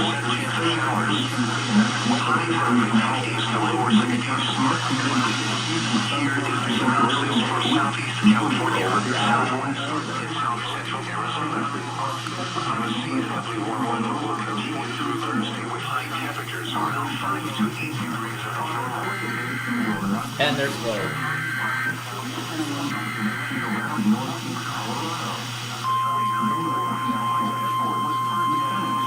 Alright, we're gonna finish Phoenix and then I'm gonna go get lunch. Radio warning alarm device. During potentially dangerous weather situations, signal radios are automatically activated by the storm to warn you of impending weather hazards in Central Arizona. Tests for these radios are normally conducted every Wednesday between 11 a.m. and noon. Players and weather for existing severe weather in your area Wednesday. This test will not be forwarded. Reception of this broadcast and warning alarm will vary at any given location. To provide the most consistent warning services possible, this warning alarm will only be coordinated from watches and warnings affecting southern Gila County. This emergency test of the NOAA radio warning device. Wind with 3 miles an hour. According to Colorado, Monument Hill and Kissing Ring. Colorado Springs, Party, Wetlands, and Pacific. Wind Aaron 57. Wind northwest at 7. Wind Aaron 57. Grand Junction 5 degrees. Some other observations. Wind Aaron 56. North Park Aaron 51. Greenland Aaron 61. Again, Denver International Airport with 55 degrees under pleasant pressure. Okay. So I'm gonna stick around, wait for Yuma to go, and then I'm gonna go get lunch. And as I said at the... Is that Yuma? Yep, yes it is. Alright.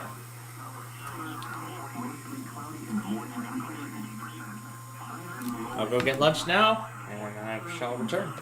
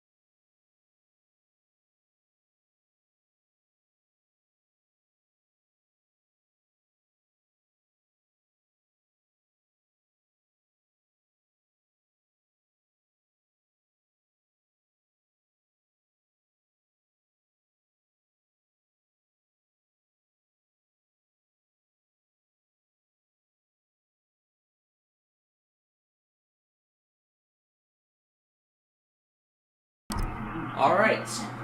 I see that that show has finished.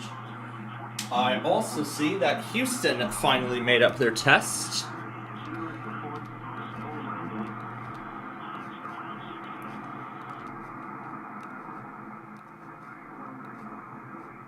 Why is this on Baraboo? Alright, well. I'll go ahead and acknowledge everything else one bit at a time. As in preparing, for the, because we'll go back on those at the start of the next time zone. And I went back on the Borealis as well.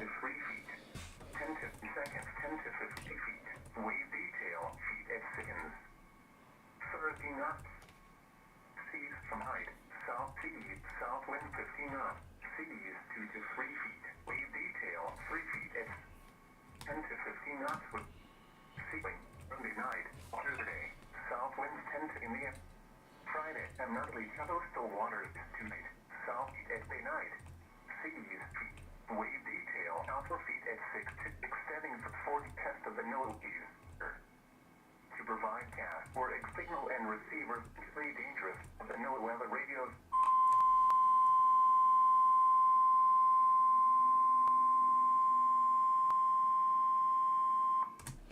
Okay, that's one. Now I need to do it again to the others.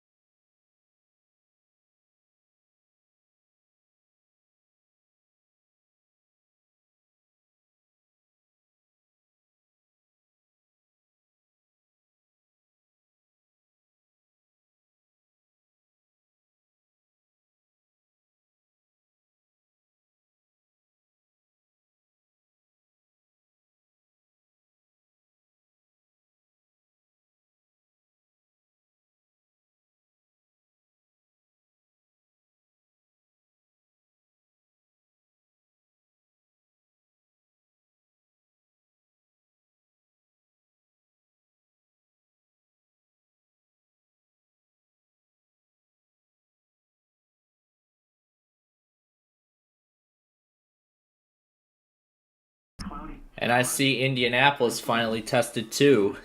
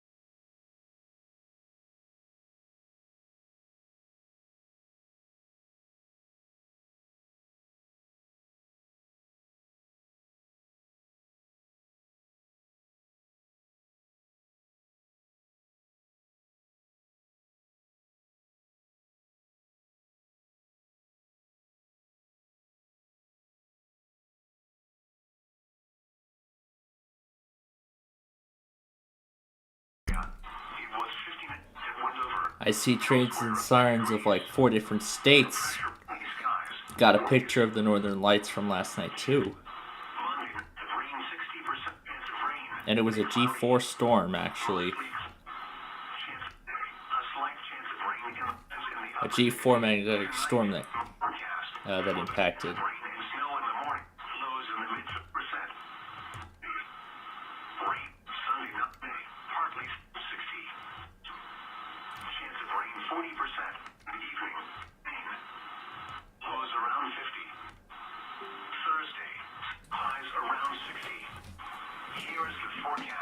Oh, it's not plugged in, isn't it?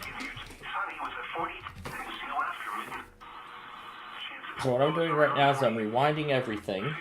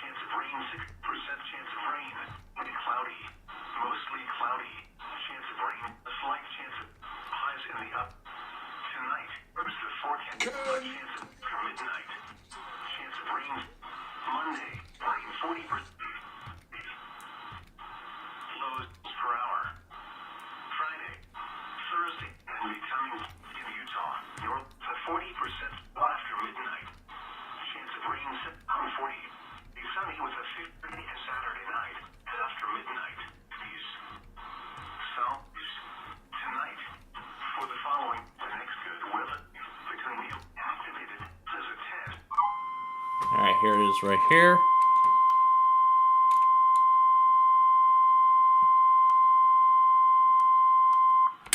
And we're going to play each and every one of them one at a time. That's Denver.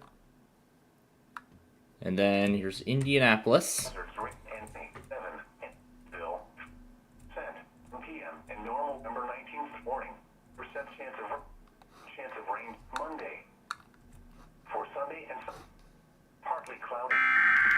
Signal and receiving analysis.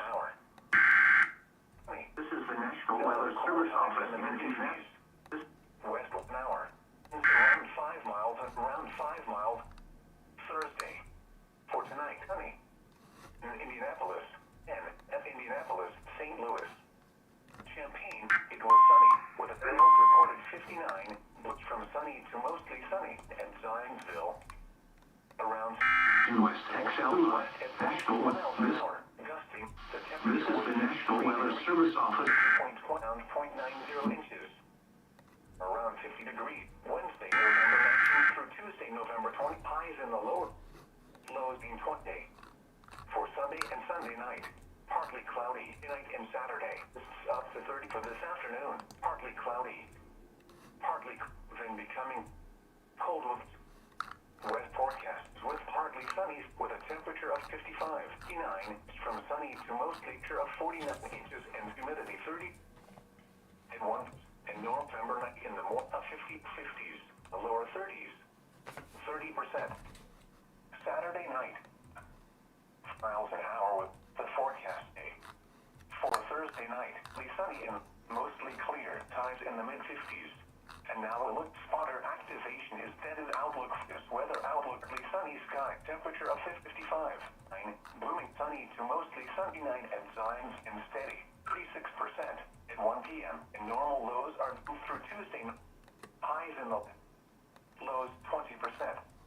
Most Sunday and Sunday night. Partly cloudy night and Saturday up to 30 miles afternoon. Partly cloudy.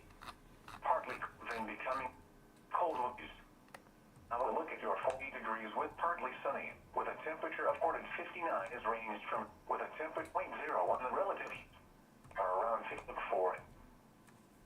The 8 to. So it looks like Indianapolis, it looks like the test from them must have been cut off. Alright, well,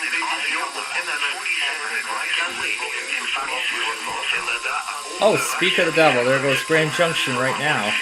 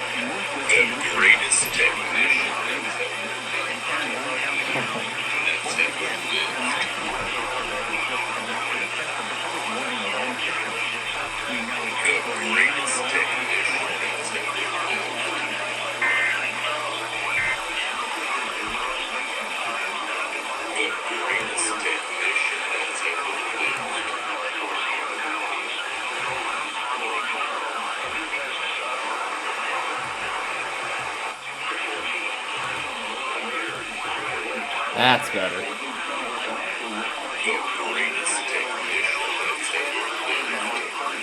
Okay. Alright, here we go.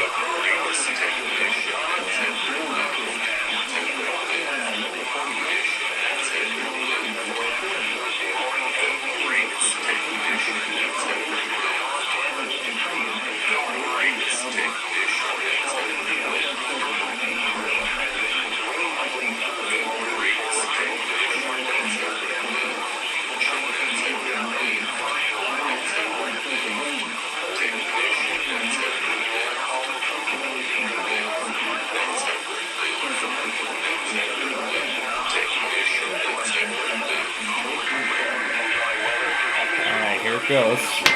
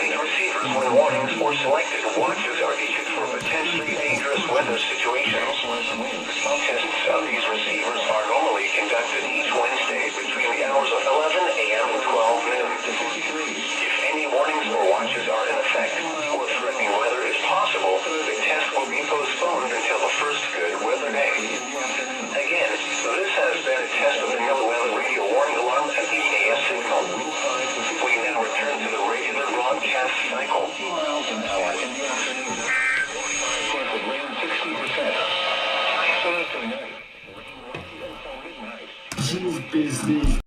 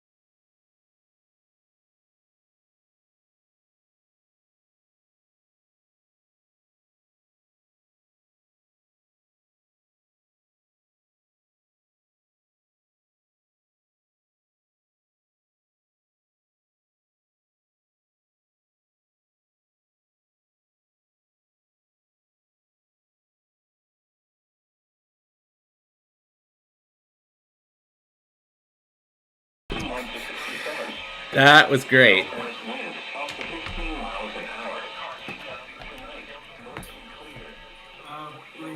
Well, I still got some catch up to do with a lot of the other stuff, including the other weeklies from the last hour, Indianapolis, which the stream refreshed before I could even catch up on it, and much, much more.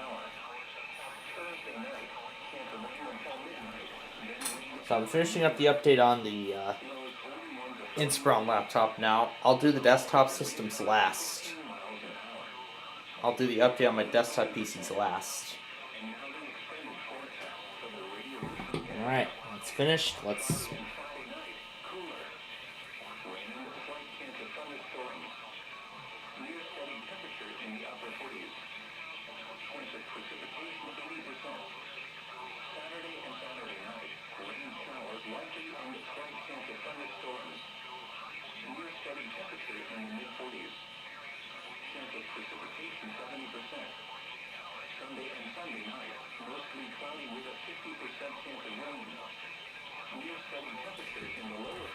Let's confirm that it was successful.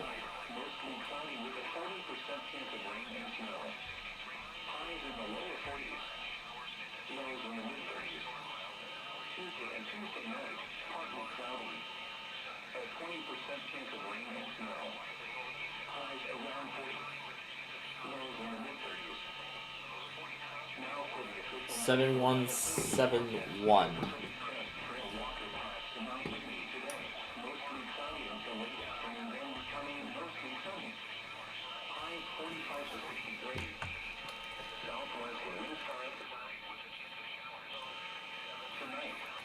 Oh, I was about to go over here and check.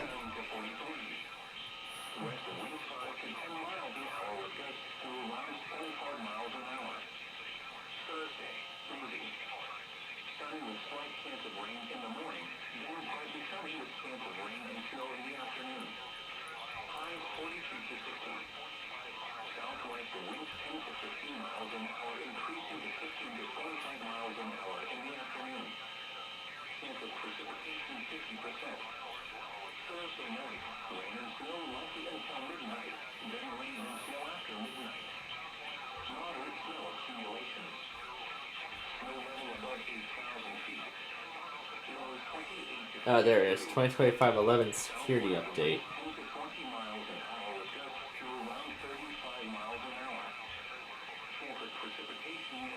Okay. That's one PC updated. I'll need to update the others when I can. But right now, let's go back on the other tests.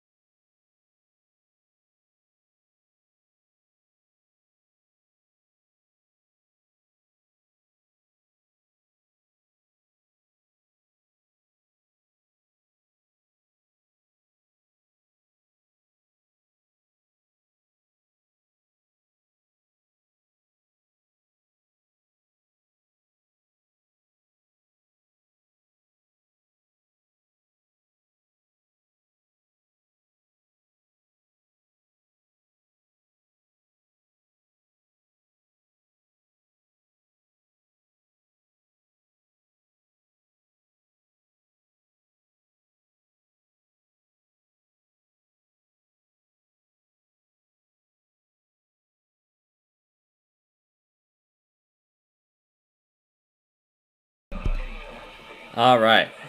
So, completed the catch-up process, and as well as that, New Mexico did their monthly, without a message of course, and Central Michigan did their monthly as well.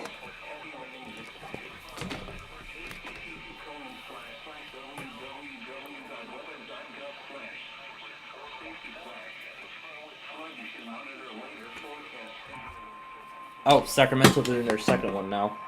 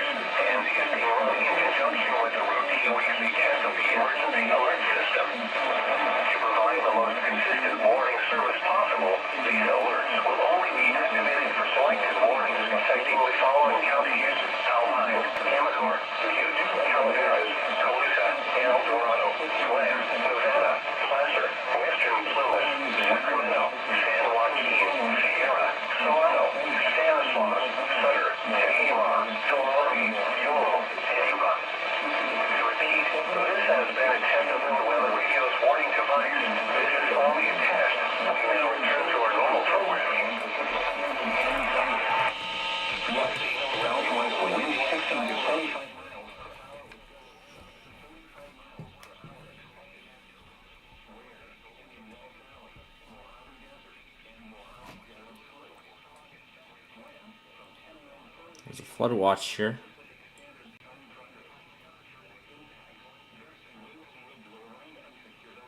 It's by Hanford.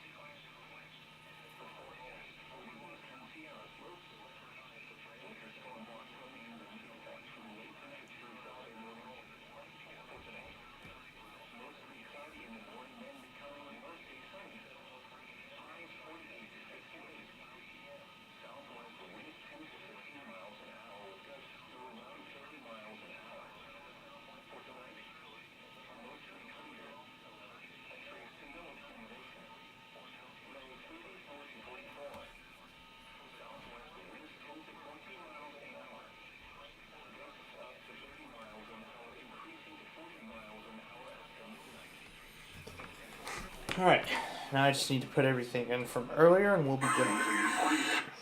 I just need to put the rest of the stuff in and we'll be good to go, so.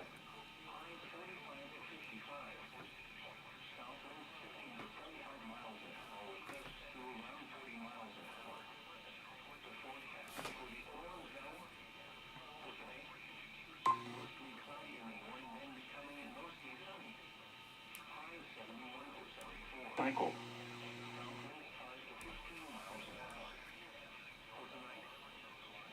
Here's the beginning of this.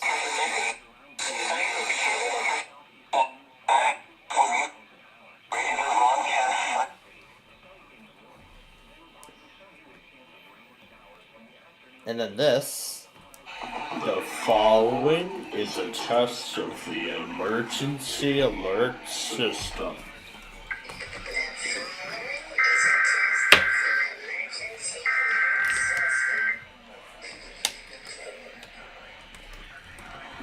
Following is a test of the emergency alert system.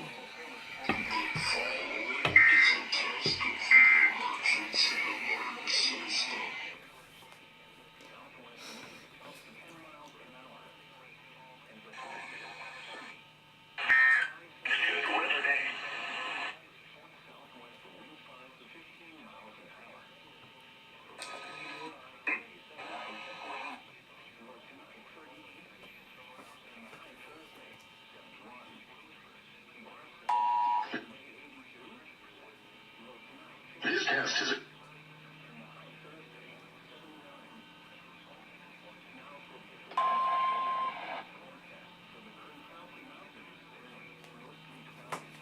Alright. So, with that, I'm happy to report that the Eastern Time Zone went perfectly. Except for Huntsville and San Antonio. except for Indianapolis and Austin at the moment. We'll give them the next 45 minutes to try to do it. If we don't hear from them by that point, well, that's it. That will be the end of it. And I'll go ahead and get this ready too. So remove WCMU. Put the evening stuff in there.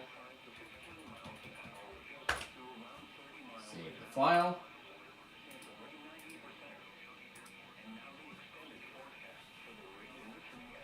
I'm going to take AOO off too.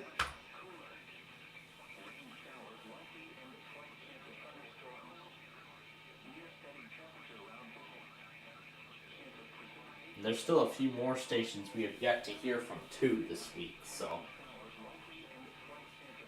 we'll see if we hear from them. Okay.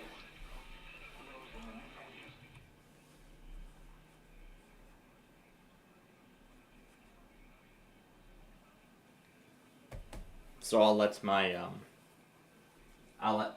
stuff continue to charge.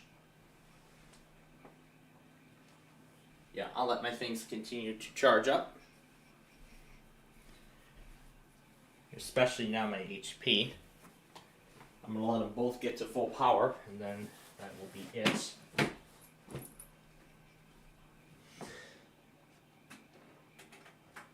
Now I want to go over to the secondary, and let's just go ahead and start the update on there. If it has started already. Oh, that's right, I paused updates on there until November.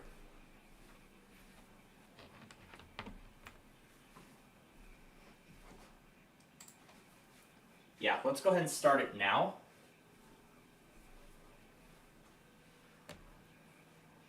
And then as for my main system and my micro, I will run the updates on those two machines following Backyard Baseball. So I'm going to go ahead and start the update now on the secondary.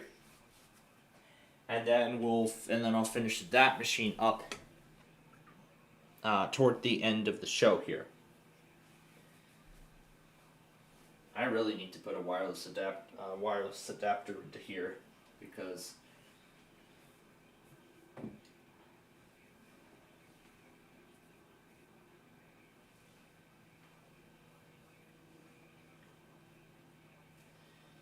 Microsoft says they would turn back. I think it's just this update here that they're doing the new name, and then I guess next month's security patch they're going to roll it back. So yeah, there we go. Security intelligence update, and then there it is, 2025-11 security update. So I'll let it go ahead and do its thing. And while we're on this machine right now, let's see what songs it's choosing to play. Yeah, because why not? If we're going to be here, doing updates on this, we might as well.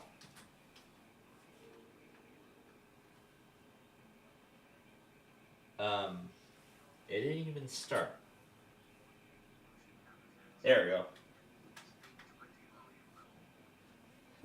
Okay. Alright, so now that we have that we're already well through the Pacific time zone, what's the other thing I want to do? Oh yeah, find a new case for my iPad because it's starting to come apart. So let's go on. No, it's called specproducts.com. That's where the cases are, not Spec Insurance.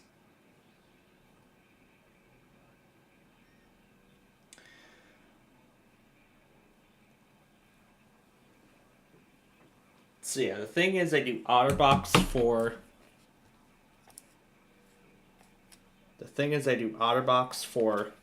my iPhone, and for my tablets I do Spec.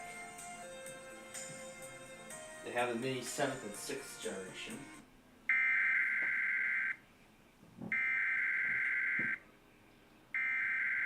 or in case they have, is that balance folio.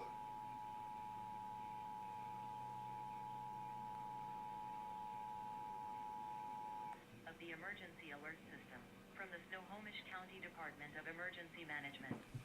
Had this been an actual alert, this system would bring you important information.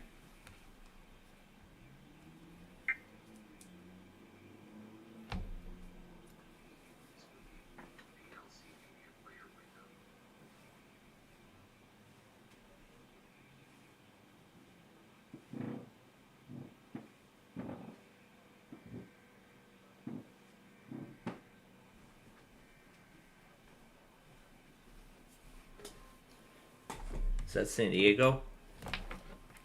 Yes, it is.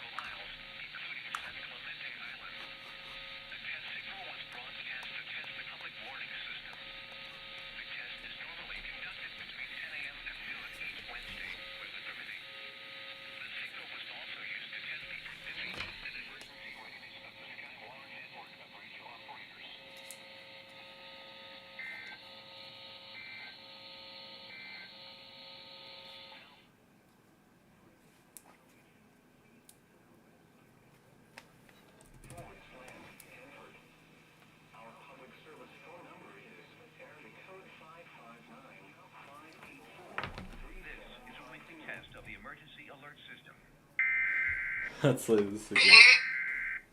Oh gosh.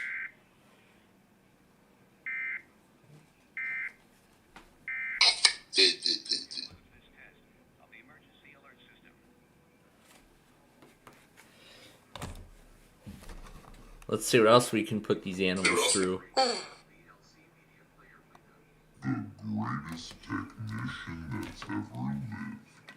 The greatest technician that's ever lived.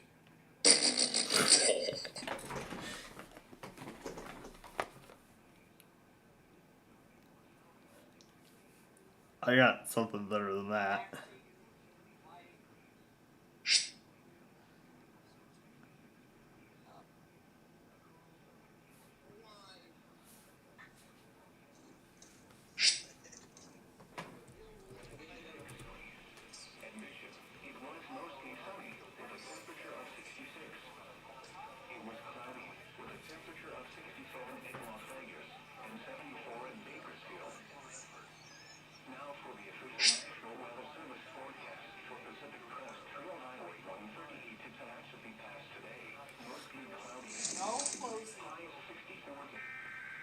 There's Hanford. This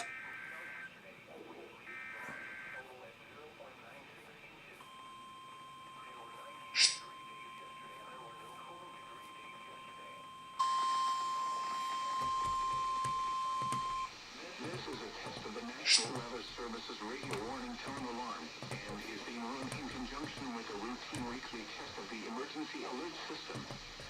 During potentially dangerous weather situations, specially built receivers are automatically activated to warn of the impending hazards.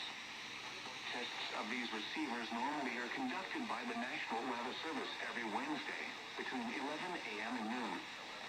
When there is a threat of or existing severe weather in the area, these tests will be postponed until another day. Again, this has only been a test of the National Weather Service's radio warning alarm tone.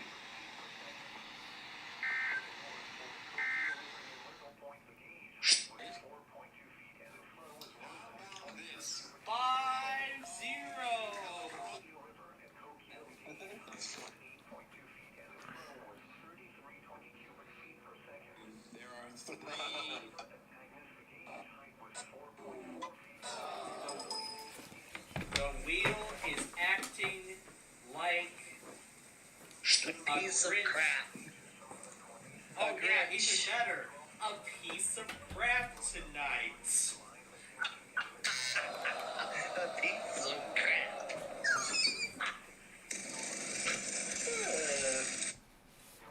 And another fun moment too is from this one. Absolutely nothing. Sure, a 0. I don't really get to say this much, But there are 6 zeros, and they're all worth 0.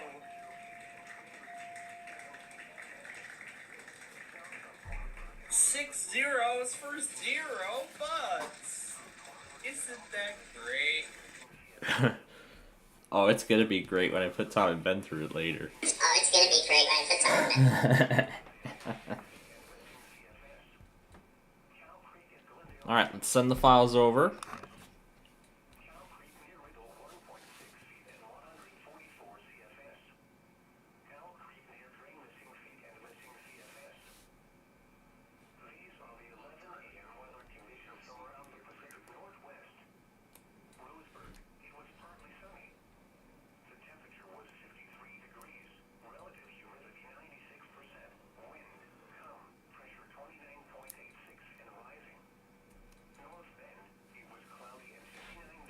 Okay.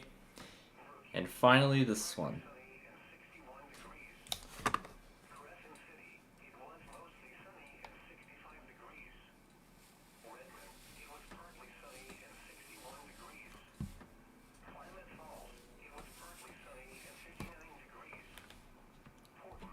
Oh, and one more from last. The wheel. No, before that. No, it was well after. They don't have any carrots to give me. Almighty sound fisting. Is that letter in the puzzle? No. No carrots. That's a darn shame. Gosh. Today the switch to Christmas Easy Classic, and so did WLAT. Oh, we're really getting it.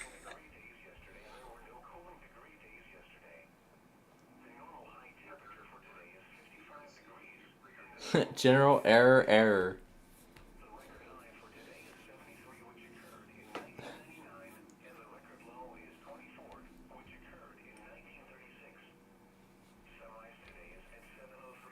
This is the last file to send over.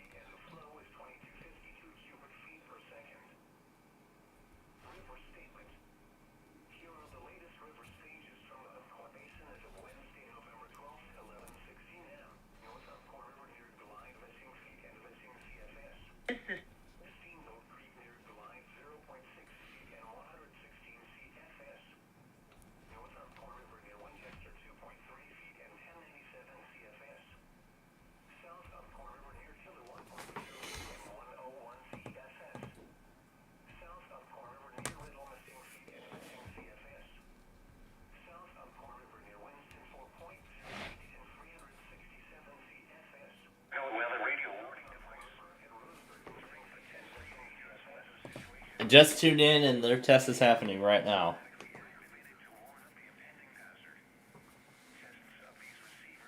Right as I tune in.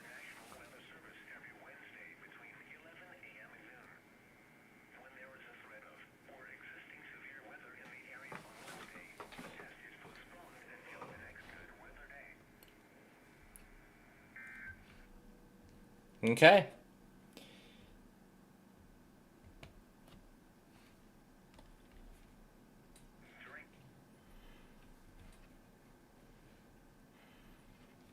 Only got the start of it, but what gives? Alright. So then Huntsville will be going to the next day, as well as the update icon's hidden, but I can go to start and say update and restart. Okay. Alright. So, updating the HP now. The last of the other PCs, well, one of the last of the other systems. The secondary I'm going to restart tonight. I'll reboot,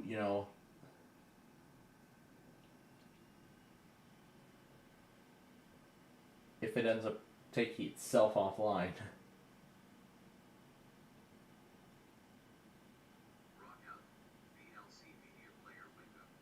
Oh, we'll see. Maybe the wireless adapter might fix the issue with the secondary's playback. It could fix that too.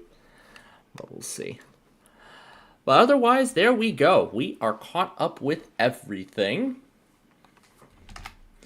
So now I actually want to reiterate a bit what we were discussing, in the earlier this morning. So, well, I gotta say my line first. So, those of you who are probably getting out of school, or maybe we'll get out of school in half an hour by the time we get started with what's coming next here.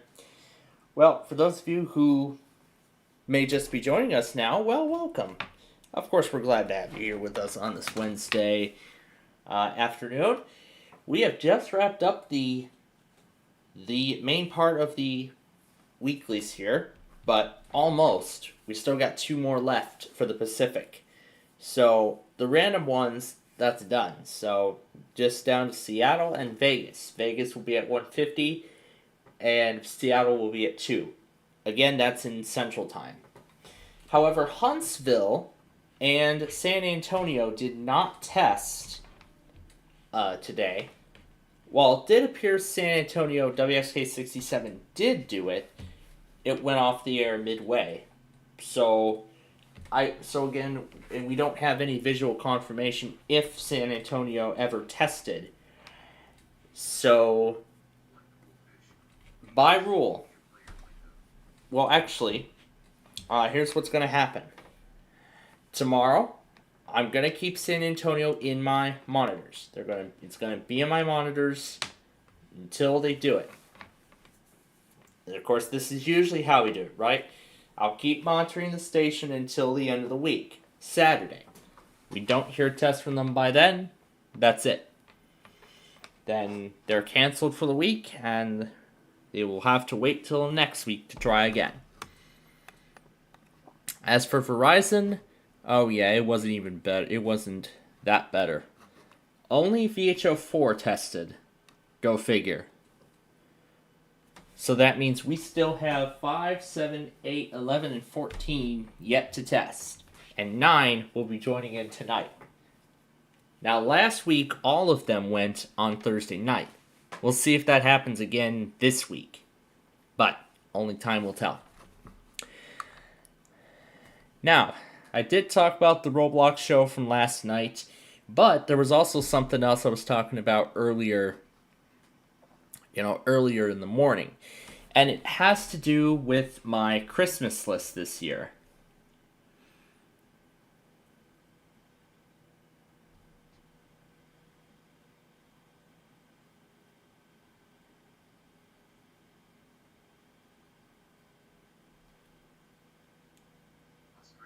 And it has to do with my Christmas list this year. So, here's what I'm proposing. I will swap out the 512 gigabyte NVMe SSD that is inside of my main PC. I'm going to swap that drive out with a Crucial 2 terabyte NVMe SSD. So we're kind of doing multiple upgrades here. It's not just my main PC that's getting these upgrades. It's also going to be my other systems, and we'll get to that one by one. So, right now, there are 2 forms of storage inside of my... I'm getting this radio on Christmas Day at 6 a.m. Yeah, the WR321 thing by by this new company. Yeah, he seems to be looking for that. But that's not what I'm getting this year. That isn't what I am getting this year.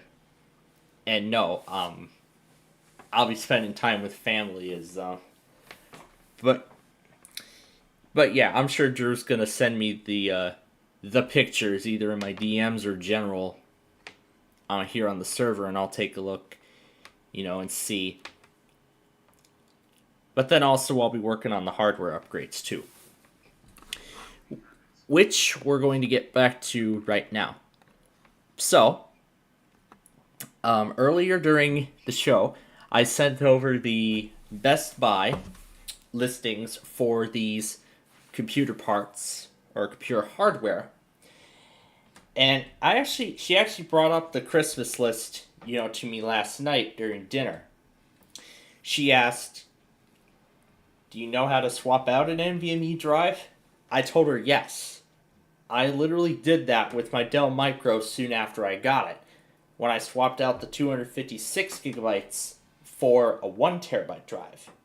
I could have put it in my main PC, and then it would have had enough storage, but you know what? I didn't have it factored in at the time. But yeah, if the Dell Micro is going to be a secondary device, then yeah, maybe 512 gigabytes would definitely be best for it. But if it's going to store a lot of stuff, maybe I can move that 1 terabyte drive into another one of my systems. Maybe swap them out somewhere.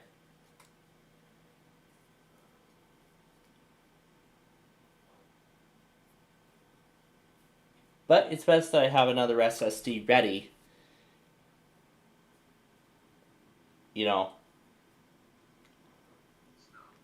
If I plan to do additional upgrades to any of my PCs later on down the line. So, and then when I sent her the pictures, my mother also asked, do you know that these are compatible? And I did. And I told her that I have looked at the manufacturer's documentation beforehand, making sure that these parts are compatible with the PC. So we're looking at my main system. It currently now utilizes this configuration here.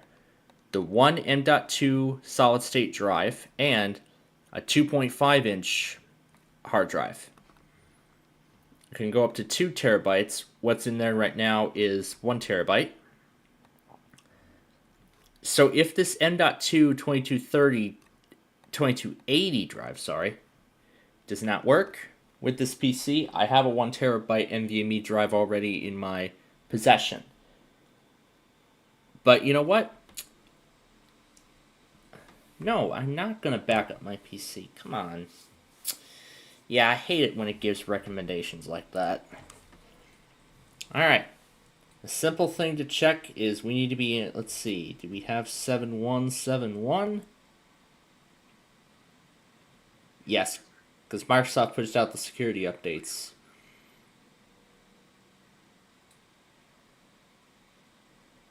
Yep, 7.1. And then there's a bunch of frequently asked questions.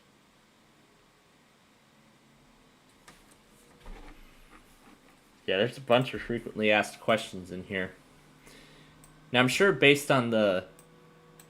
sure based on your PC's configuration, the about the frequently asked questions page would look different. Yeah, because here it says 8 to 16 gigs. This says 16 gigs or more. Power users, gamers, and content creators. So, yeah. So I was thinking, put my main PC at a whopping 3 terabytes of storage.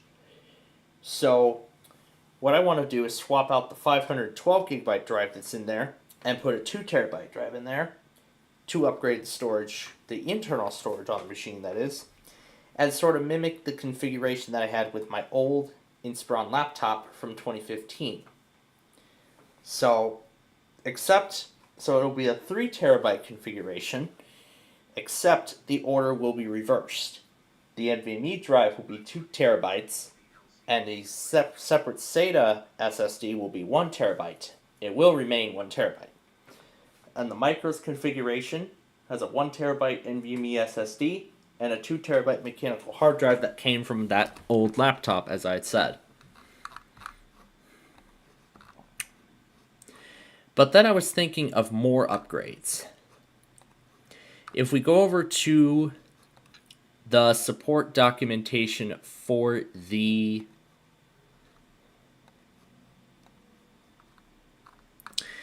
my old desktop, my Inspiron 3670, if we look at setup and specifications and go down to storage,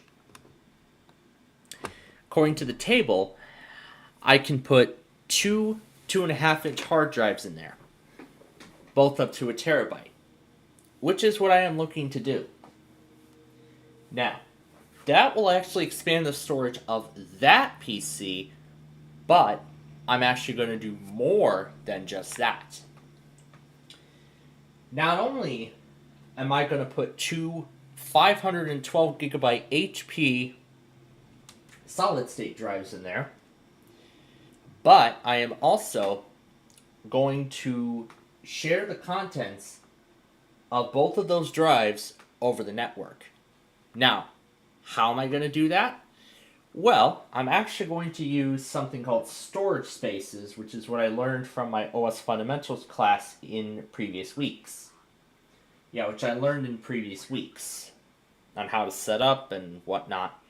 So I'm going to make the use of that. Rather than sharing the contents of each drive separately, I'll just make a complete storage pool out of both of them. You'll combine the storage of both drives so that I could share another terabyte worth of content, which I think is nice.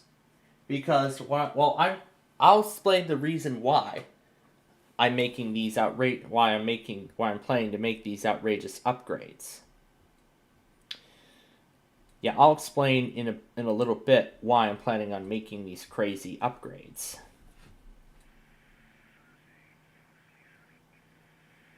Oh, right, it must be Arizona's monthly, too.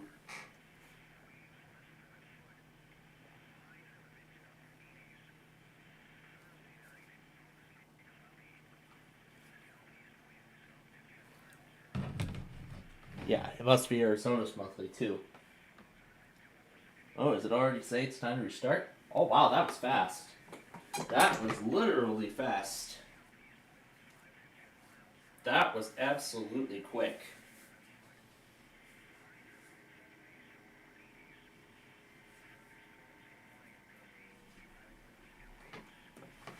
And shortly, Vegas will go too. We're gonna watch At the Zoo get interrupted by the Arizona monthly.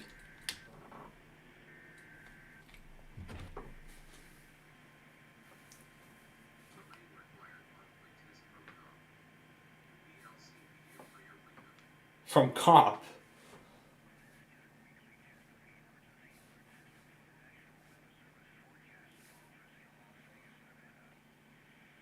More pictures.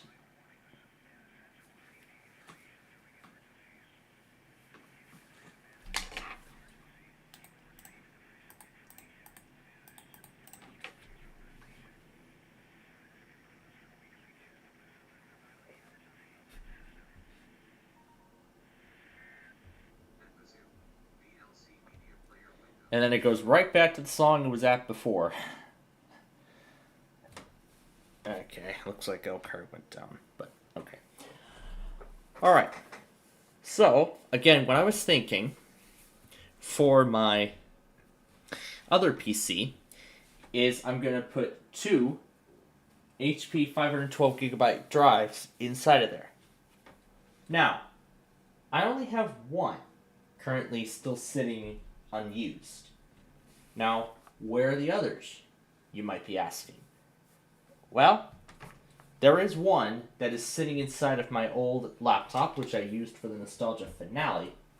What I'm going to do is I'm going to take that drive out, use that in this configuration on my old main desktop. the current WPLD server, and I'll use it to sort of expand the storage capabilities even more. To expand the storage capabilities of that machine even more. So I'll create a storage pool and then host that whole thing, create a network share. So essentially what I'll do is I'll just share the contents of those drives over the network. So I can access, as long as there's another device that's connected to the same wireless network, I can access the contents of those drives. Now, I'm not sure if I can access the contents of the drives elsewhere outside the network, but I will have to, I'll do some tests, with it after I get it set up, and, I'll see how it works. Get an idea as to how it actually works. Get a good idea as to how it works, which could actually be very beneficial for me in the long run. It really could. But that's not all, because in addition to that, I actually found out further, because if I go back to the history, I should find that eBay listing. This is the solid-state drive that is currently inside of my old system, the main drive. It's this Toshiba KBG30ZMS256G.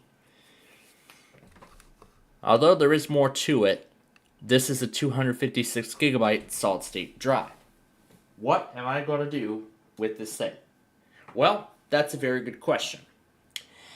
I learned that on my Optiplex small form factor, this is going to be a big connection with that PC, there is no Wi-Fi card inside of there. So I have to bridge the connection via Ethernet. I have to bridge the connection from my old PC via Ethernet because it has wireless connectivity, but since my small form factor does not, both are connected to the same wireless network with the connection being bridged over via Ethernet. Now, that connection has been failing on me continuously, and it has been driving me insane. So, what am I going to do as well? I'm also going with a Netgear Nighthawk Wi-Fi 6 wireless adapter. I tested out the Cisco adapter that's in our den. It's been here since that adapter is dated 2008. So yeah, we're talking like a Vista era Wi-Fi adapter. So I tested it out and, well, it did work, but of course, as to be expected, only got 3 megabit download speeds. Yeah, not pleasant in 2025.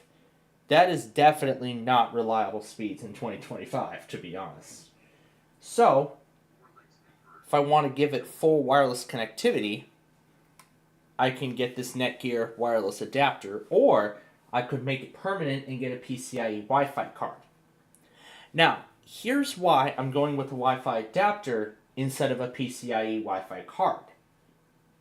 One of those, things you saw graphics cards on and whatnot. Here's what I was thinking. I'm sure as many of you all know, the thing is, we tend to be forced offline every Sunday afternoon for important reasons. Now, I want to make that procedure, as simple as possible. So, instead of, I keep the tradition of, unplugging the whole Ethernet thing going. So what I was thinking is just buy the adapter, and then once I plug it in, it'll reconnect.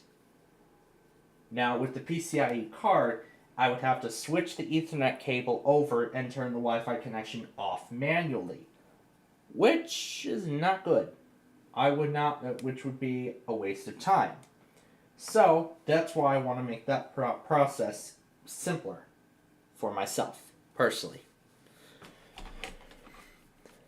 That must be Arizona. He's getting more radios. Great. So, now why did I bring up that SSD? Well, I'm actually looking to put that SSD into the PCIe WLAN slot. Now, because it is shaped like a WLAN card, it's an M.2 2230 drive. So I was thinking, maybe I could add that to the system. But then I was thinking about the issues. I do not have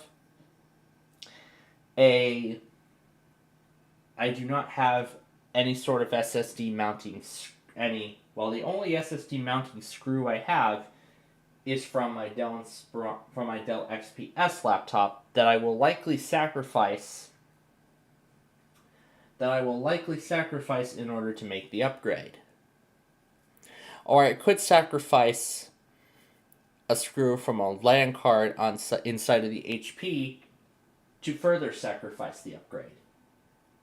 Now, I don't know what kind of good that would make, considering that this thing goes around me all the time. So, I don't think it's that worth it, personally. But, if I want to expand the storage further, it's on me.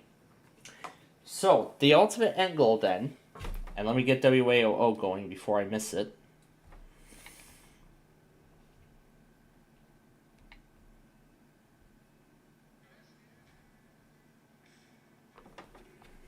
And then I'll go ahead and get Seattle going.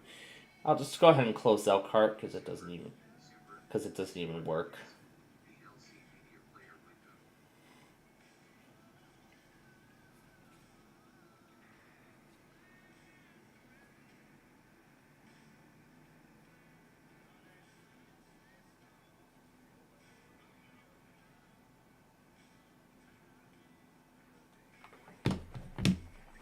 So, the ultimate end plan is to put a 256 gigabyte NVMe SSD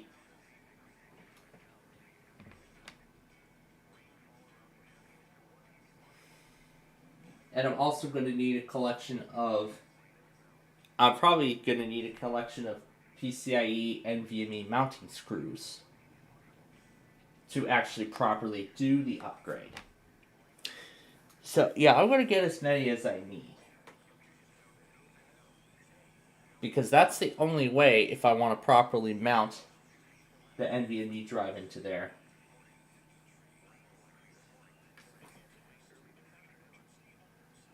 There's WAOO.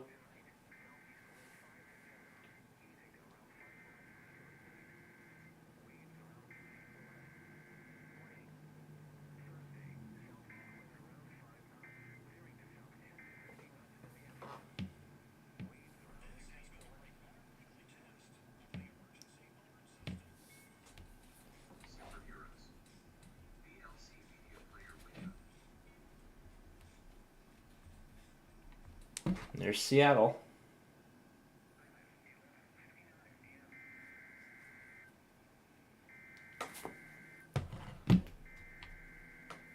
And I'll watch that NBC episode while we're, did it say premiere or in 30 minutes? Oh, it's premiering now.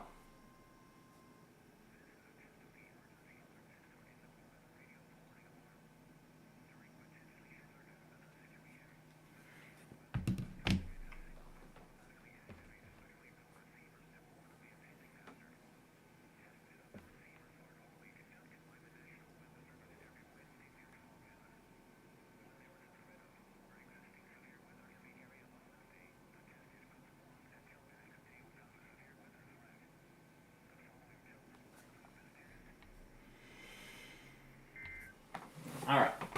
Now I'm actually going to wait on the upgrade until...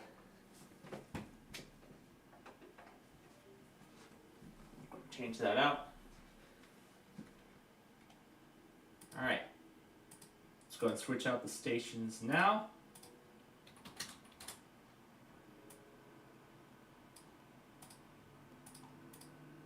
There we go.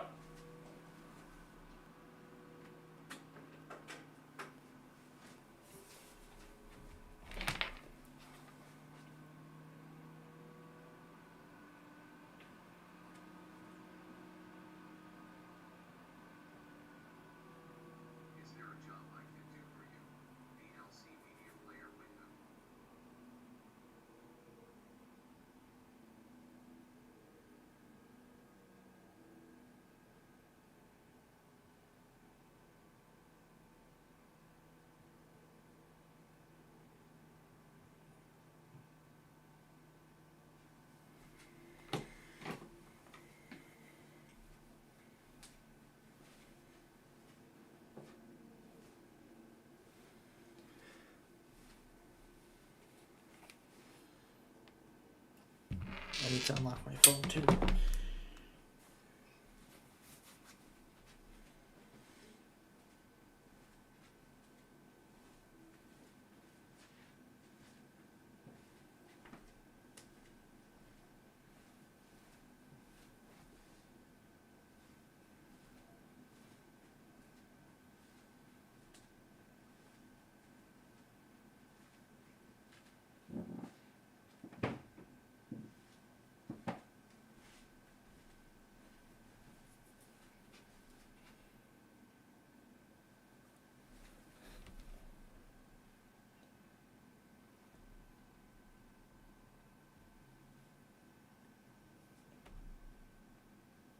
I know I put the right one in there. Now the search results. Hold on. Let me try that again.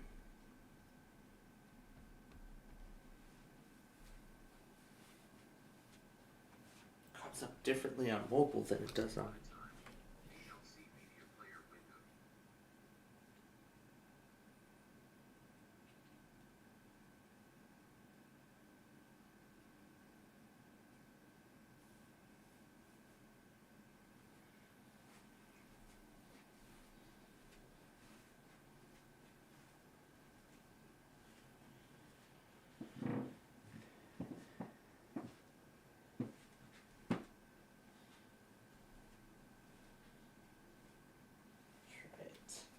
On.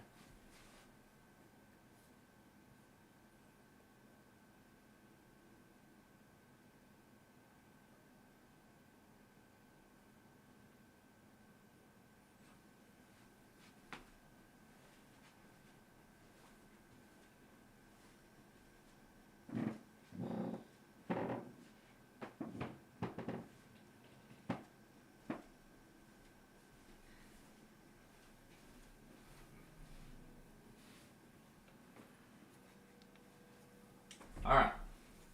So I took care of that. We're going to get to... actually, I'm going to let Arizona go through. And you know what? I'll actually reboot the system the next time. The next time it goes offline, I'm going to restart the PC and let the update, install. Because, I mean, it's already set up and, ready to restart and whatnot. So then I'll just send the command and tell it when we're ready to restart. So... if we're going to do this upgrade, then you know what? Yeah, I'm going to need the collection of those. I'm going to need those SSD screws. I need the collection of screws if I want to put an SSD inside of there. Along with an NVMe drive. So, I'll have that. So, what I'm going to do is I'm going to take out that Inland, which is, I believe, 240 gigabytes that's currently inside of there. And the primary drive will become, actually one of them, will become this, the SK Hynix 256 gigabyte drive that came out of the Micro. That's going to go in the small form factor. In the PCI LAN slot, that's where the drive from my Inspiron PC that's currently inside of there.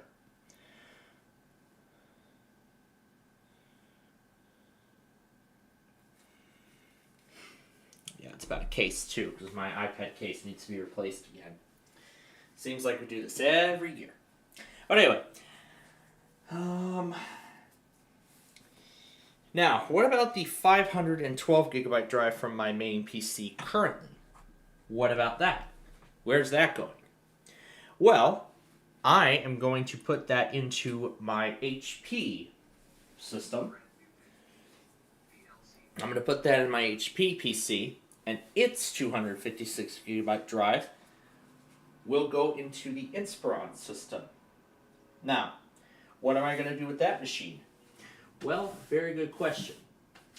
I'm gonna either re-enroll it in the either I will. So what I'm thinking of doing is something that I probably should have done with all of the, when I did the work on the small form factor. I should have cloned the drive. And what do I mean by cloning the drive? or meaning creating a backup of the entire drive, all partitions and everything on them. So meaning everything, the operating system and all of its contents, all the apps that are installed on it, all of the files that are contained within. So everything will all be carried over onto the new 2 terabyte drive. Now here's what else I was thinking. I want to see if going to 24H2 instead of 25H2, well, actually going through 24H2 to get to 25H2, which is probably what I could have done, would have ended up yielding the same result when it came to the audio. When it came to the audio on the Max Audio Pro program, but everything else relating to the speakers otherwise still works. So that is what's good. That functionality still functions correctly.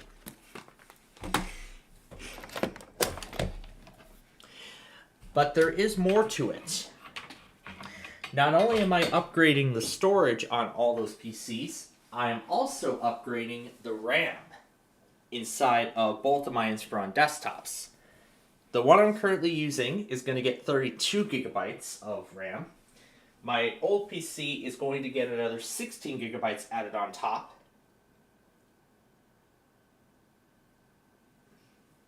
It should handle it. Because let's see. Because if I do the math, it should be 28 gigabytes in total. The maximum that it can go, according to Dell, is 32 gigabytes. As I look at the 3670 specs, we can go to memory and see the maximum it can go is 32 gigabytes. But it does say that 24 gigabytes can also these are supported options.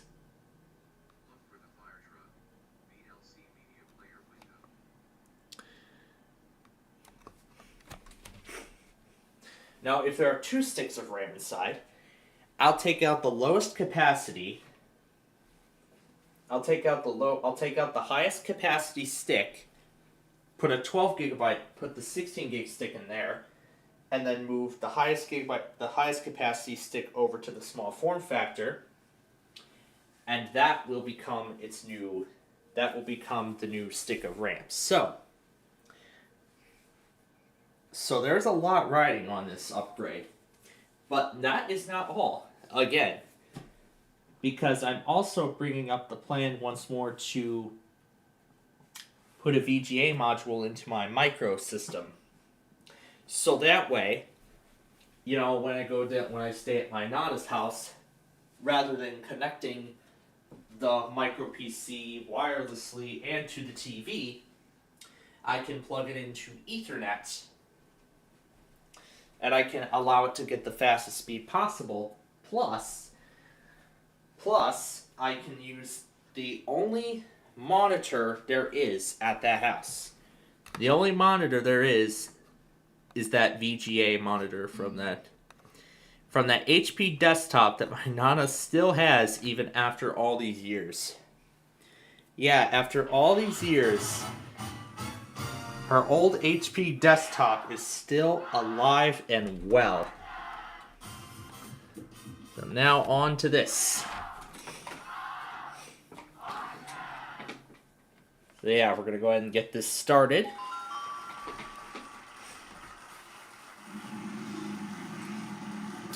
But then what about extra storage? Now, I'm also going to create a second storage pool on the other PC, the small form factor. What I'm looking to do with that is take the 500 gigabyte Hitachi drive that came from that ThinkPad. I'll just actually destroy the installation, before I give it its new permanent home. And then I also have a crucial 128 gigabyte SATA SSD that came out of a Dell Inspiron 5520 that I previously had. I took the drive out. I sacrificed that drive before retiring the laptop from service. So I have that, a Hitachi drive, and then I still have a few other inland drives as well. So since my HP cannot do dual SSDs, I was just now thinking, is that possible with my other PC, my current laptop, my 7520? I highly doubt it, but it's best that I check Dell's documentation, you know, before trying to make any changes.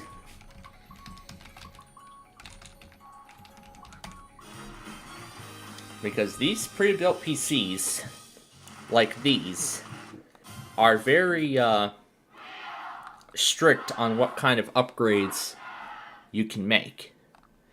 So go to laptops, Inspiron 7000 series. It's going to be 75. It's going to be down here. There we go. 7506. Select this product. And I can look at the manuals and documentation for it. So I can go to black. There is a silver model, which I have, but it's the same thing. I can go down to the specifications and look at storage.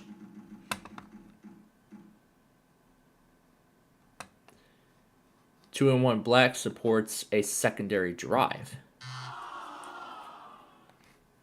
But that's for the black model. There's a silver model too. Let's see if the silver model is anything different with storage.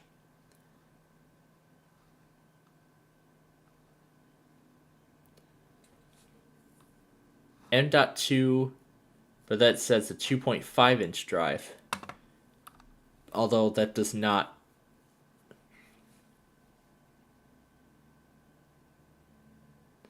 Plus 32 gigabytes of Optane. Yeah, one of those Optane drives that fail all the time. So yeah, because I've seen that video from Matt's Computer Services.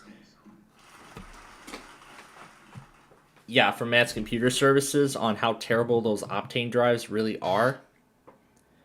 Yeah, in fact, they're so bad, they fail very frequently, and I am glad none of my PCs have this kind of stuff.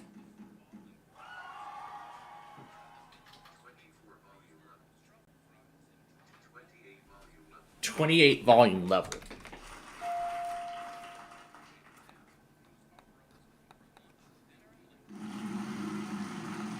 So we'll see if the hill tests, and then I'll watch that episode of NBC bloopers along with that Daily Dose of Internet video that just came up.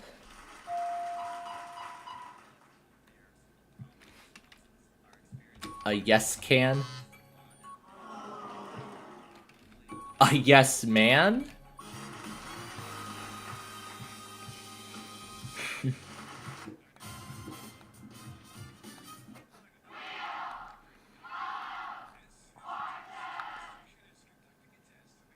They're actually doing it.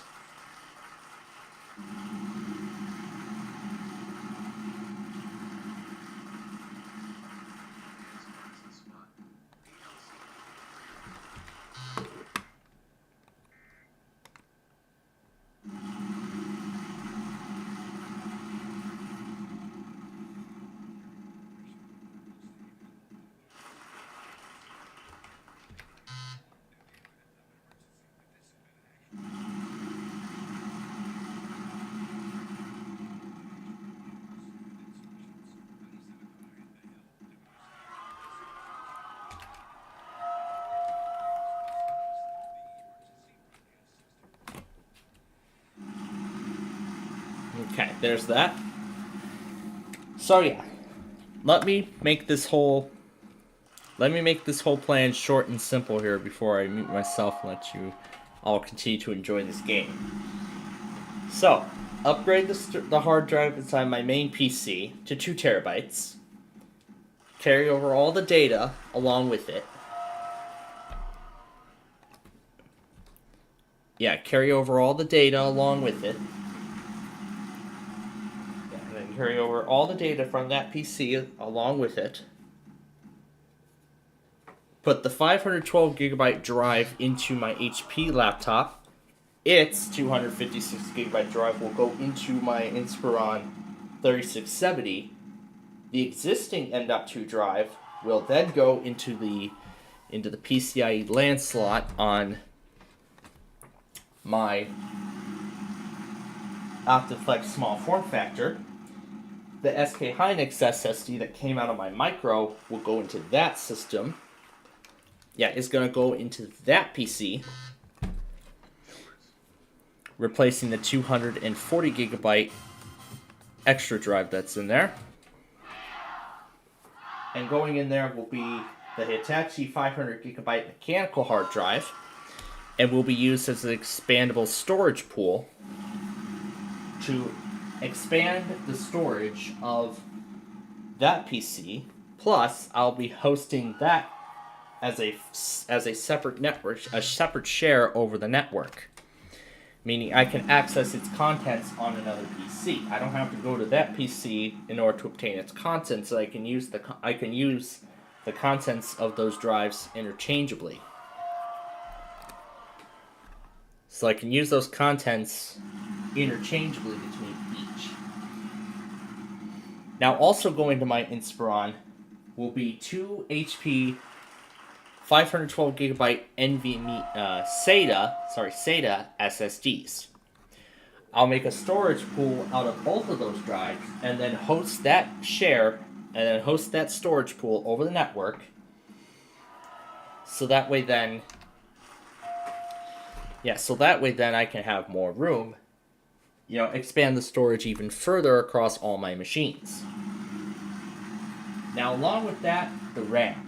My main PC is going to get another 16 gigabytes of RAM to double it to a grand total of 32 gigabytes. My old Inspiron PC is going to get 16 gigabytes, although Dell's documentation says 24 gigabytes is supported. I don't know if 28 is supported, but we'll find out. If it doesn't like 28, if it does not like 28 gigabytes, the plan is then I'll take out the highest capacity RAM stick. If there's 2, I'll take out the highest capacity RAM stick that's in there. Yeah, take out the highest stick of RAM. Yeah, take out the highest stick of RAM that there is, and put the 16 gigabyte stick of RAM in its place. Because that stick of RAM is downclockable to the amount of storage that the device supports, which is 2,666 gigahertz, which that's the speed that it can handle. It can't handle 3200, as much as I'd like to take the 60 gigabyte stick out of my main system.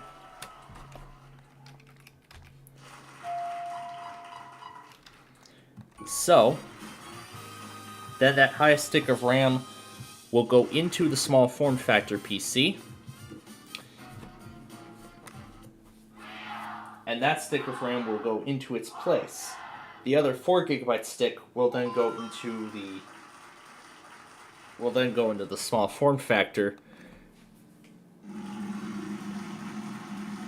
But I was thinking then that I'd be left with like another unused stick of RAM.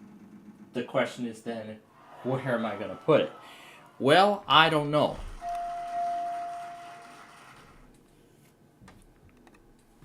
But I guess there's only one way to find out. And one more thing. I want to solve the issue of the constantly degrading network connection. So instead of bridging the connection, I'm going to get a Wi-Fi adapter. Yeah, a Wi-Fi adapter, so that way I can so that way it can run continuously wirelessly over the network. Now, there's a good reason why I like, the secondary being there. Because, I'd like to see what stations stream alerts and whatnot. But then if I have to take it offline for a period of time, then, I can do just that. That's another big reason.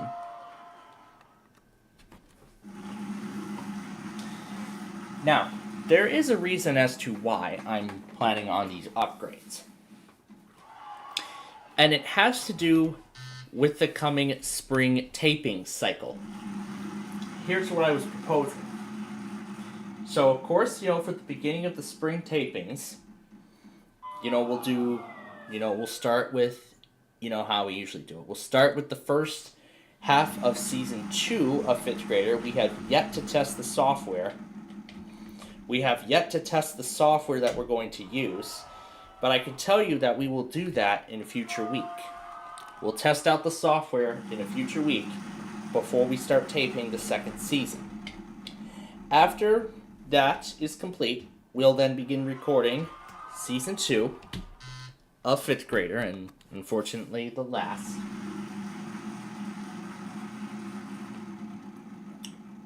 Then we'll record Season 2 of 5th Grader. I would record 200 episodes, but I'm not going to do that.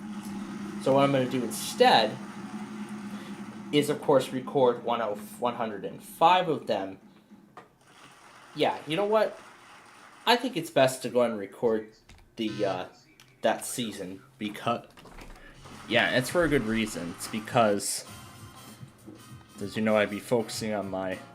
because I'm going to be focused on looking for a job and whatnot. Following the conclusion of college. Following the conclusion of college. So then because M.2 SSDs are becoming more and more common now. So, I'm going to need to get a large collection of screws ready. Because then when I'm working with these PCs, M.2,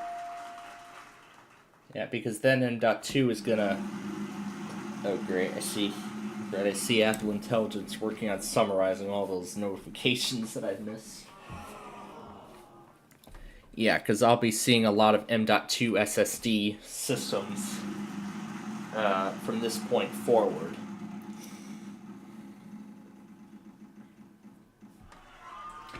But it does also say 2.5-inch drives. So I'll have to see if I can find a teardown video on the 7506 2-in-1. If so, then I can maybe sacrifice another HP drive and expand its storage too. But I do not think that is going to be...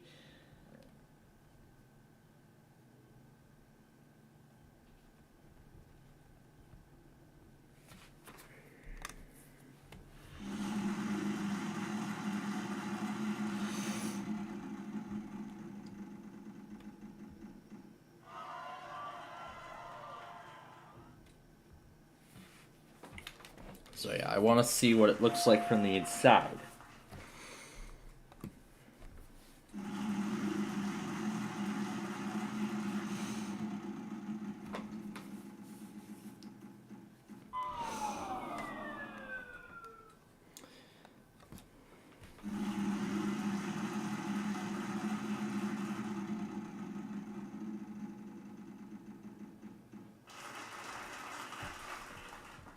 So I'm seeing, I'm just getting a good look as to what I'm going to be expecting if I do end up replacing an NVMe drive inside of here.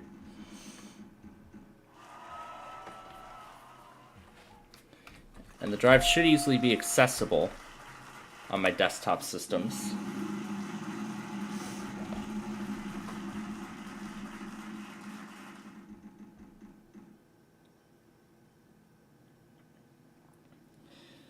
So there is only one slot for an M.2 SSD inside of the machine.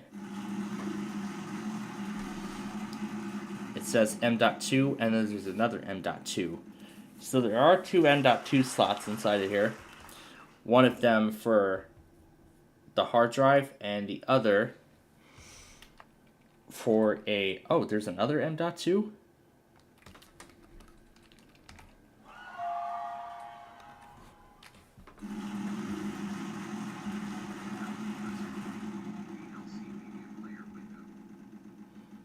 Optane. How horrible is that?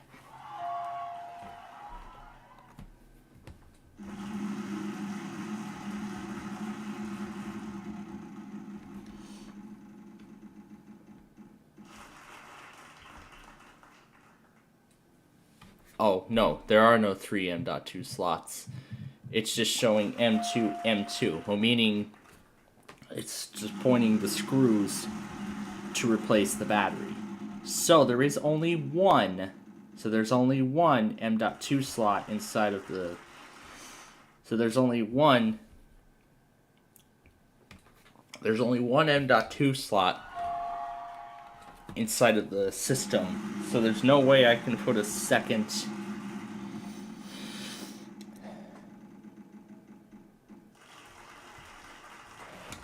And then I found another teardown video of the same device. Yeah, the same. Yeah, might as well use it.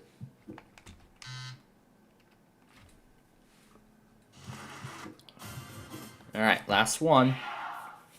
So yeah, looking at it. Yep, only one M.2 slot. But then there's another one for a Wi-Fi adapter. And then the stick of RAM.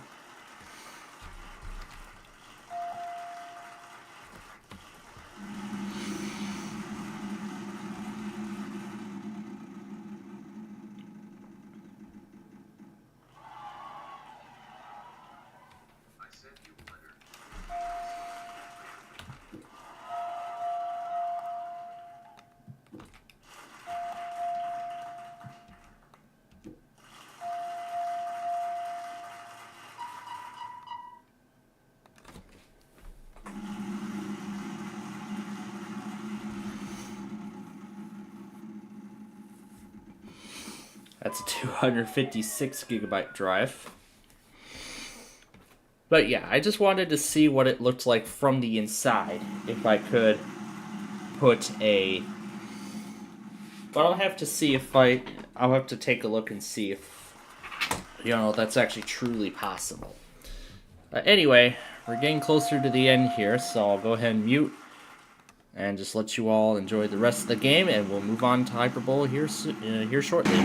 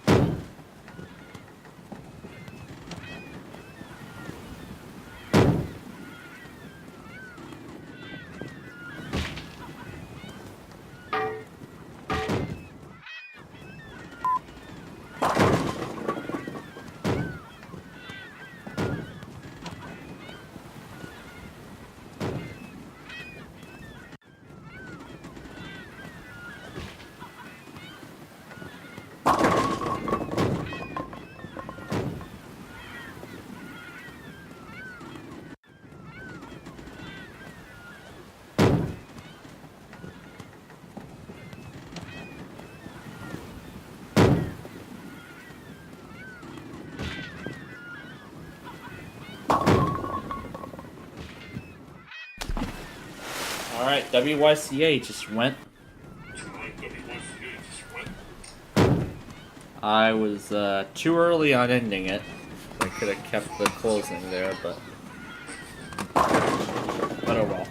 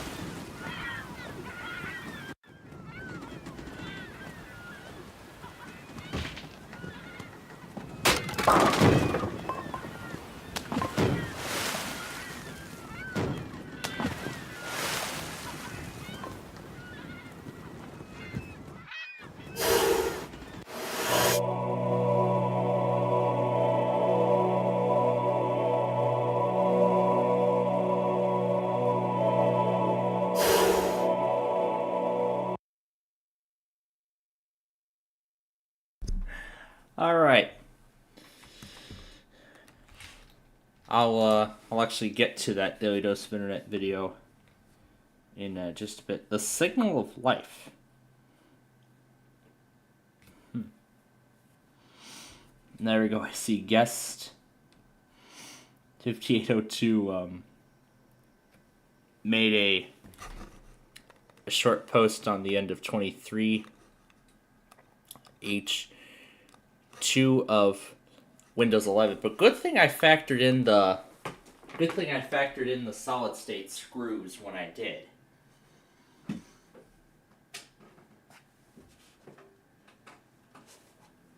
But good thing I factored in the solid state drive screws when I did. So YCA, I'm guessing then WPWX will test too. So I'm going to take them out if that is going to be the case.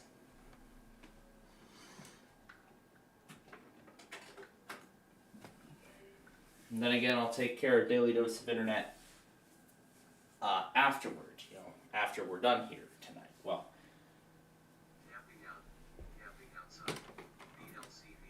it took forever to change the name, but okay. Alright, so now, before we go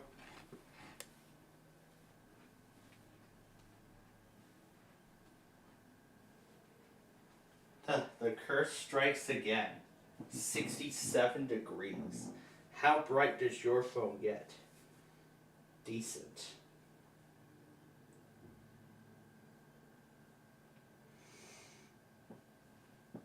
A Beyond video.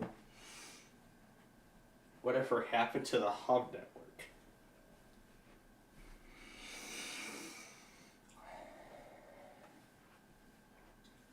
Let's see when Amtrak 8 went through a combo. What's down there?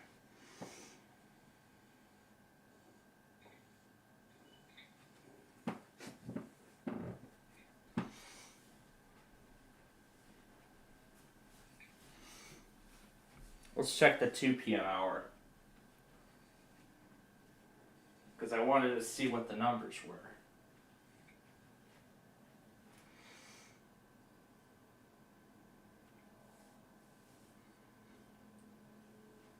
Because by now it's either on its way to Milwaukee or it's on its final approach to Chicago.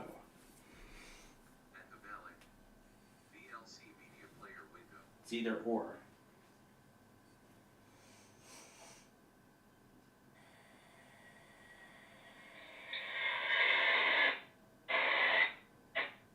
Yeah, here we go.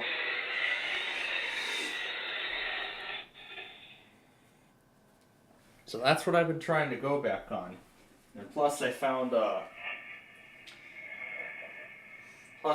this drone cam last night out of Loretto, Minnesota. This actually is a brand new one. Actually launched just yesterday. So I wanted to take a look at it, see what it's about.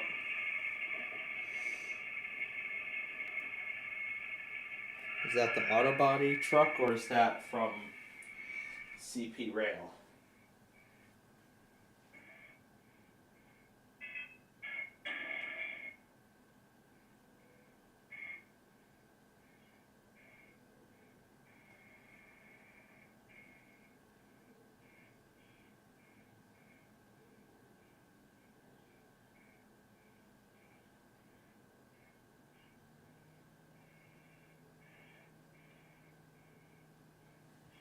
I missed the timestamp.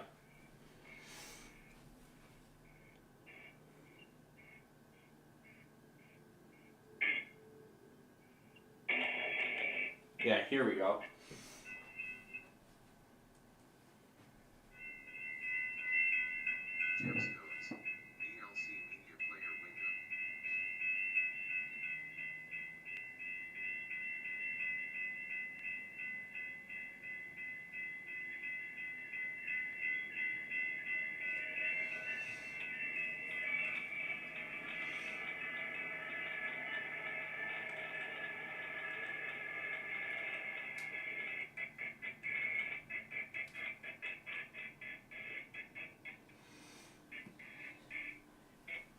It's not that busy of a line at all.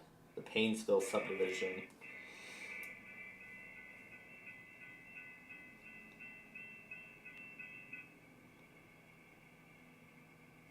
At least it's nice for a rail can to be there.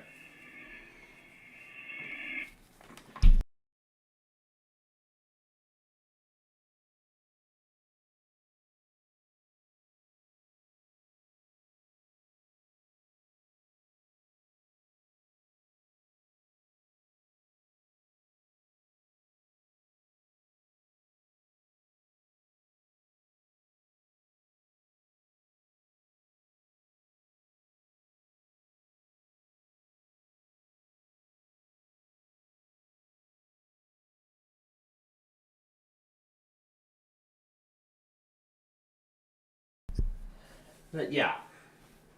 The Flutter Realm song, 26 volume level, up arrow, 24 volume level. Let's do this. Settings window. Restart now. Button. Collapse. 2025 to 11 security update. 64 volume level. Windows malicious software removal tool X. The Flutter Realm song. VLC. Settings with desktop settings window. Restart now. Down arrow. Up arrow. Down arrow. Windows malicious software room. The Flutter Realm song.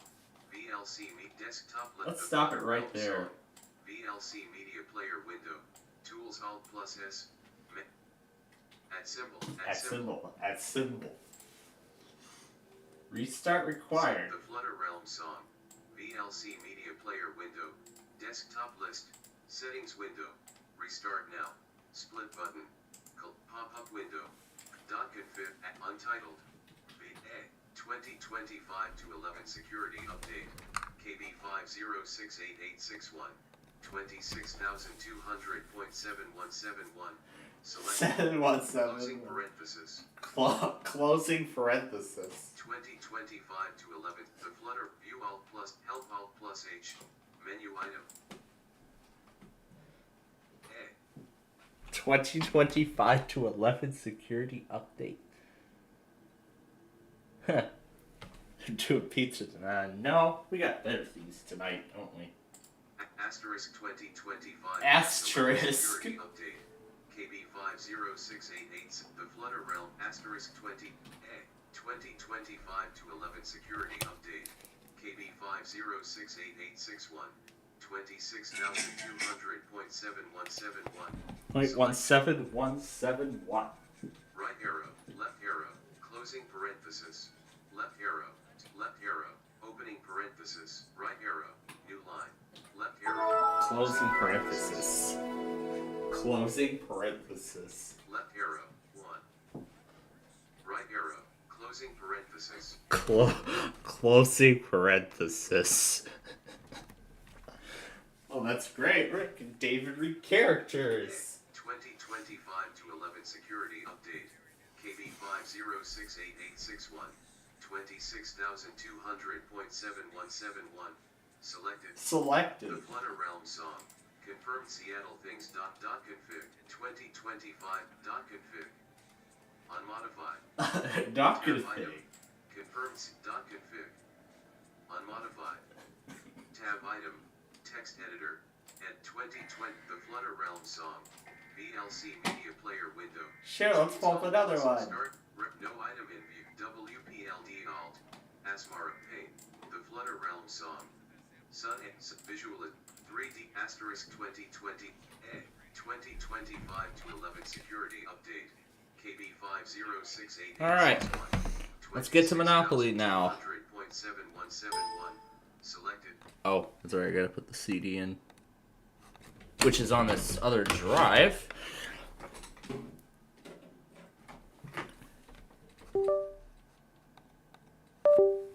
Hence why we're also going to move those discs off of that external hard drive, and we're going to put them on my main system also. Or I can also host those those discs over the network as well. No, that's the wrong game. We're not playing the game of life today. We are not doing that at all this week. We did it twice last weekend. There we go. That's the right game. So let's go ahead and start it.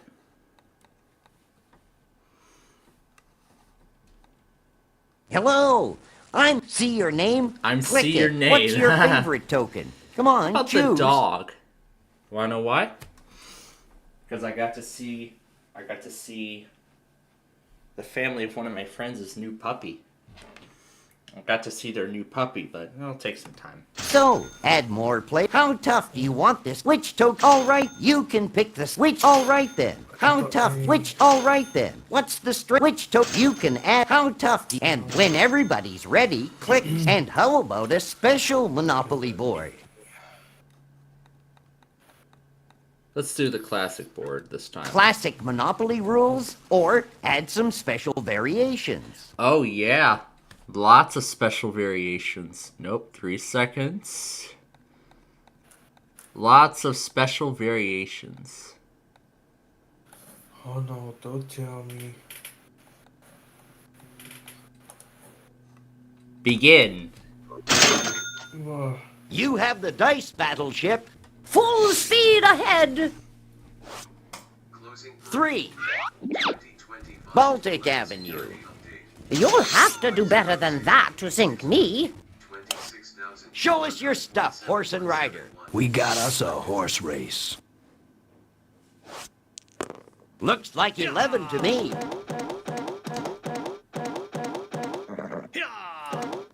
St. Charles Place. That's chumps change. It's the dog's turn. You made a good choice picking me.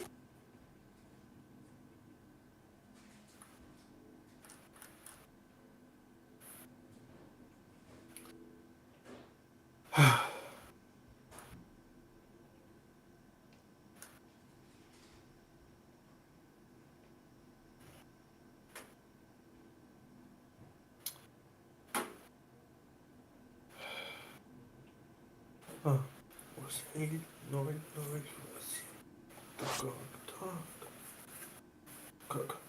An AI player wants a trade.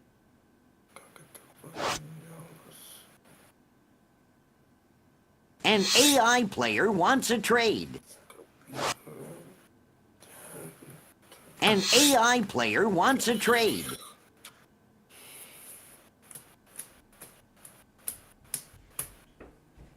Uh-oh, the trade is canceled. Just in time to play my turn. Looks like 7 to me. Chance, let's see what it is. You're building and loan matures. Collect $150. It's your turn, Shoe. It's show time! Looks like a 4 to me. Get your ass here back here!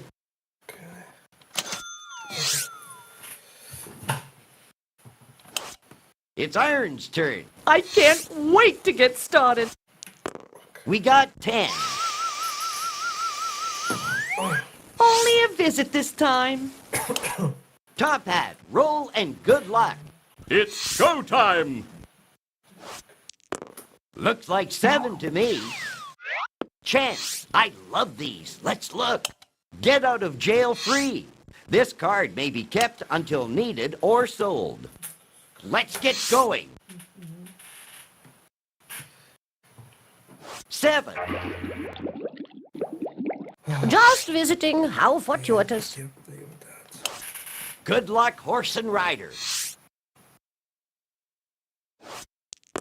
We got 5. St. James Place. That's chumps change. It's over to you, dog.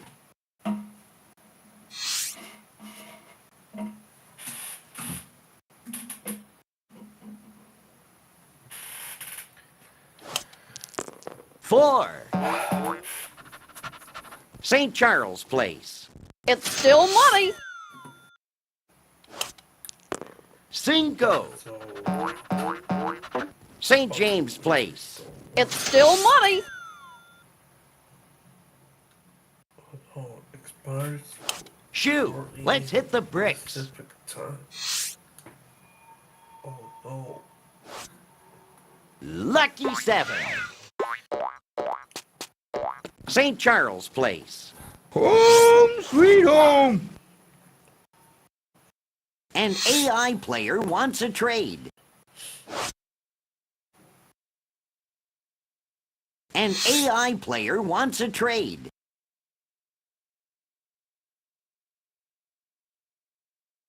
Negotiations have been suspended. Sorry. Good luck, Iron. Niner. New York Avenue. You'll have to do better than that. Toss those cubes. 7.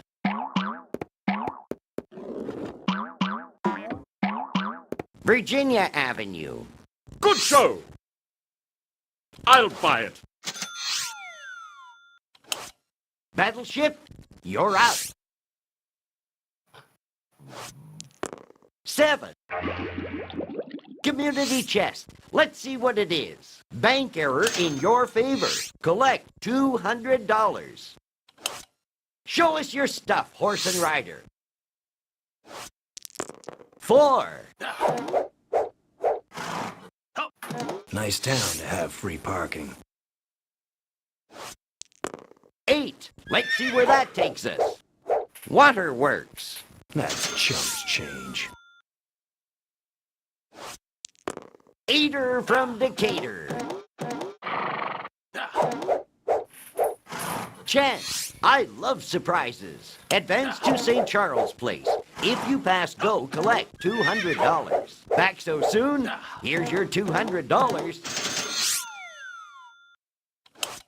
Okay, doggy. Good luck.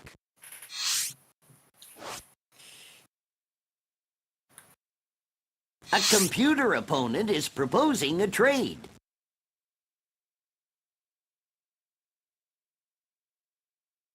It's a done deal. Looks like 7 to me. Indiana Avenue. Smells like home to me. Shoo, let's hit the bricks.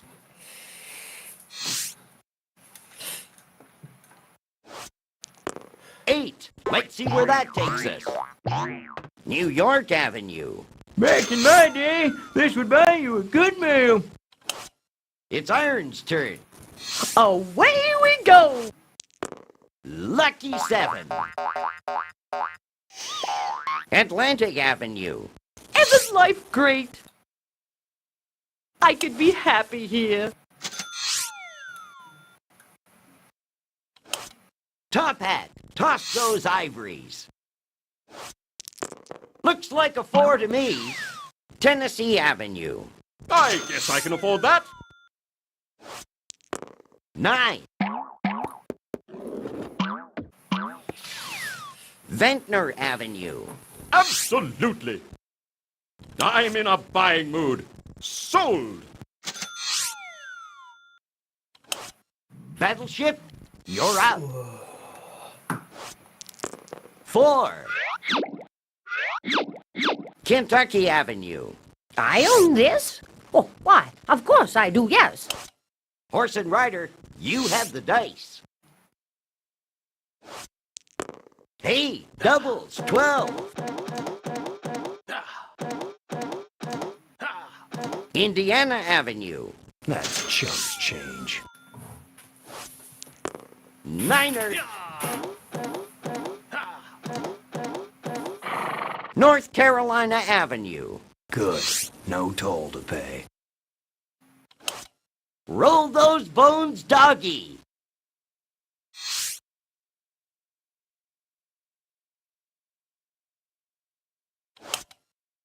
Three. Atlantic Avenue. It's still money. You're up, Shoo. Good luck.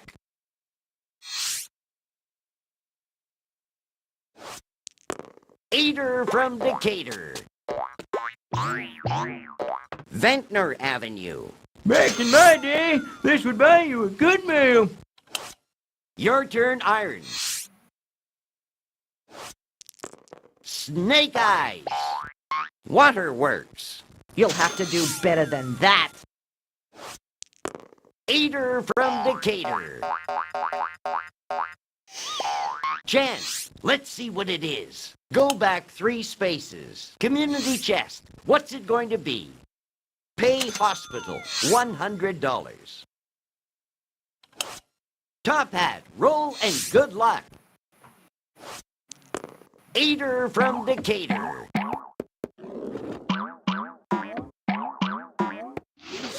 Short line railroad. Battleship, full speed ahead. We got 10. Pacific Avenue. You'll have to do better than that to sink me. 5. Chance, let's see what it is. Advance to Illinois Avenue. $200. And you didn't even do anything. Illinois Avenue. Let's keep this game rolling. 3. Short line railroad. That's chumps change. Your turn, doggy.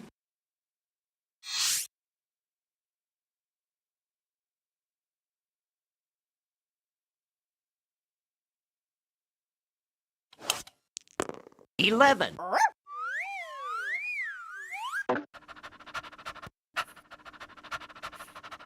Park Place. It's still money.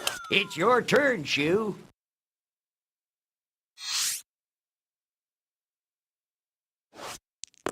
We got 6. Community chest. What's it going to be? Income tax refund. Collect $20. Let's do it. Half a dozen. Boardwalk.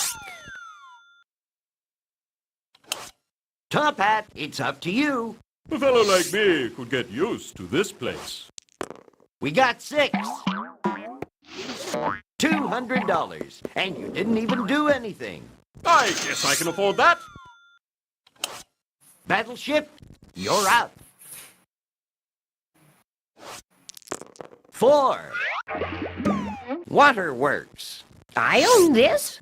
Oh, why? Of course I do, yes. Horse and rider, you have the dice. Looks like 7 to me. Here's some easy money. Community chest. Let's see what it is. Go to jail. Go directly to jail. Do not pass go. Do not collect $200. All right, we can lay low for a while. Okay, doggy. Good luck.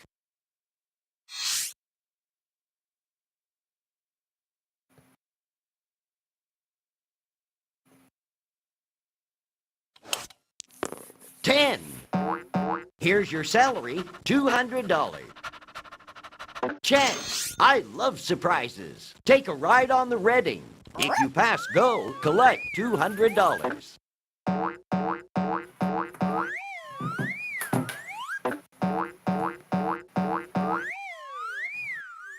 Here's some easy money.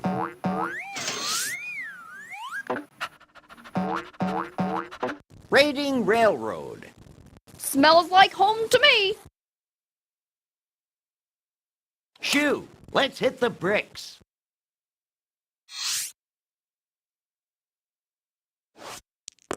$6 and $5, $11. Pass go. Collect $200. It's easy. Get your ass here back here.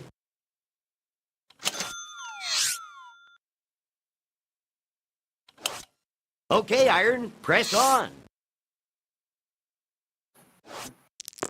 5.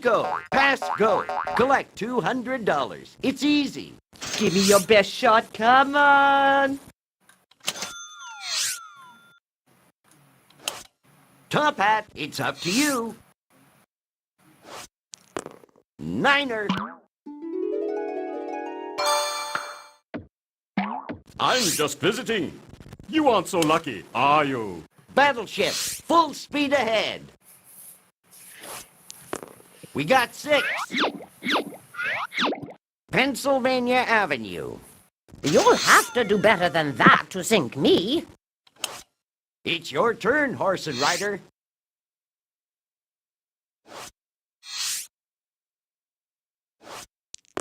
Six.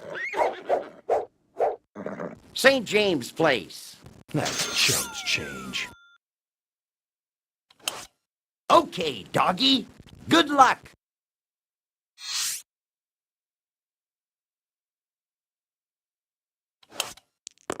Six and 5, 11.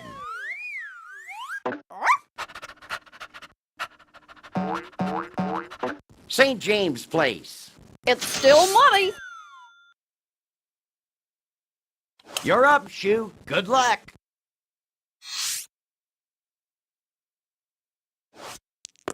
Niner.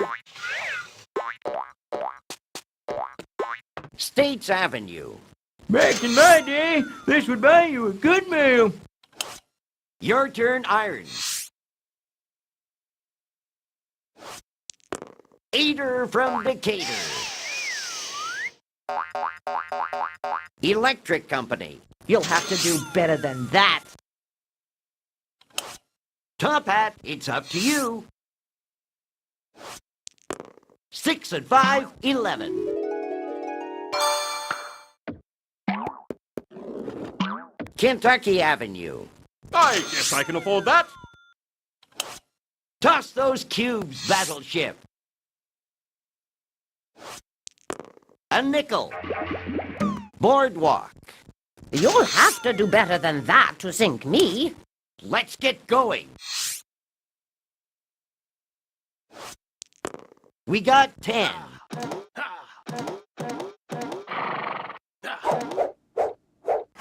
Atlantic Avenue. That's chumps change. Your turn, doggy.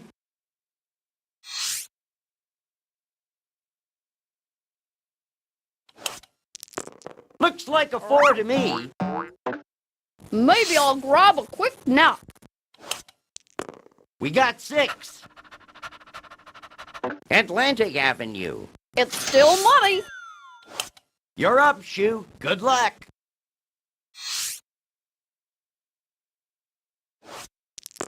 Looks like a 4 to me. Community chest. Let's see what it is. Doctor's fee. Pay $50. 3. Think I'll just sit a spell. It's Iron's turn. Let's do it. 8. Good. I'll put my feet up for a sec. Top Hat, it's up to you. A nickel. Atlantic Avenue. I guess I can afford that. Battleship, full speed ahead. Half a dozen. Around the board again. Here's your $200. You'll have to do better than that to sink me. Good luck, horse and rider. Howdy. Eater from Decatur. Pennsylvania Avenue. That's chumps change.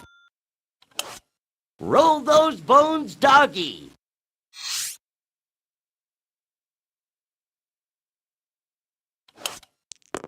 Lucky 7.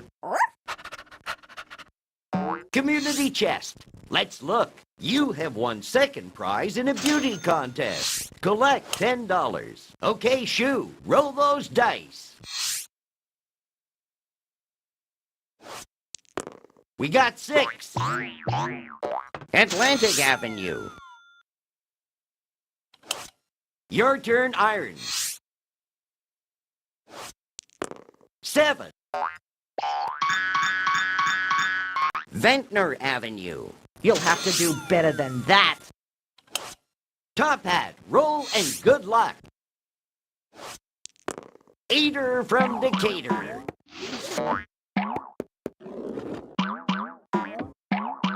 Pennsylvania Avenue. I guess I can afford that. You have the dice, Battleship. 11. St. James Place. You'll have to do better than that to sink me. Horse and rider, you have the dice. 6. Here's your salary again, just for passing go. Okay, doggy. Good luck.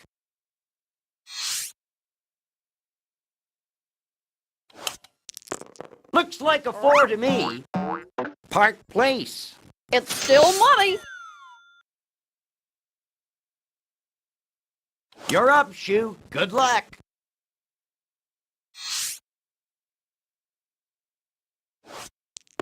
We got 6. North Carolina Avenue. Back in my day, this would buy you a good meal. It's Iron's turn. A nickel.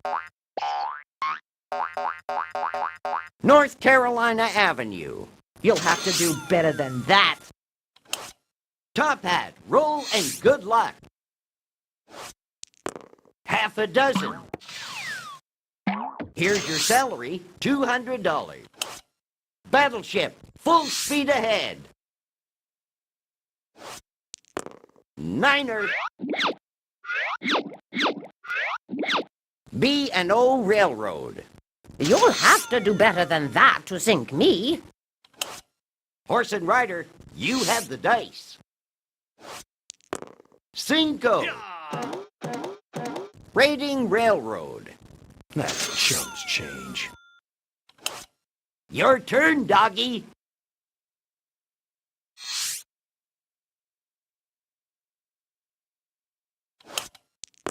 $12. Boxcars. Here's $200, just for looking so good. Connecticut Avenue. It's still money. Eater from Decatur. Community chest. Let's look. You are assessed for street repairs. $40 per house, $115 per hotel. It's your turn, Shoe. Looks like a 9. Where does that take us? Here's your salary again, just for passing go. Okay, Iron, press on. Both hands, 10. Pass go. Collect $200. It's easy. Community chest. What'll it be? Pay out or be paid? Life insurance matures. Collect $100. 8. Looking great. Only a visit this time. You got control of the dice, Top Hat. 10. Just visiting. How fortunate. Looks like 7 to me. Community chest. Let's look. Pay school tax of $150. Toss those cubes. A head full. 11. Chance. Bank pays you dividend of $50. It's your turn, horse and rider. 8.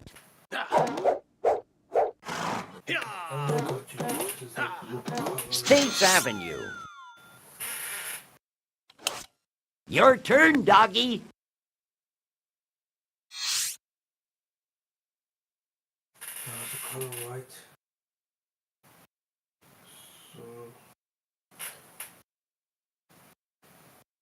Okay.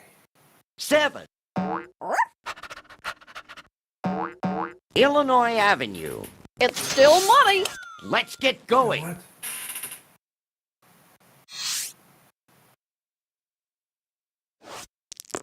3. Shut your ass, see if I care.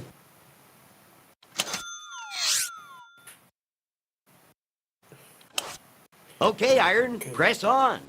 Time to put up or shut up. 8. Looking great. Tennessee Avenue. You'll have to do better than that. You got control of the dice, Top Hat. 9.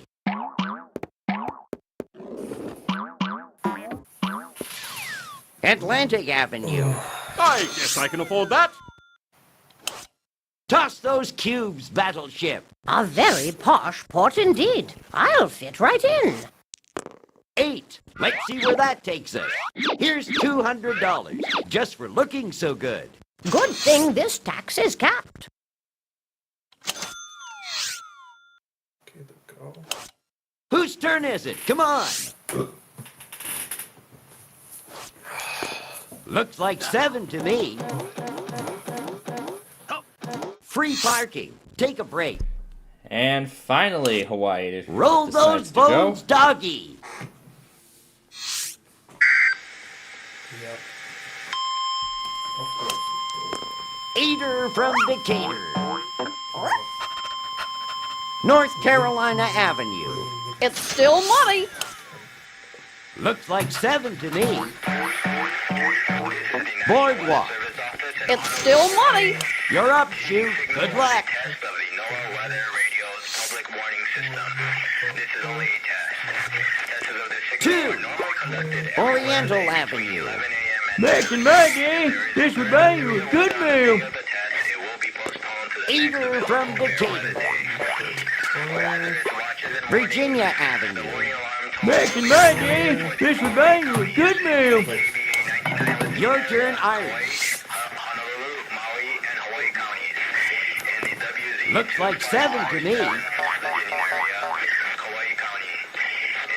B&O Railroad. You'll have to do better than that. Top Hat, it's up to you. This concludes the weekly test. We now return to Cinco. Pacific Avenue. Don't I own this? Ah, of course I do. Yes! Toss those cubes, Battleship. Battleship. 7. St. Charles Place. You'll have to do better than that to sink me. Good luck, horse and rider. Lucky 7. Ventnor Avenue. That's chum's change. It's over to you, dog. Yeah, I go with that. 3. Back so soon? Here's your $200. Community chest. Show me that card. From sale of stock, you get $45.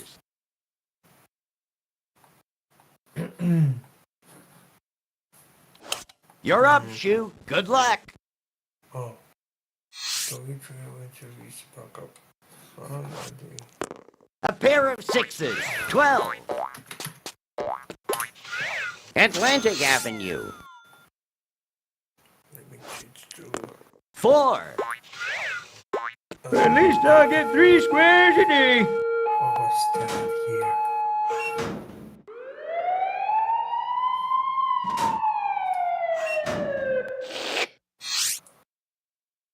WJSM. Good luck, Iron.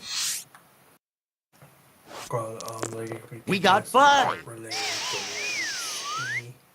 A good place to cool my jets, all right.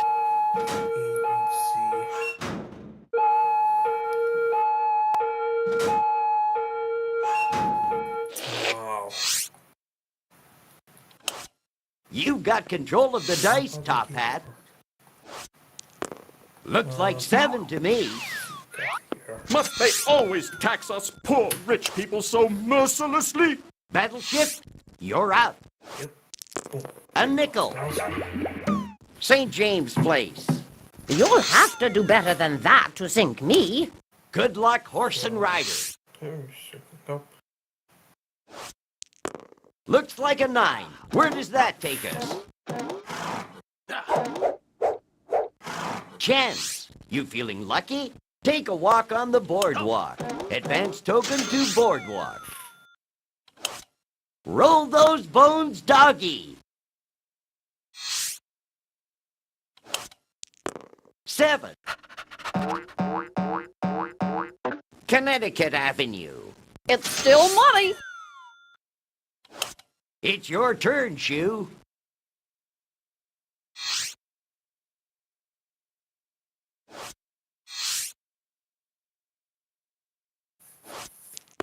8. Okay. Good luck, Iron. Last week test now. 7. You've got control of the dice, Top Hat. 7. Here's $200, just for looking so good. Raiding Railroad. I guess I can afford that. Battleship, you're out. Onwards and upwards. 6. Chance. Make general repairs on your property. For each house, pay $25. For each hotel, $100. Horse and rider, you have the dice. Half a dozen, $200. That's easy money. Raiding Railroad. 8, looking great. States Avenue. That's chum's change. Your turn, doggy. Good. So, okay, let me back. Something not.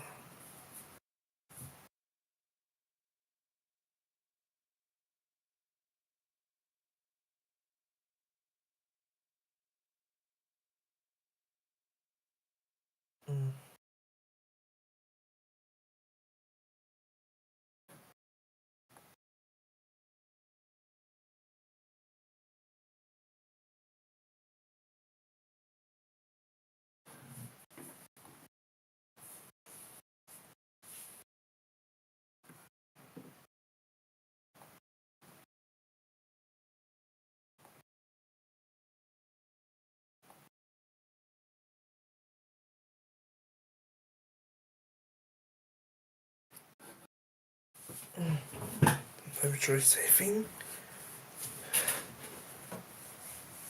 That was a sign up. Good.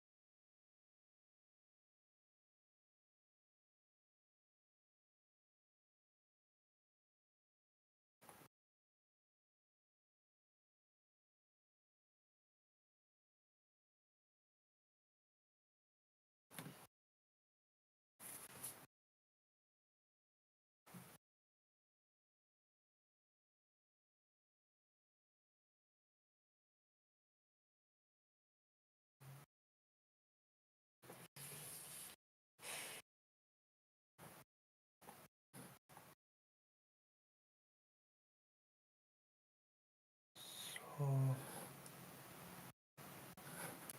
oops. Go back.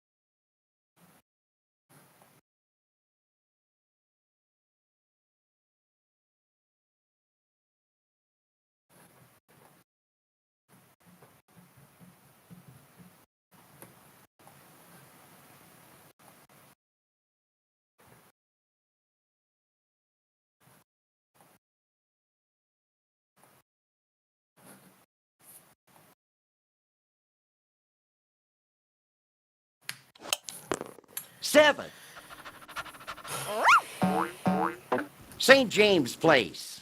It's still money. It looks like John changed Shoot, the... let's hit the bricks. Change the what? It looks like John has finally had enough of the Alpine call sign. He finally changed it back to WJON Blue just now. with that Eater demo. from Decatur. Good He luck, finally Iron. changed it back. Because it was changed as part of April Fool's Day. 3. Yeah, April Fool's You Day, got so control of the dice, Top it Hat. changed it back to normally. We got 6. St. Charles Place. I guess I can afford that. See? It's changed Battleship, it back to normally. you're out. 8. Also, Jeopardy's on its first commercial break I now. shall remain incognito here for a while.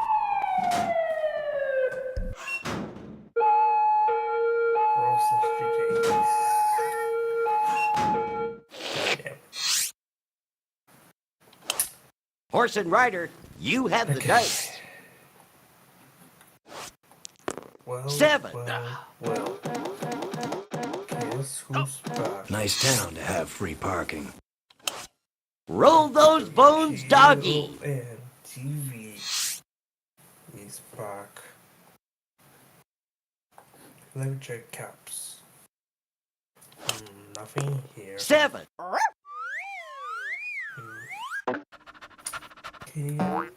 Indiana Avenue. Smells like home to me. Shoo, let's hit the bricks. America, Selma. Okay, let me scroll on down. Okay. Looks like a 9. Where does that take us? Your turn, Iron.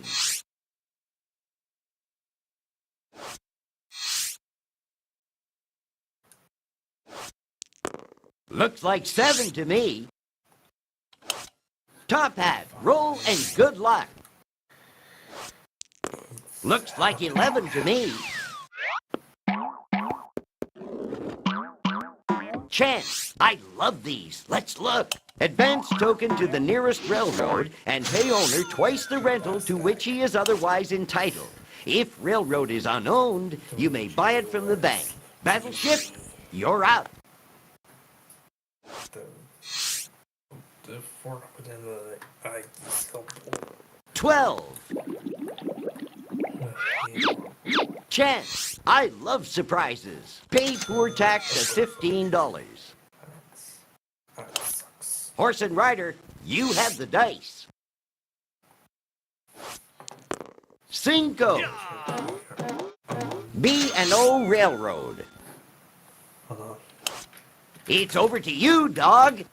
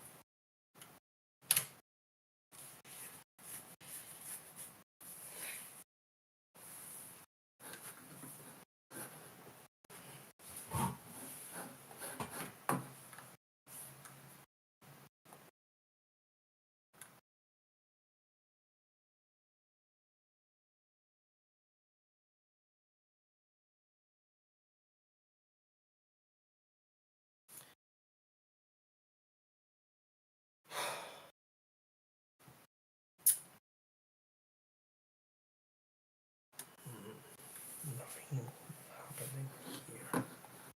Well, that. Excuse me.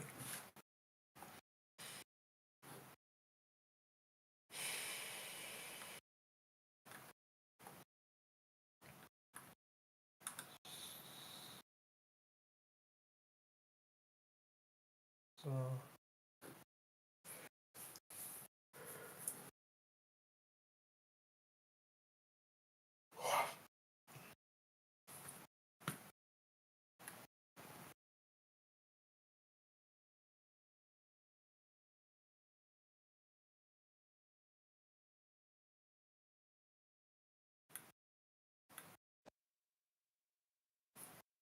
An AI player wants a trade. Negotiations have been suspended. Sorry.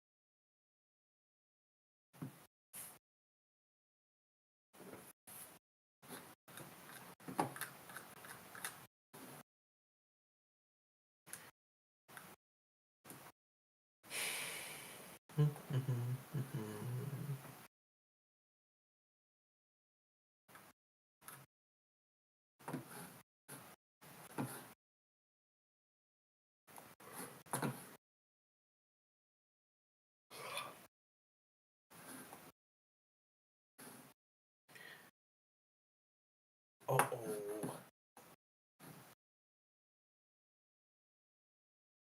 Now we're going for a watch.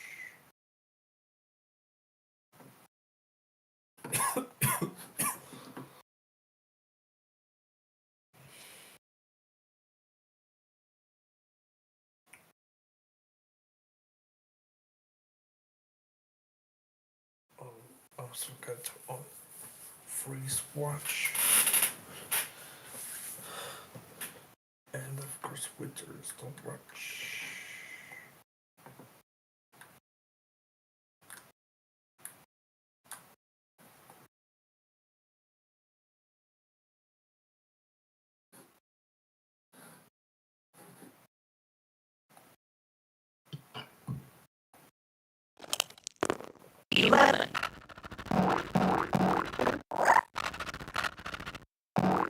Pennsylvania Avenue.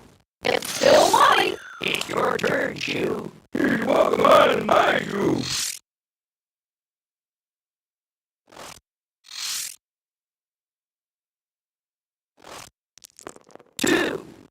Electric Company. Maggie, Maggie, this is Daniel Goodmail. Your turn, Iron.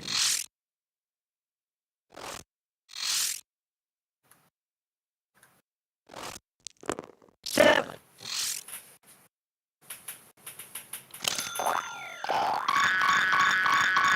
Community chest. What's it going to be? Advance to go. Collect $200.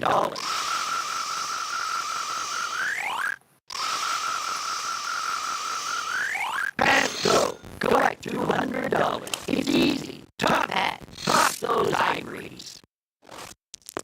4. Marvin Gardens. I guess I can hold up. Battleship, you're out. We got 6. Waterworks. I own this. Oh, why? Of course I can guess. We got 4. North Carolina Avenue. You don't have to do better than that to sink me.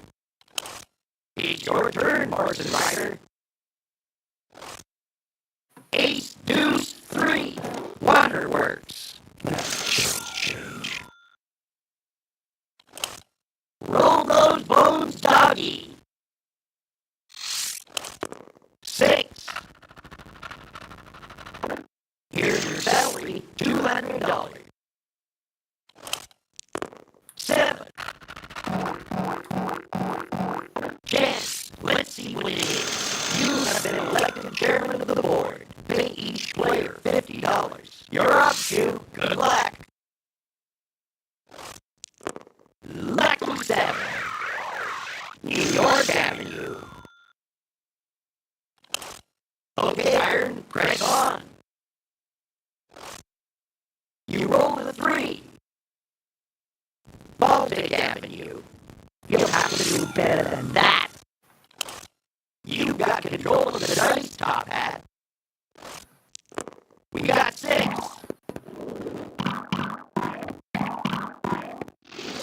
Short Line Railroad. I can hold that. Battleship, you're out.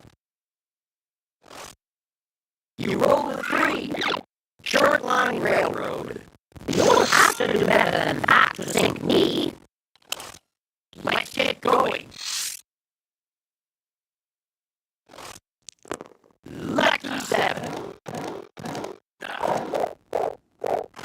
Short Line Railroad. It's over to you, dog.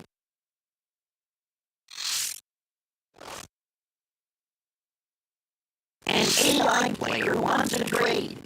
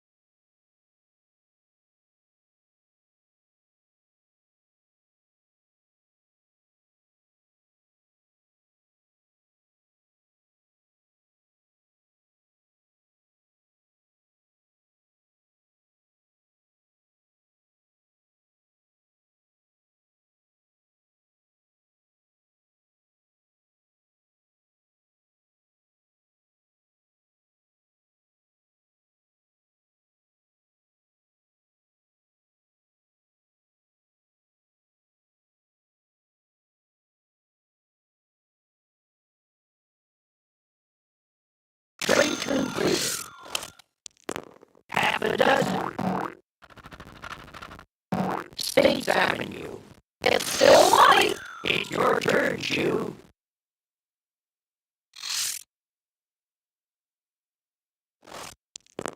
Lucky 7. Okay, so Jeopardy is on its final break now. In just a bit, we'll see the results of Final Jeopardy.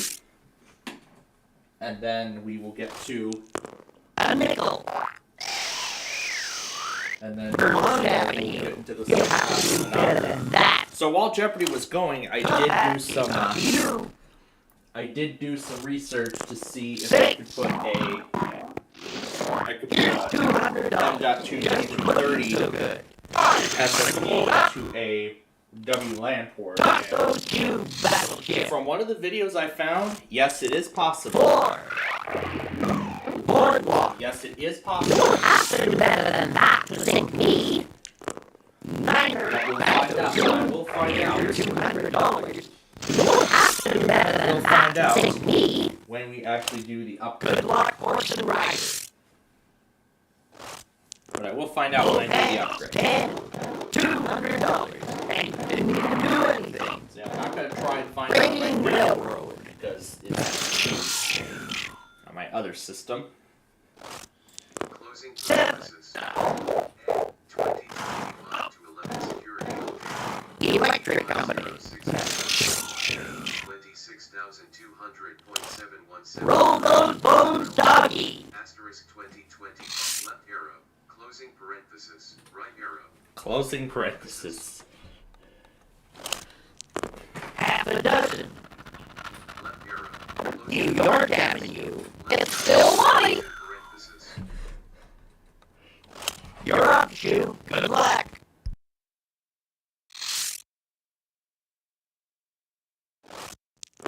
Looks like a ride. Where does that take us? Short Line Railroad. Good move. Your turn, Iron. We got 6. Virginia Avenue. You'll have to do better than that. Top hat is up to you. 8. Let's see where that takes us. Connecticut Avenue. I guess I can hold that. Toss those cubes, battleship. You roll the 3. St. Charles Place. You won't have to do better than that to think me. Horse and rider, you have the dice. 7. New York Avenue. Roll those bones, doggy.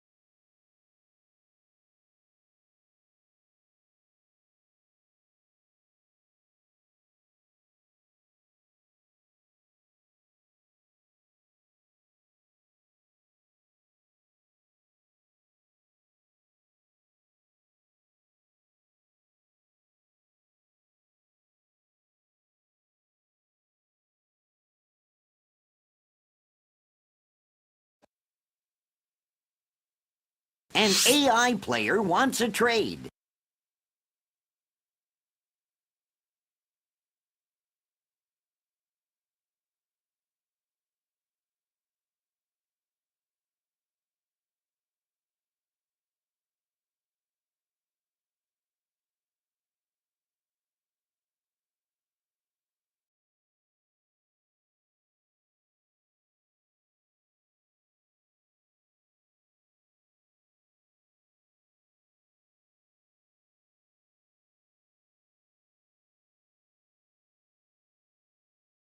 Successful trade, yes. Looks like 11 to me. Good place to die for a while.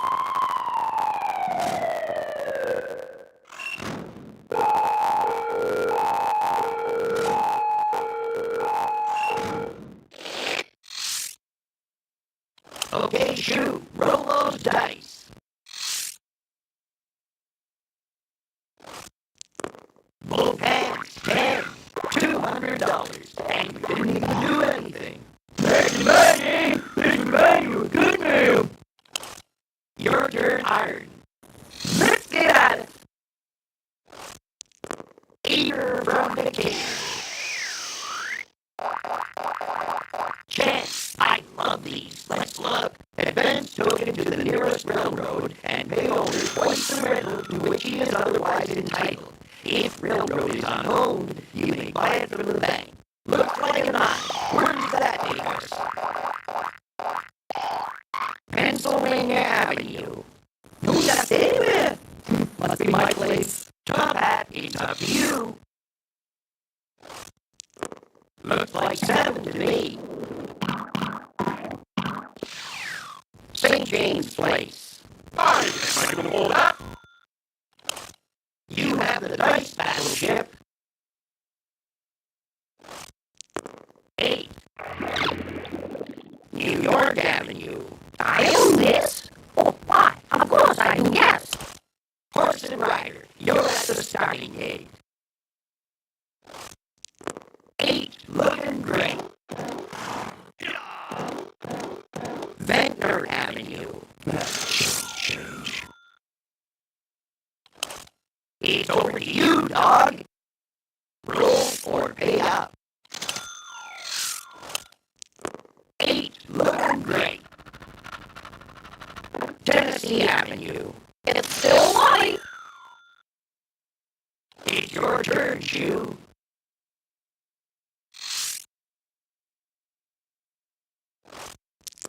5. Radio! I'm the Whoosco! It's Iron's turn. We got 5. Boardwalk. You'll have to do better than that. You got control of the dice, Top Hat. 12. Boxcars. Waterworks. I guess I can hold that. Ace, Deuce, 3. Pacific Avenue. Don't I own this? Of course I do. Yes! I had full. 8. Ventnor Avenue. You'll have to do better than that to sink me. Horse and Rider, you have the dice. We got 5. North Carolina Avenue. Good. No toll to pay. Toss those cubes.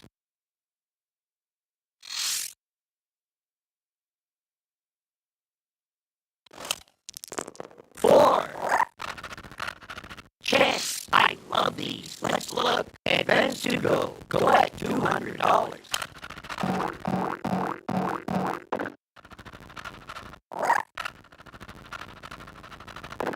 $200. That's easy money.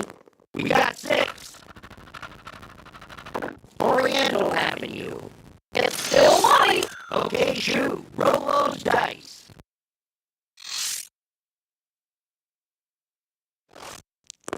Looks like 7 to me. Community chest. Let's see what it is. You inherit $100.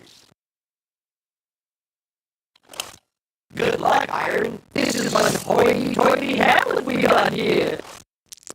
A nickel. Money for nothing. Here you go. $200. Give me your best shot. Come on. Top Hat, it's up to you. Looks like a 9. Where does that take us? Here's $200. $200 just for looking so good. Battleship, you're out. 4. Pacific Avenue. You won't have to do better than that to sink me. 8. Wait till where that takes us. You won't have to do better than that to sink me. Roll the ivories. So, this is how the rich folk live. 4. Chance, I love these. Let's look. Go to jail. Go directly to jail. Do not pass go. Do not collect $200. Alright, we can lay low for a while.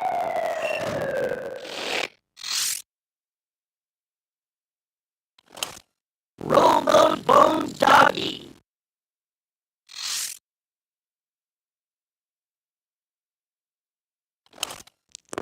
7.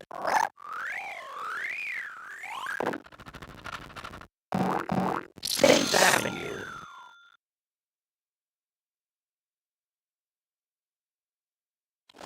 2. Let's hit the bricks.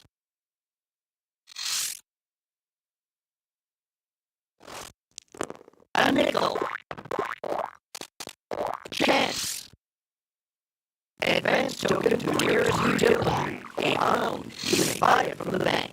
If owned, throw dice and pay owner a total 10 times the amount thrown. 9. It's Iron's turn. Here goes nothing. Looks like 7 to me. St. Charles Place. You'll have to do better than that. Top hat, it's up to you. Looks like 7 to me. Chance, I love these. Let's look. You're building a loan with yours. Collect $150. Battleship, you're out. 6. $200. That's easy money. I own this. Oh, why? Of course I do, yes. Just passing through.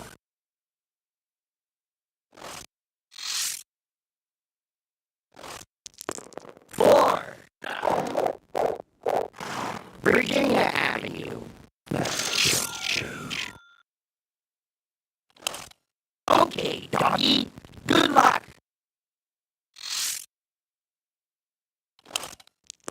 8 from Decatur. Kentucky Avenue. It's still money.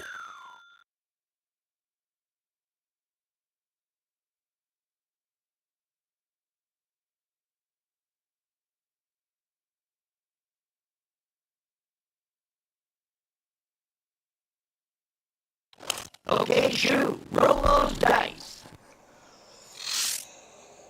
Oh, great. So, Cinco. I heard the defect detector, so that means builder number 8, Let's look. or 7, Christmas fun with you. 7 Collect $100. is just about on it. It's just about here. Okay, Iron. Press on. As in, just about to Shut up. the, 8. just about to Durand Avenue. Durand Avenue crossing. Because there was that mile 57. It's up to you. Usually at that kind of speed it takes 2 minutes from the defect detector to the crossing. St. James Place.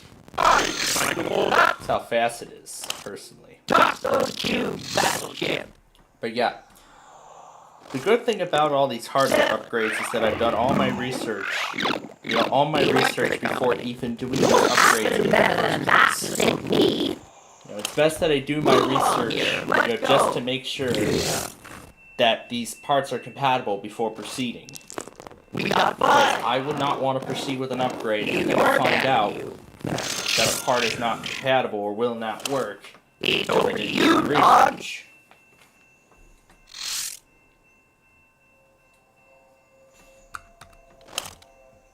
Looks like 7 to me. Waterworks. It's still money. Shoot, let's hit the bricks. And there we go. Nothing special to see at the back. There's builder number. Sweet home! Okay, Iron, press on. Both hands, 10. Marvin Gardens. Who's that with? Must be my place. Top hat, toss those ivories. 6 and 5, 11.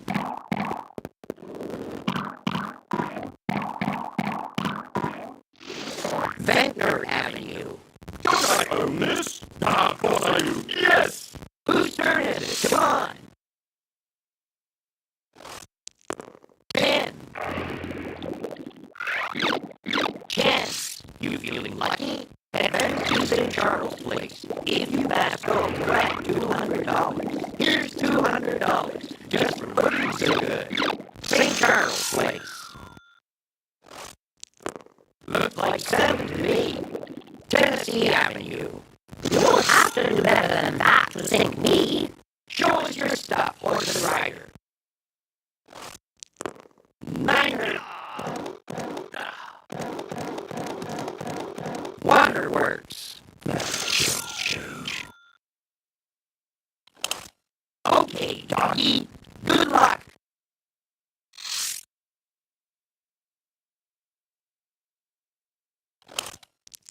A deuce. Good place to hide for a while.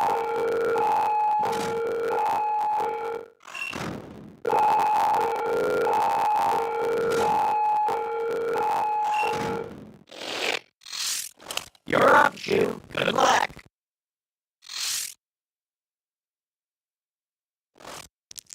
Looks like a 4 to me. Here's some easy money. Maggie! It's Maggie! Good mail! Your turn, Iron. 12. Boxcars. $200. That's easy money. You'll have to do better than that. Niner. If I knew you were here, I'd have baked a cake with a pile in it. Top hat, roll, and good luck. A nickel. North Carolina Avenue. I guess I can hold that. Battleship, you're up. We got 6. Illinois Avenue. You won't have to do better than that to sink me. 6. I shall remain incognito here for a while.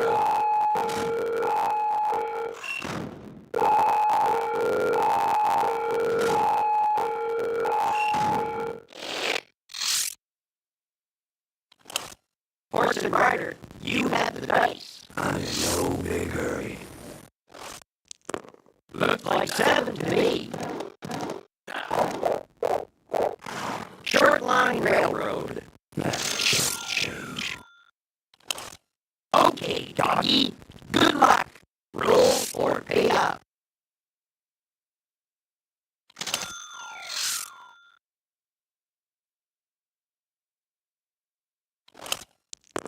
Niner.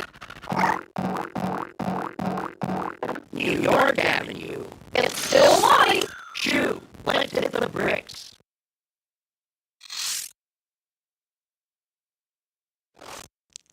Eater from Decatur. St. Charles Place. Oh, sweet home! Your turn, Iron. 6. St. James Place. Who's that staying with? Must be my place. Top hat. Toss those ivories. We got 10. Around the board again. Here's your $200. Community chest. What'll it be? Pay out or be paid? Receive for services. $25. Battleship. Full speed ahead.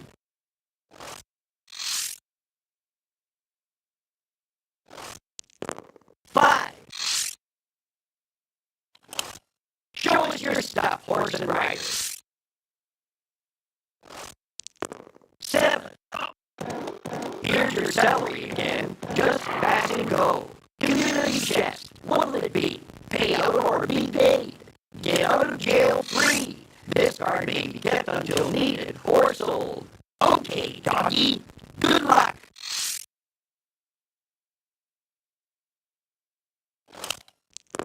Lucky 7. Atlantic Avenue. It's your turn, Shoe.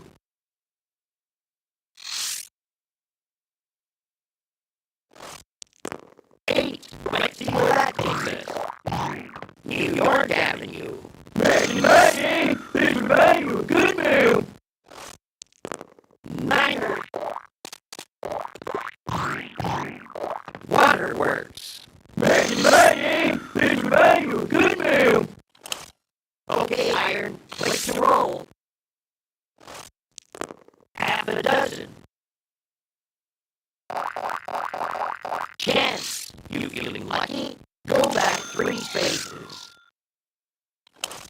Top hat, toss those ivories. 6. Vermont Avenue. I can hold up. Let's go.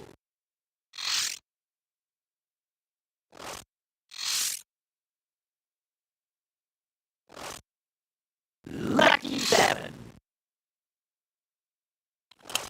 It's your turn, horse and rider. Just passing through. Looks like a 4 to me. Oriental Avenue. That's just change. Half a dozen. Electric Company. That's just change. Okay, doggy. Good luck.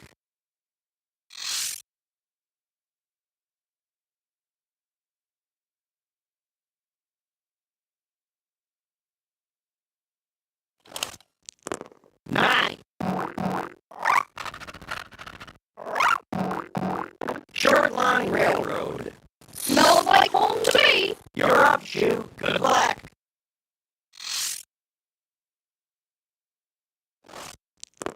Both hands. 10.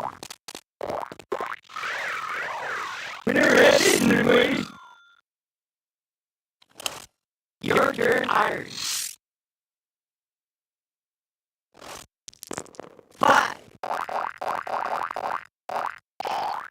Illinois Avenue. You'll have to do better than that. Top hat. Toss those ivories. 3. St. Charles Place. I guess I can hold up. Battleship, you're out.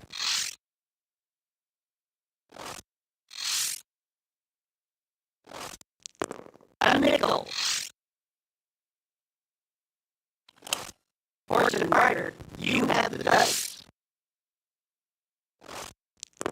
8 doubles, 12.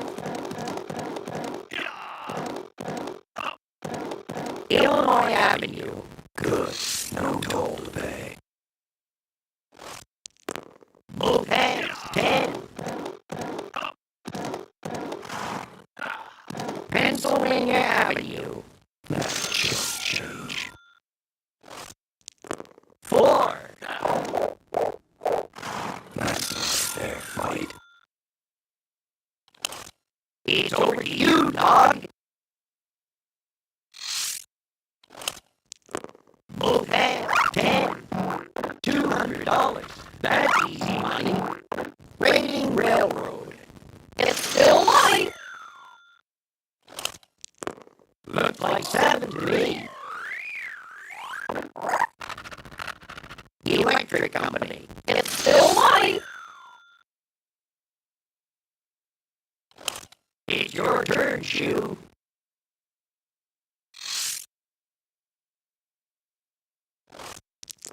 We got 4. Around the board again. Here's your $200. Community chest. Let's see what it is. Grand Opera open.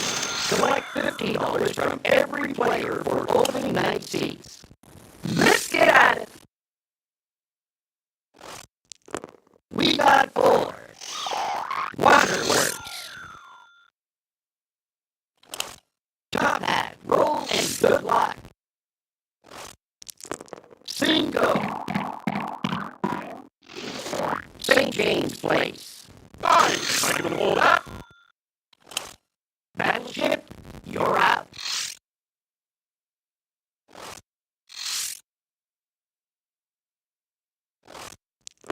9. New York Avenue. I own this. Oh, why? Of course I do, yes. Horse and Rider, you have the dice. We got 4.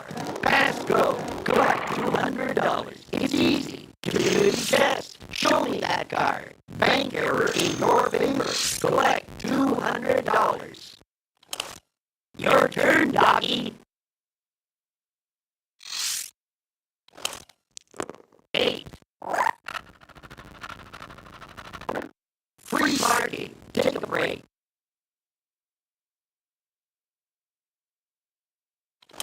Shoot. Let's hit the bricks.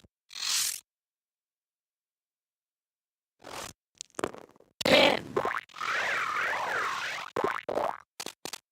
Electric Company. Maggie, it's Manuel Goodman. Snake Eyes. Maggie, it's Manuel Goodman. 7. Kentucky Avenue. Maggie, it's Manuel Goodman. Good luck, Iron. Half a dozen. Pennsylvania Avenue. Who's that there? Must be my place. Top Hat, it's up to you. Eater from Decatur. Illinois Avenue. I guess I can hold that.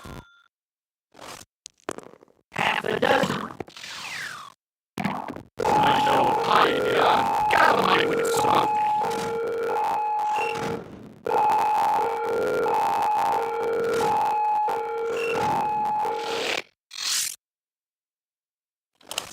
Battleship, fire when ready. Stay the course. 4. Indiana Avenue. You don't have to do better than that to sink me. 5. Waterworks. I own this. Oh, why? Of course I do, yes. Roll the ivories. 6 and 5, 11.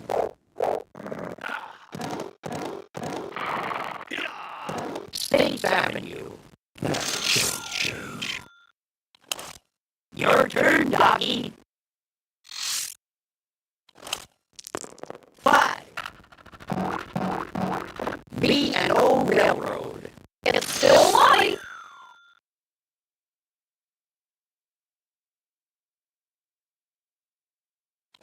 2. Let's hit the bricks.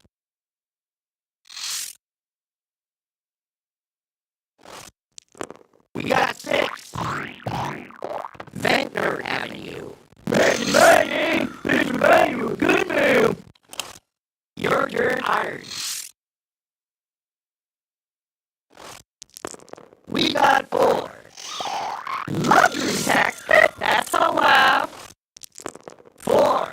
Here's $200. Just for looking so good. Community chest. What's it going to be?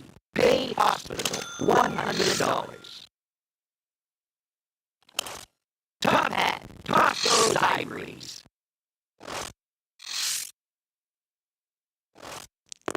Looks like a 9. Where does that take us? Toss those cubes, Battleship. Half a dozen. Pennsylvania Avenue. Horse and Rider, you have the dice. 10.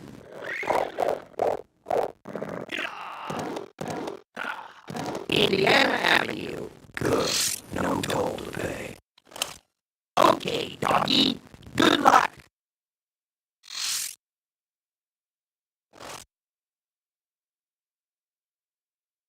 A computer opponent is proposing a trade.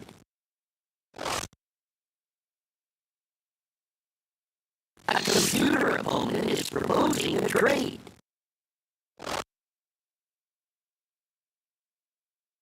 A computer opponent is proposing a trade.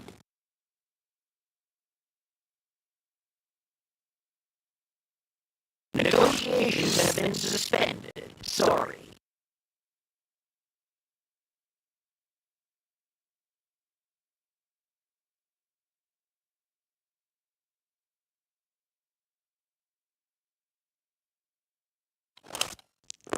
Looks like 7 to me. North Carolina Avenue. It's still light.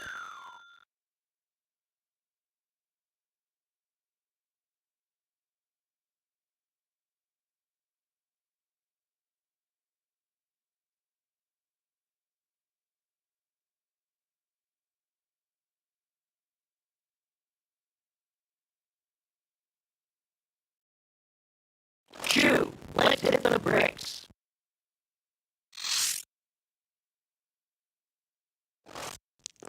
We got 10.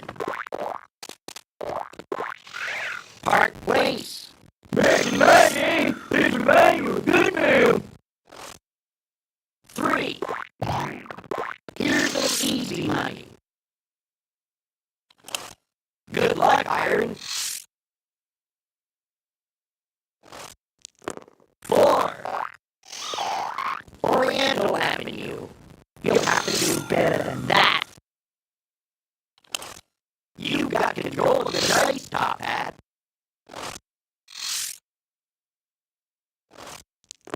9. You have the dice battleship. Half a dozen. $200. And you didn't even do anything. It's your turn, Morrison Rider.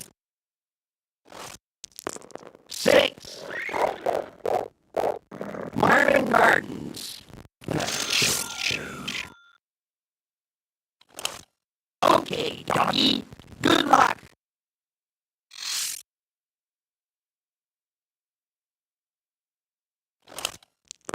Looks like a 4 to me.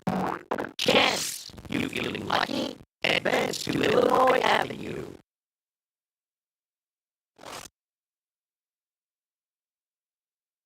An A-line player wants a trade. Negotiations have been suspended. Sorry. Advance to Illinois Avenue. Money for nothing. Here you go. $200.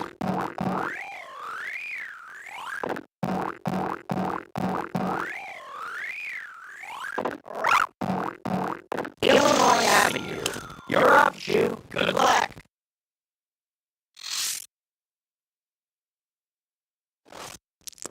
3. Baltic Avenue. Maggie, it's Emmanuel. Good man. Your turn, Iron. 4. If I knew you were here, I'd have made a cake with a file in it. Top Hat, toss those ivories. A nickel. Battleship, you're up. Eater from Educator. Vermont Avenue. You'll have to do better than that to sink me. It's your turn, Morrison Rider. Snake Eyes. Pacific Avenue.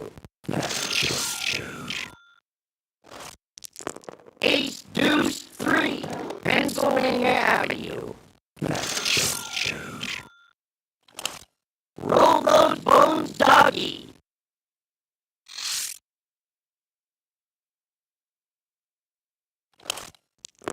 Lucky 7. Pacific Avenue. It's still light. Okay, Shoe, roll those dice.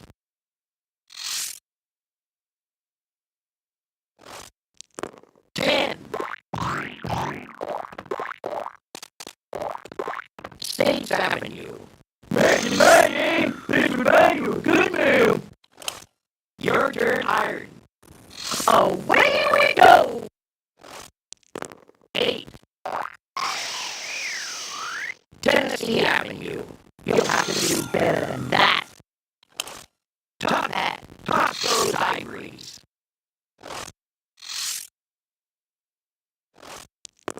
4. Virginia Avenue. Don't I own this? Of course I do. Yes! I had 4.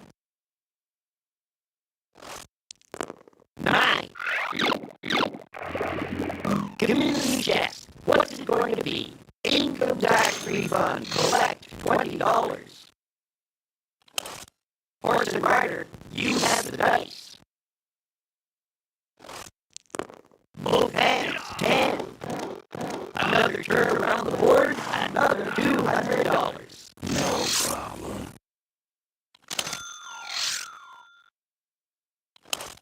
It's over to you, dog.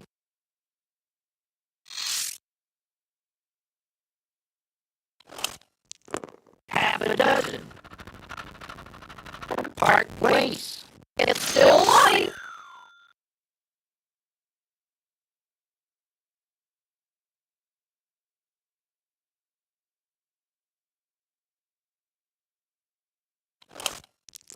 A deuce. Boardwalk. It's still light.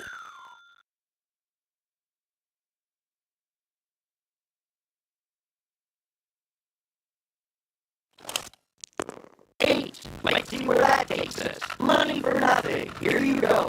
$200. Chance. You feeling lucky? Take a ride on the Reading. If you pass go, collect $200.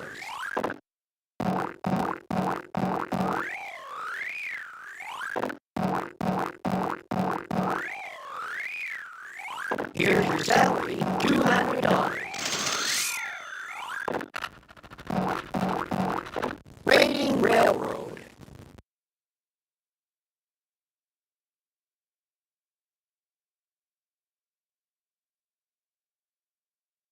It's your turn, Shoe.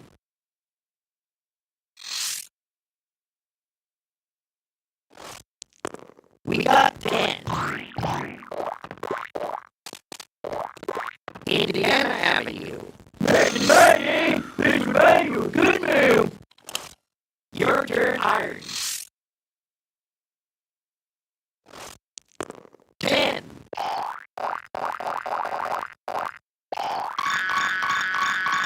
Waterworks. You'll have to do better than that. Top Hat, it's up to you. 9.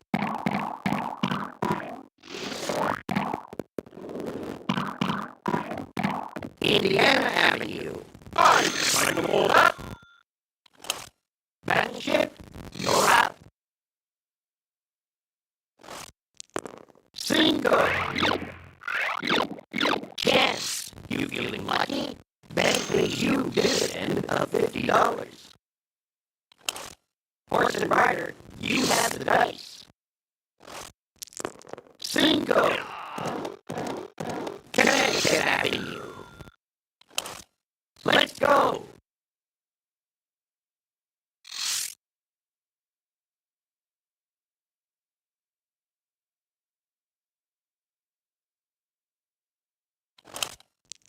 Eight.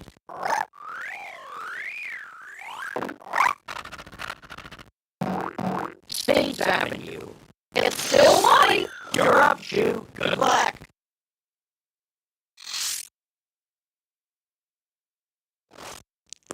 8. Let's see where that takes us.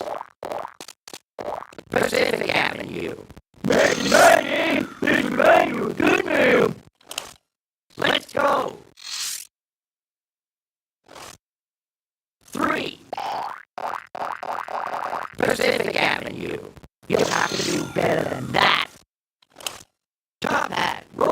Good luck. Half a dozen. Marvin Gardens. I can hold that. Battleship, you're out. 6 and 5, 11. Community chest. Let's see what it is. Go to jail. Go directly to jail. Do not pass go. Do not collect $200. I shall remain incognito here for a while.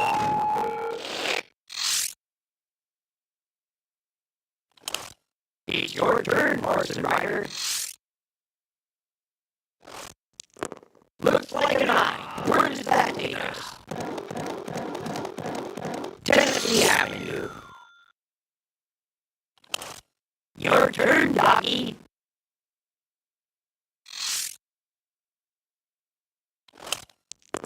$11.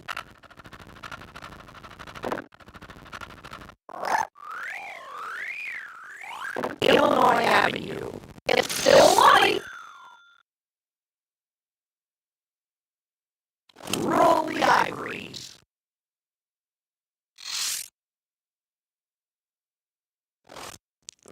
Lucky 7. There it is, anyway. Good luck, Iron. We got 5. Chance, I love surprises. Take a walk on the boardwalk. Advance token to boardwalk. Top hat, it's up to you. Lucky 7.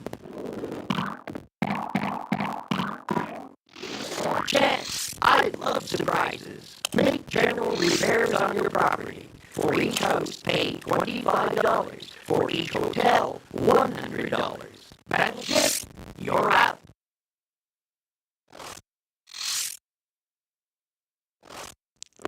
$11. Show us your stuff, horse and rider. Looks like an eye. Where does that take us? Vanguard Avenue. Your turn, doggy.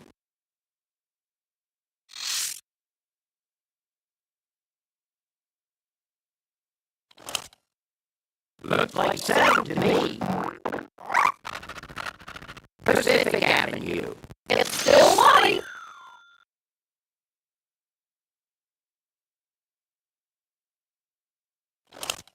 Shoot, let's hit the bricks. Rockefeller must live here. Cinco, back so soon. Here's your $200. Maggie, this would buy you a good meal. Your turn, Iron. Cinco, here's some easy money. Give me your best shot, come on. You got control of the dice, Top Hat. 8, let's see where that takes us. Another turn around the board, another $200. Yes, and taxes. There's no way of avoiding them. You have the dice, Battleship.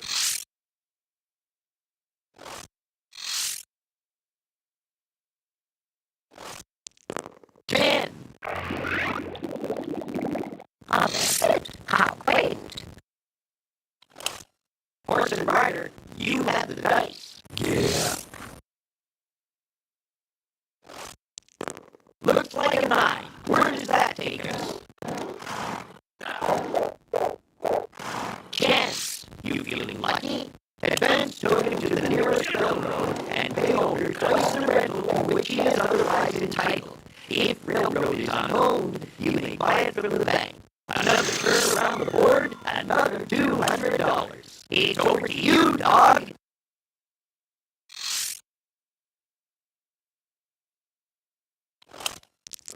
Ace, deuce, 3. Pennsylvania Avenue. It's still money. It's your turn, Shoe.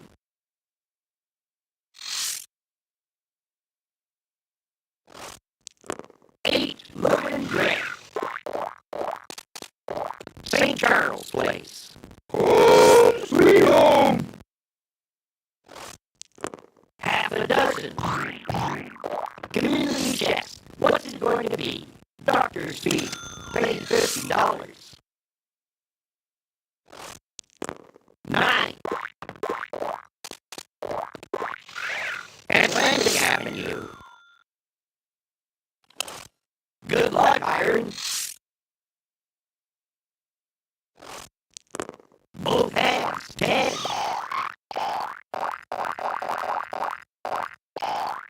Virginia Avenue. You'll have to do better than that. 11.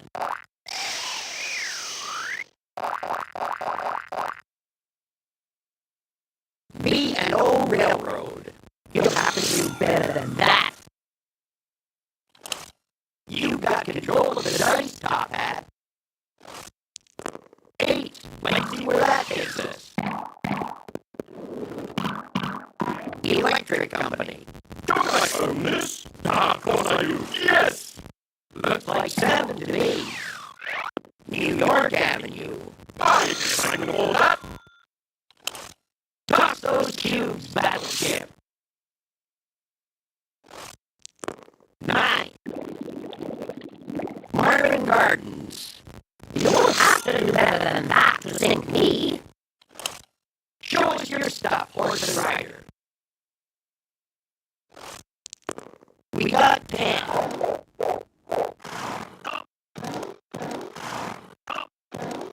Pennsylvania Railroad.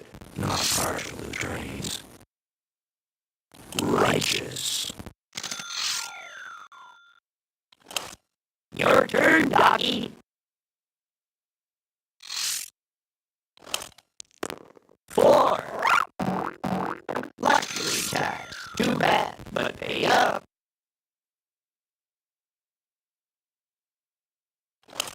You're up, Shoe. Good luck. Make your boots.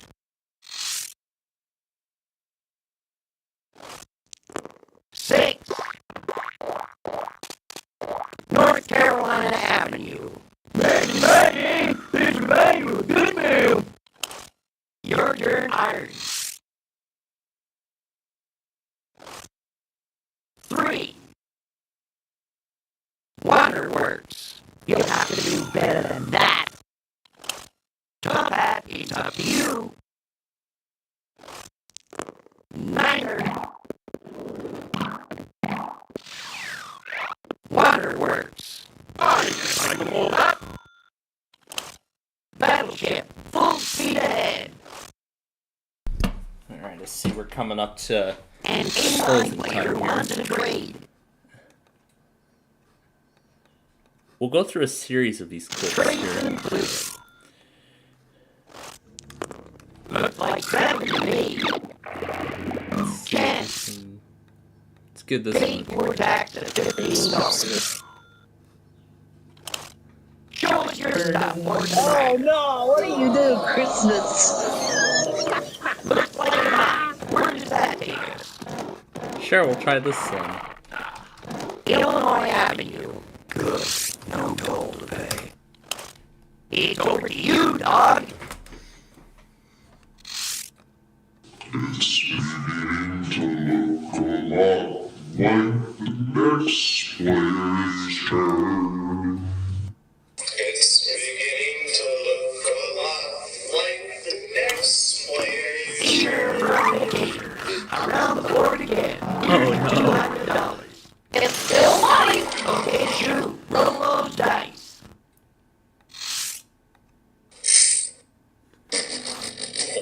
10. Pass go. Collect $200. It's easy. Let's see what it is. Setting for the beauty contest. Oh no, what are you doing? Time.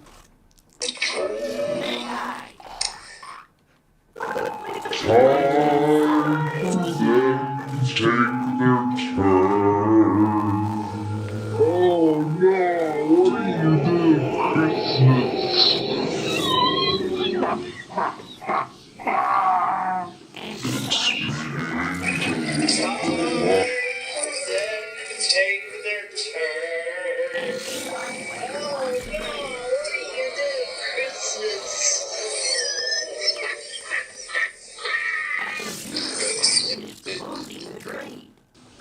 piece of crap. The wheel acting like Looks like a Morty. North Carolina Avenue. Let's get going. Piece of crap.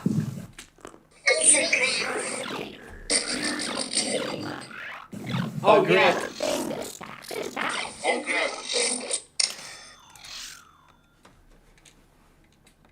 Better. A piece of crap tonight.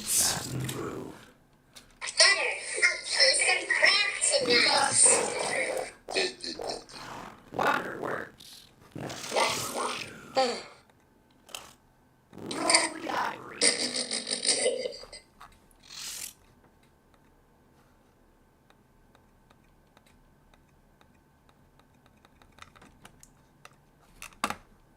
The wheel is... The wheel is acting like a piece of crap. Okay, this is better. A piece of crap tonight.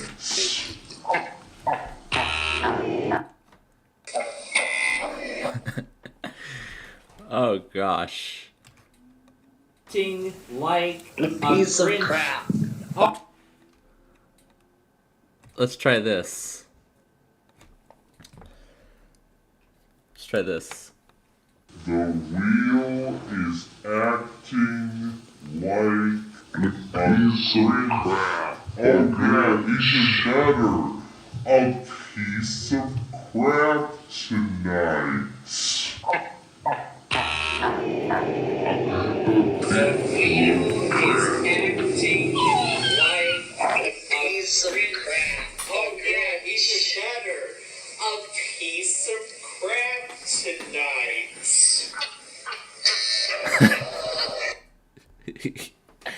Yeah, I love that. What else have we got here? But there are 6 zeros. But there are 6 zeros. Let's try this. But there are 6 zeros, and they're all worth 0. But there are 6 zeros, and they're all worth 0.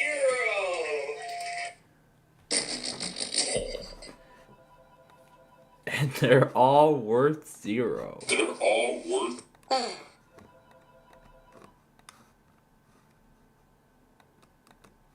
Let's try this.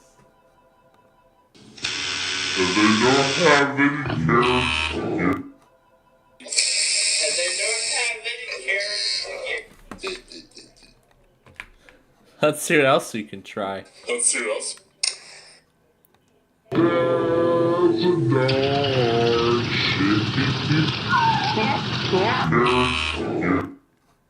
There's a dark That's great. That is just great. But anyway, yeah, we're running out of time here. I gotta find StreamWriter again. Here we go.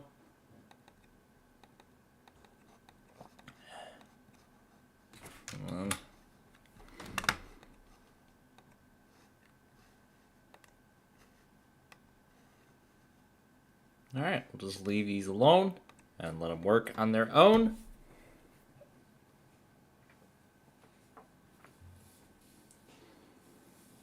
That's lovely. So yeah. So now I know that M.2 Wi-Fi cards and slots are not directly compatible with 2230 M.2 SSDs.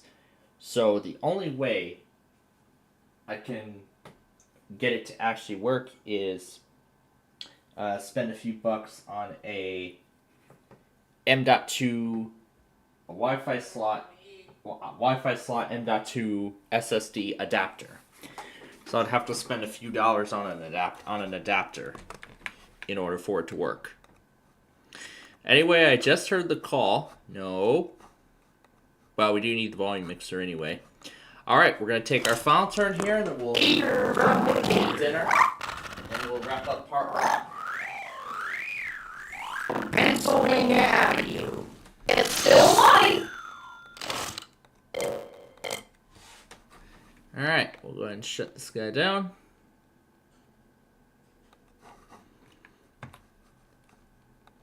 Let's see what we can try here. Oh yeah, let's try this one. The greatest technician that's ever lived. Alright. Here we go. Here we go.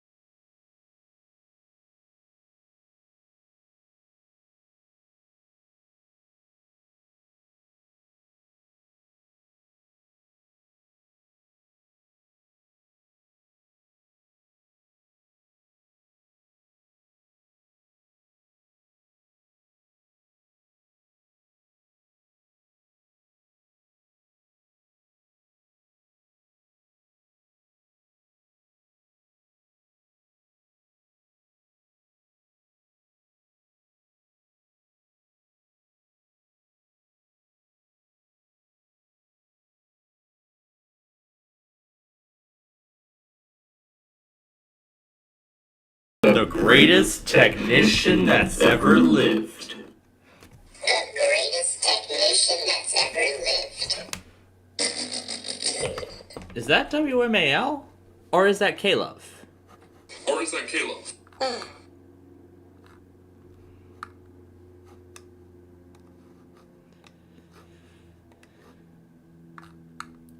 Oh, it's WSBN. Nice to see you. Oh, it's WSBN. Nice to see you. Alright, we're just about done with part 1 here. I need to go back on this. And then that other test on KLT, and then we'll be set.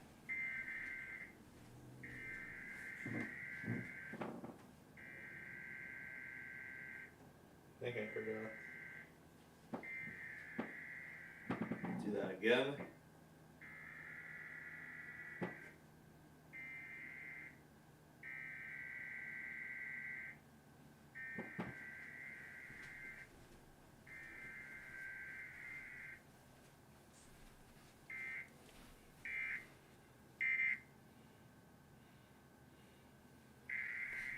I heard the EON glitch at the end.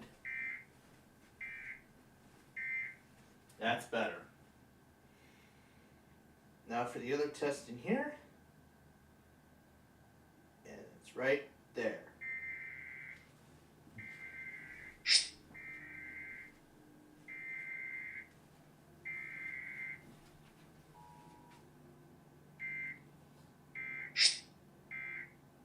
Okay, there we go.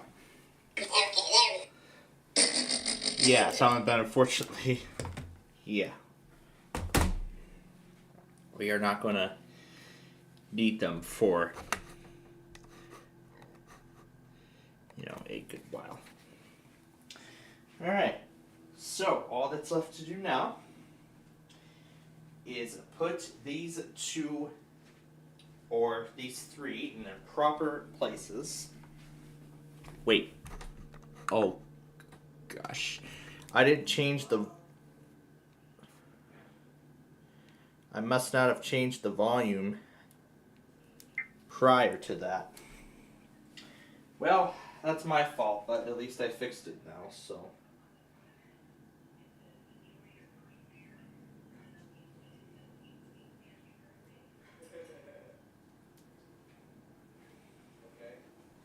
Alright.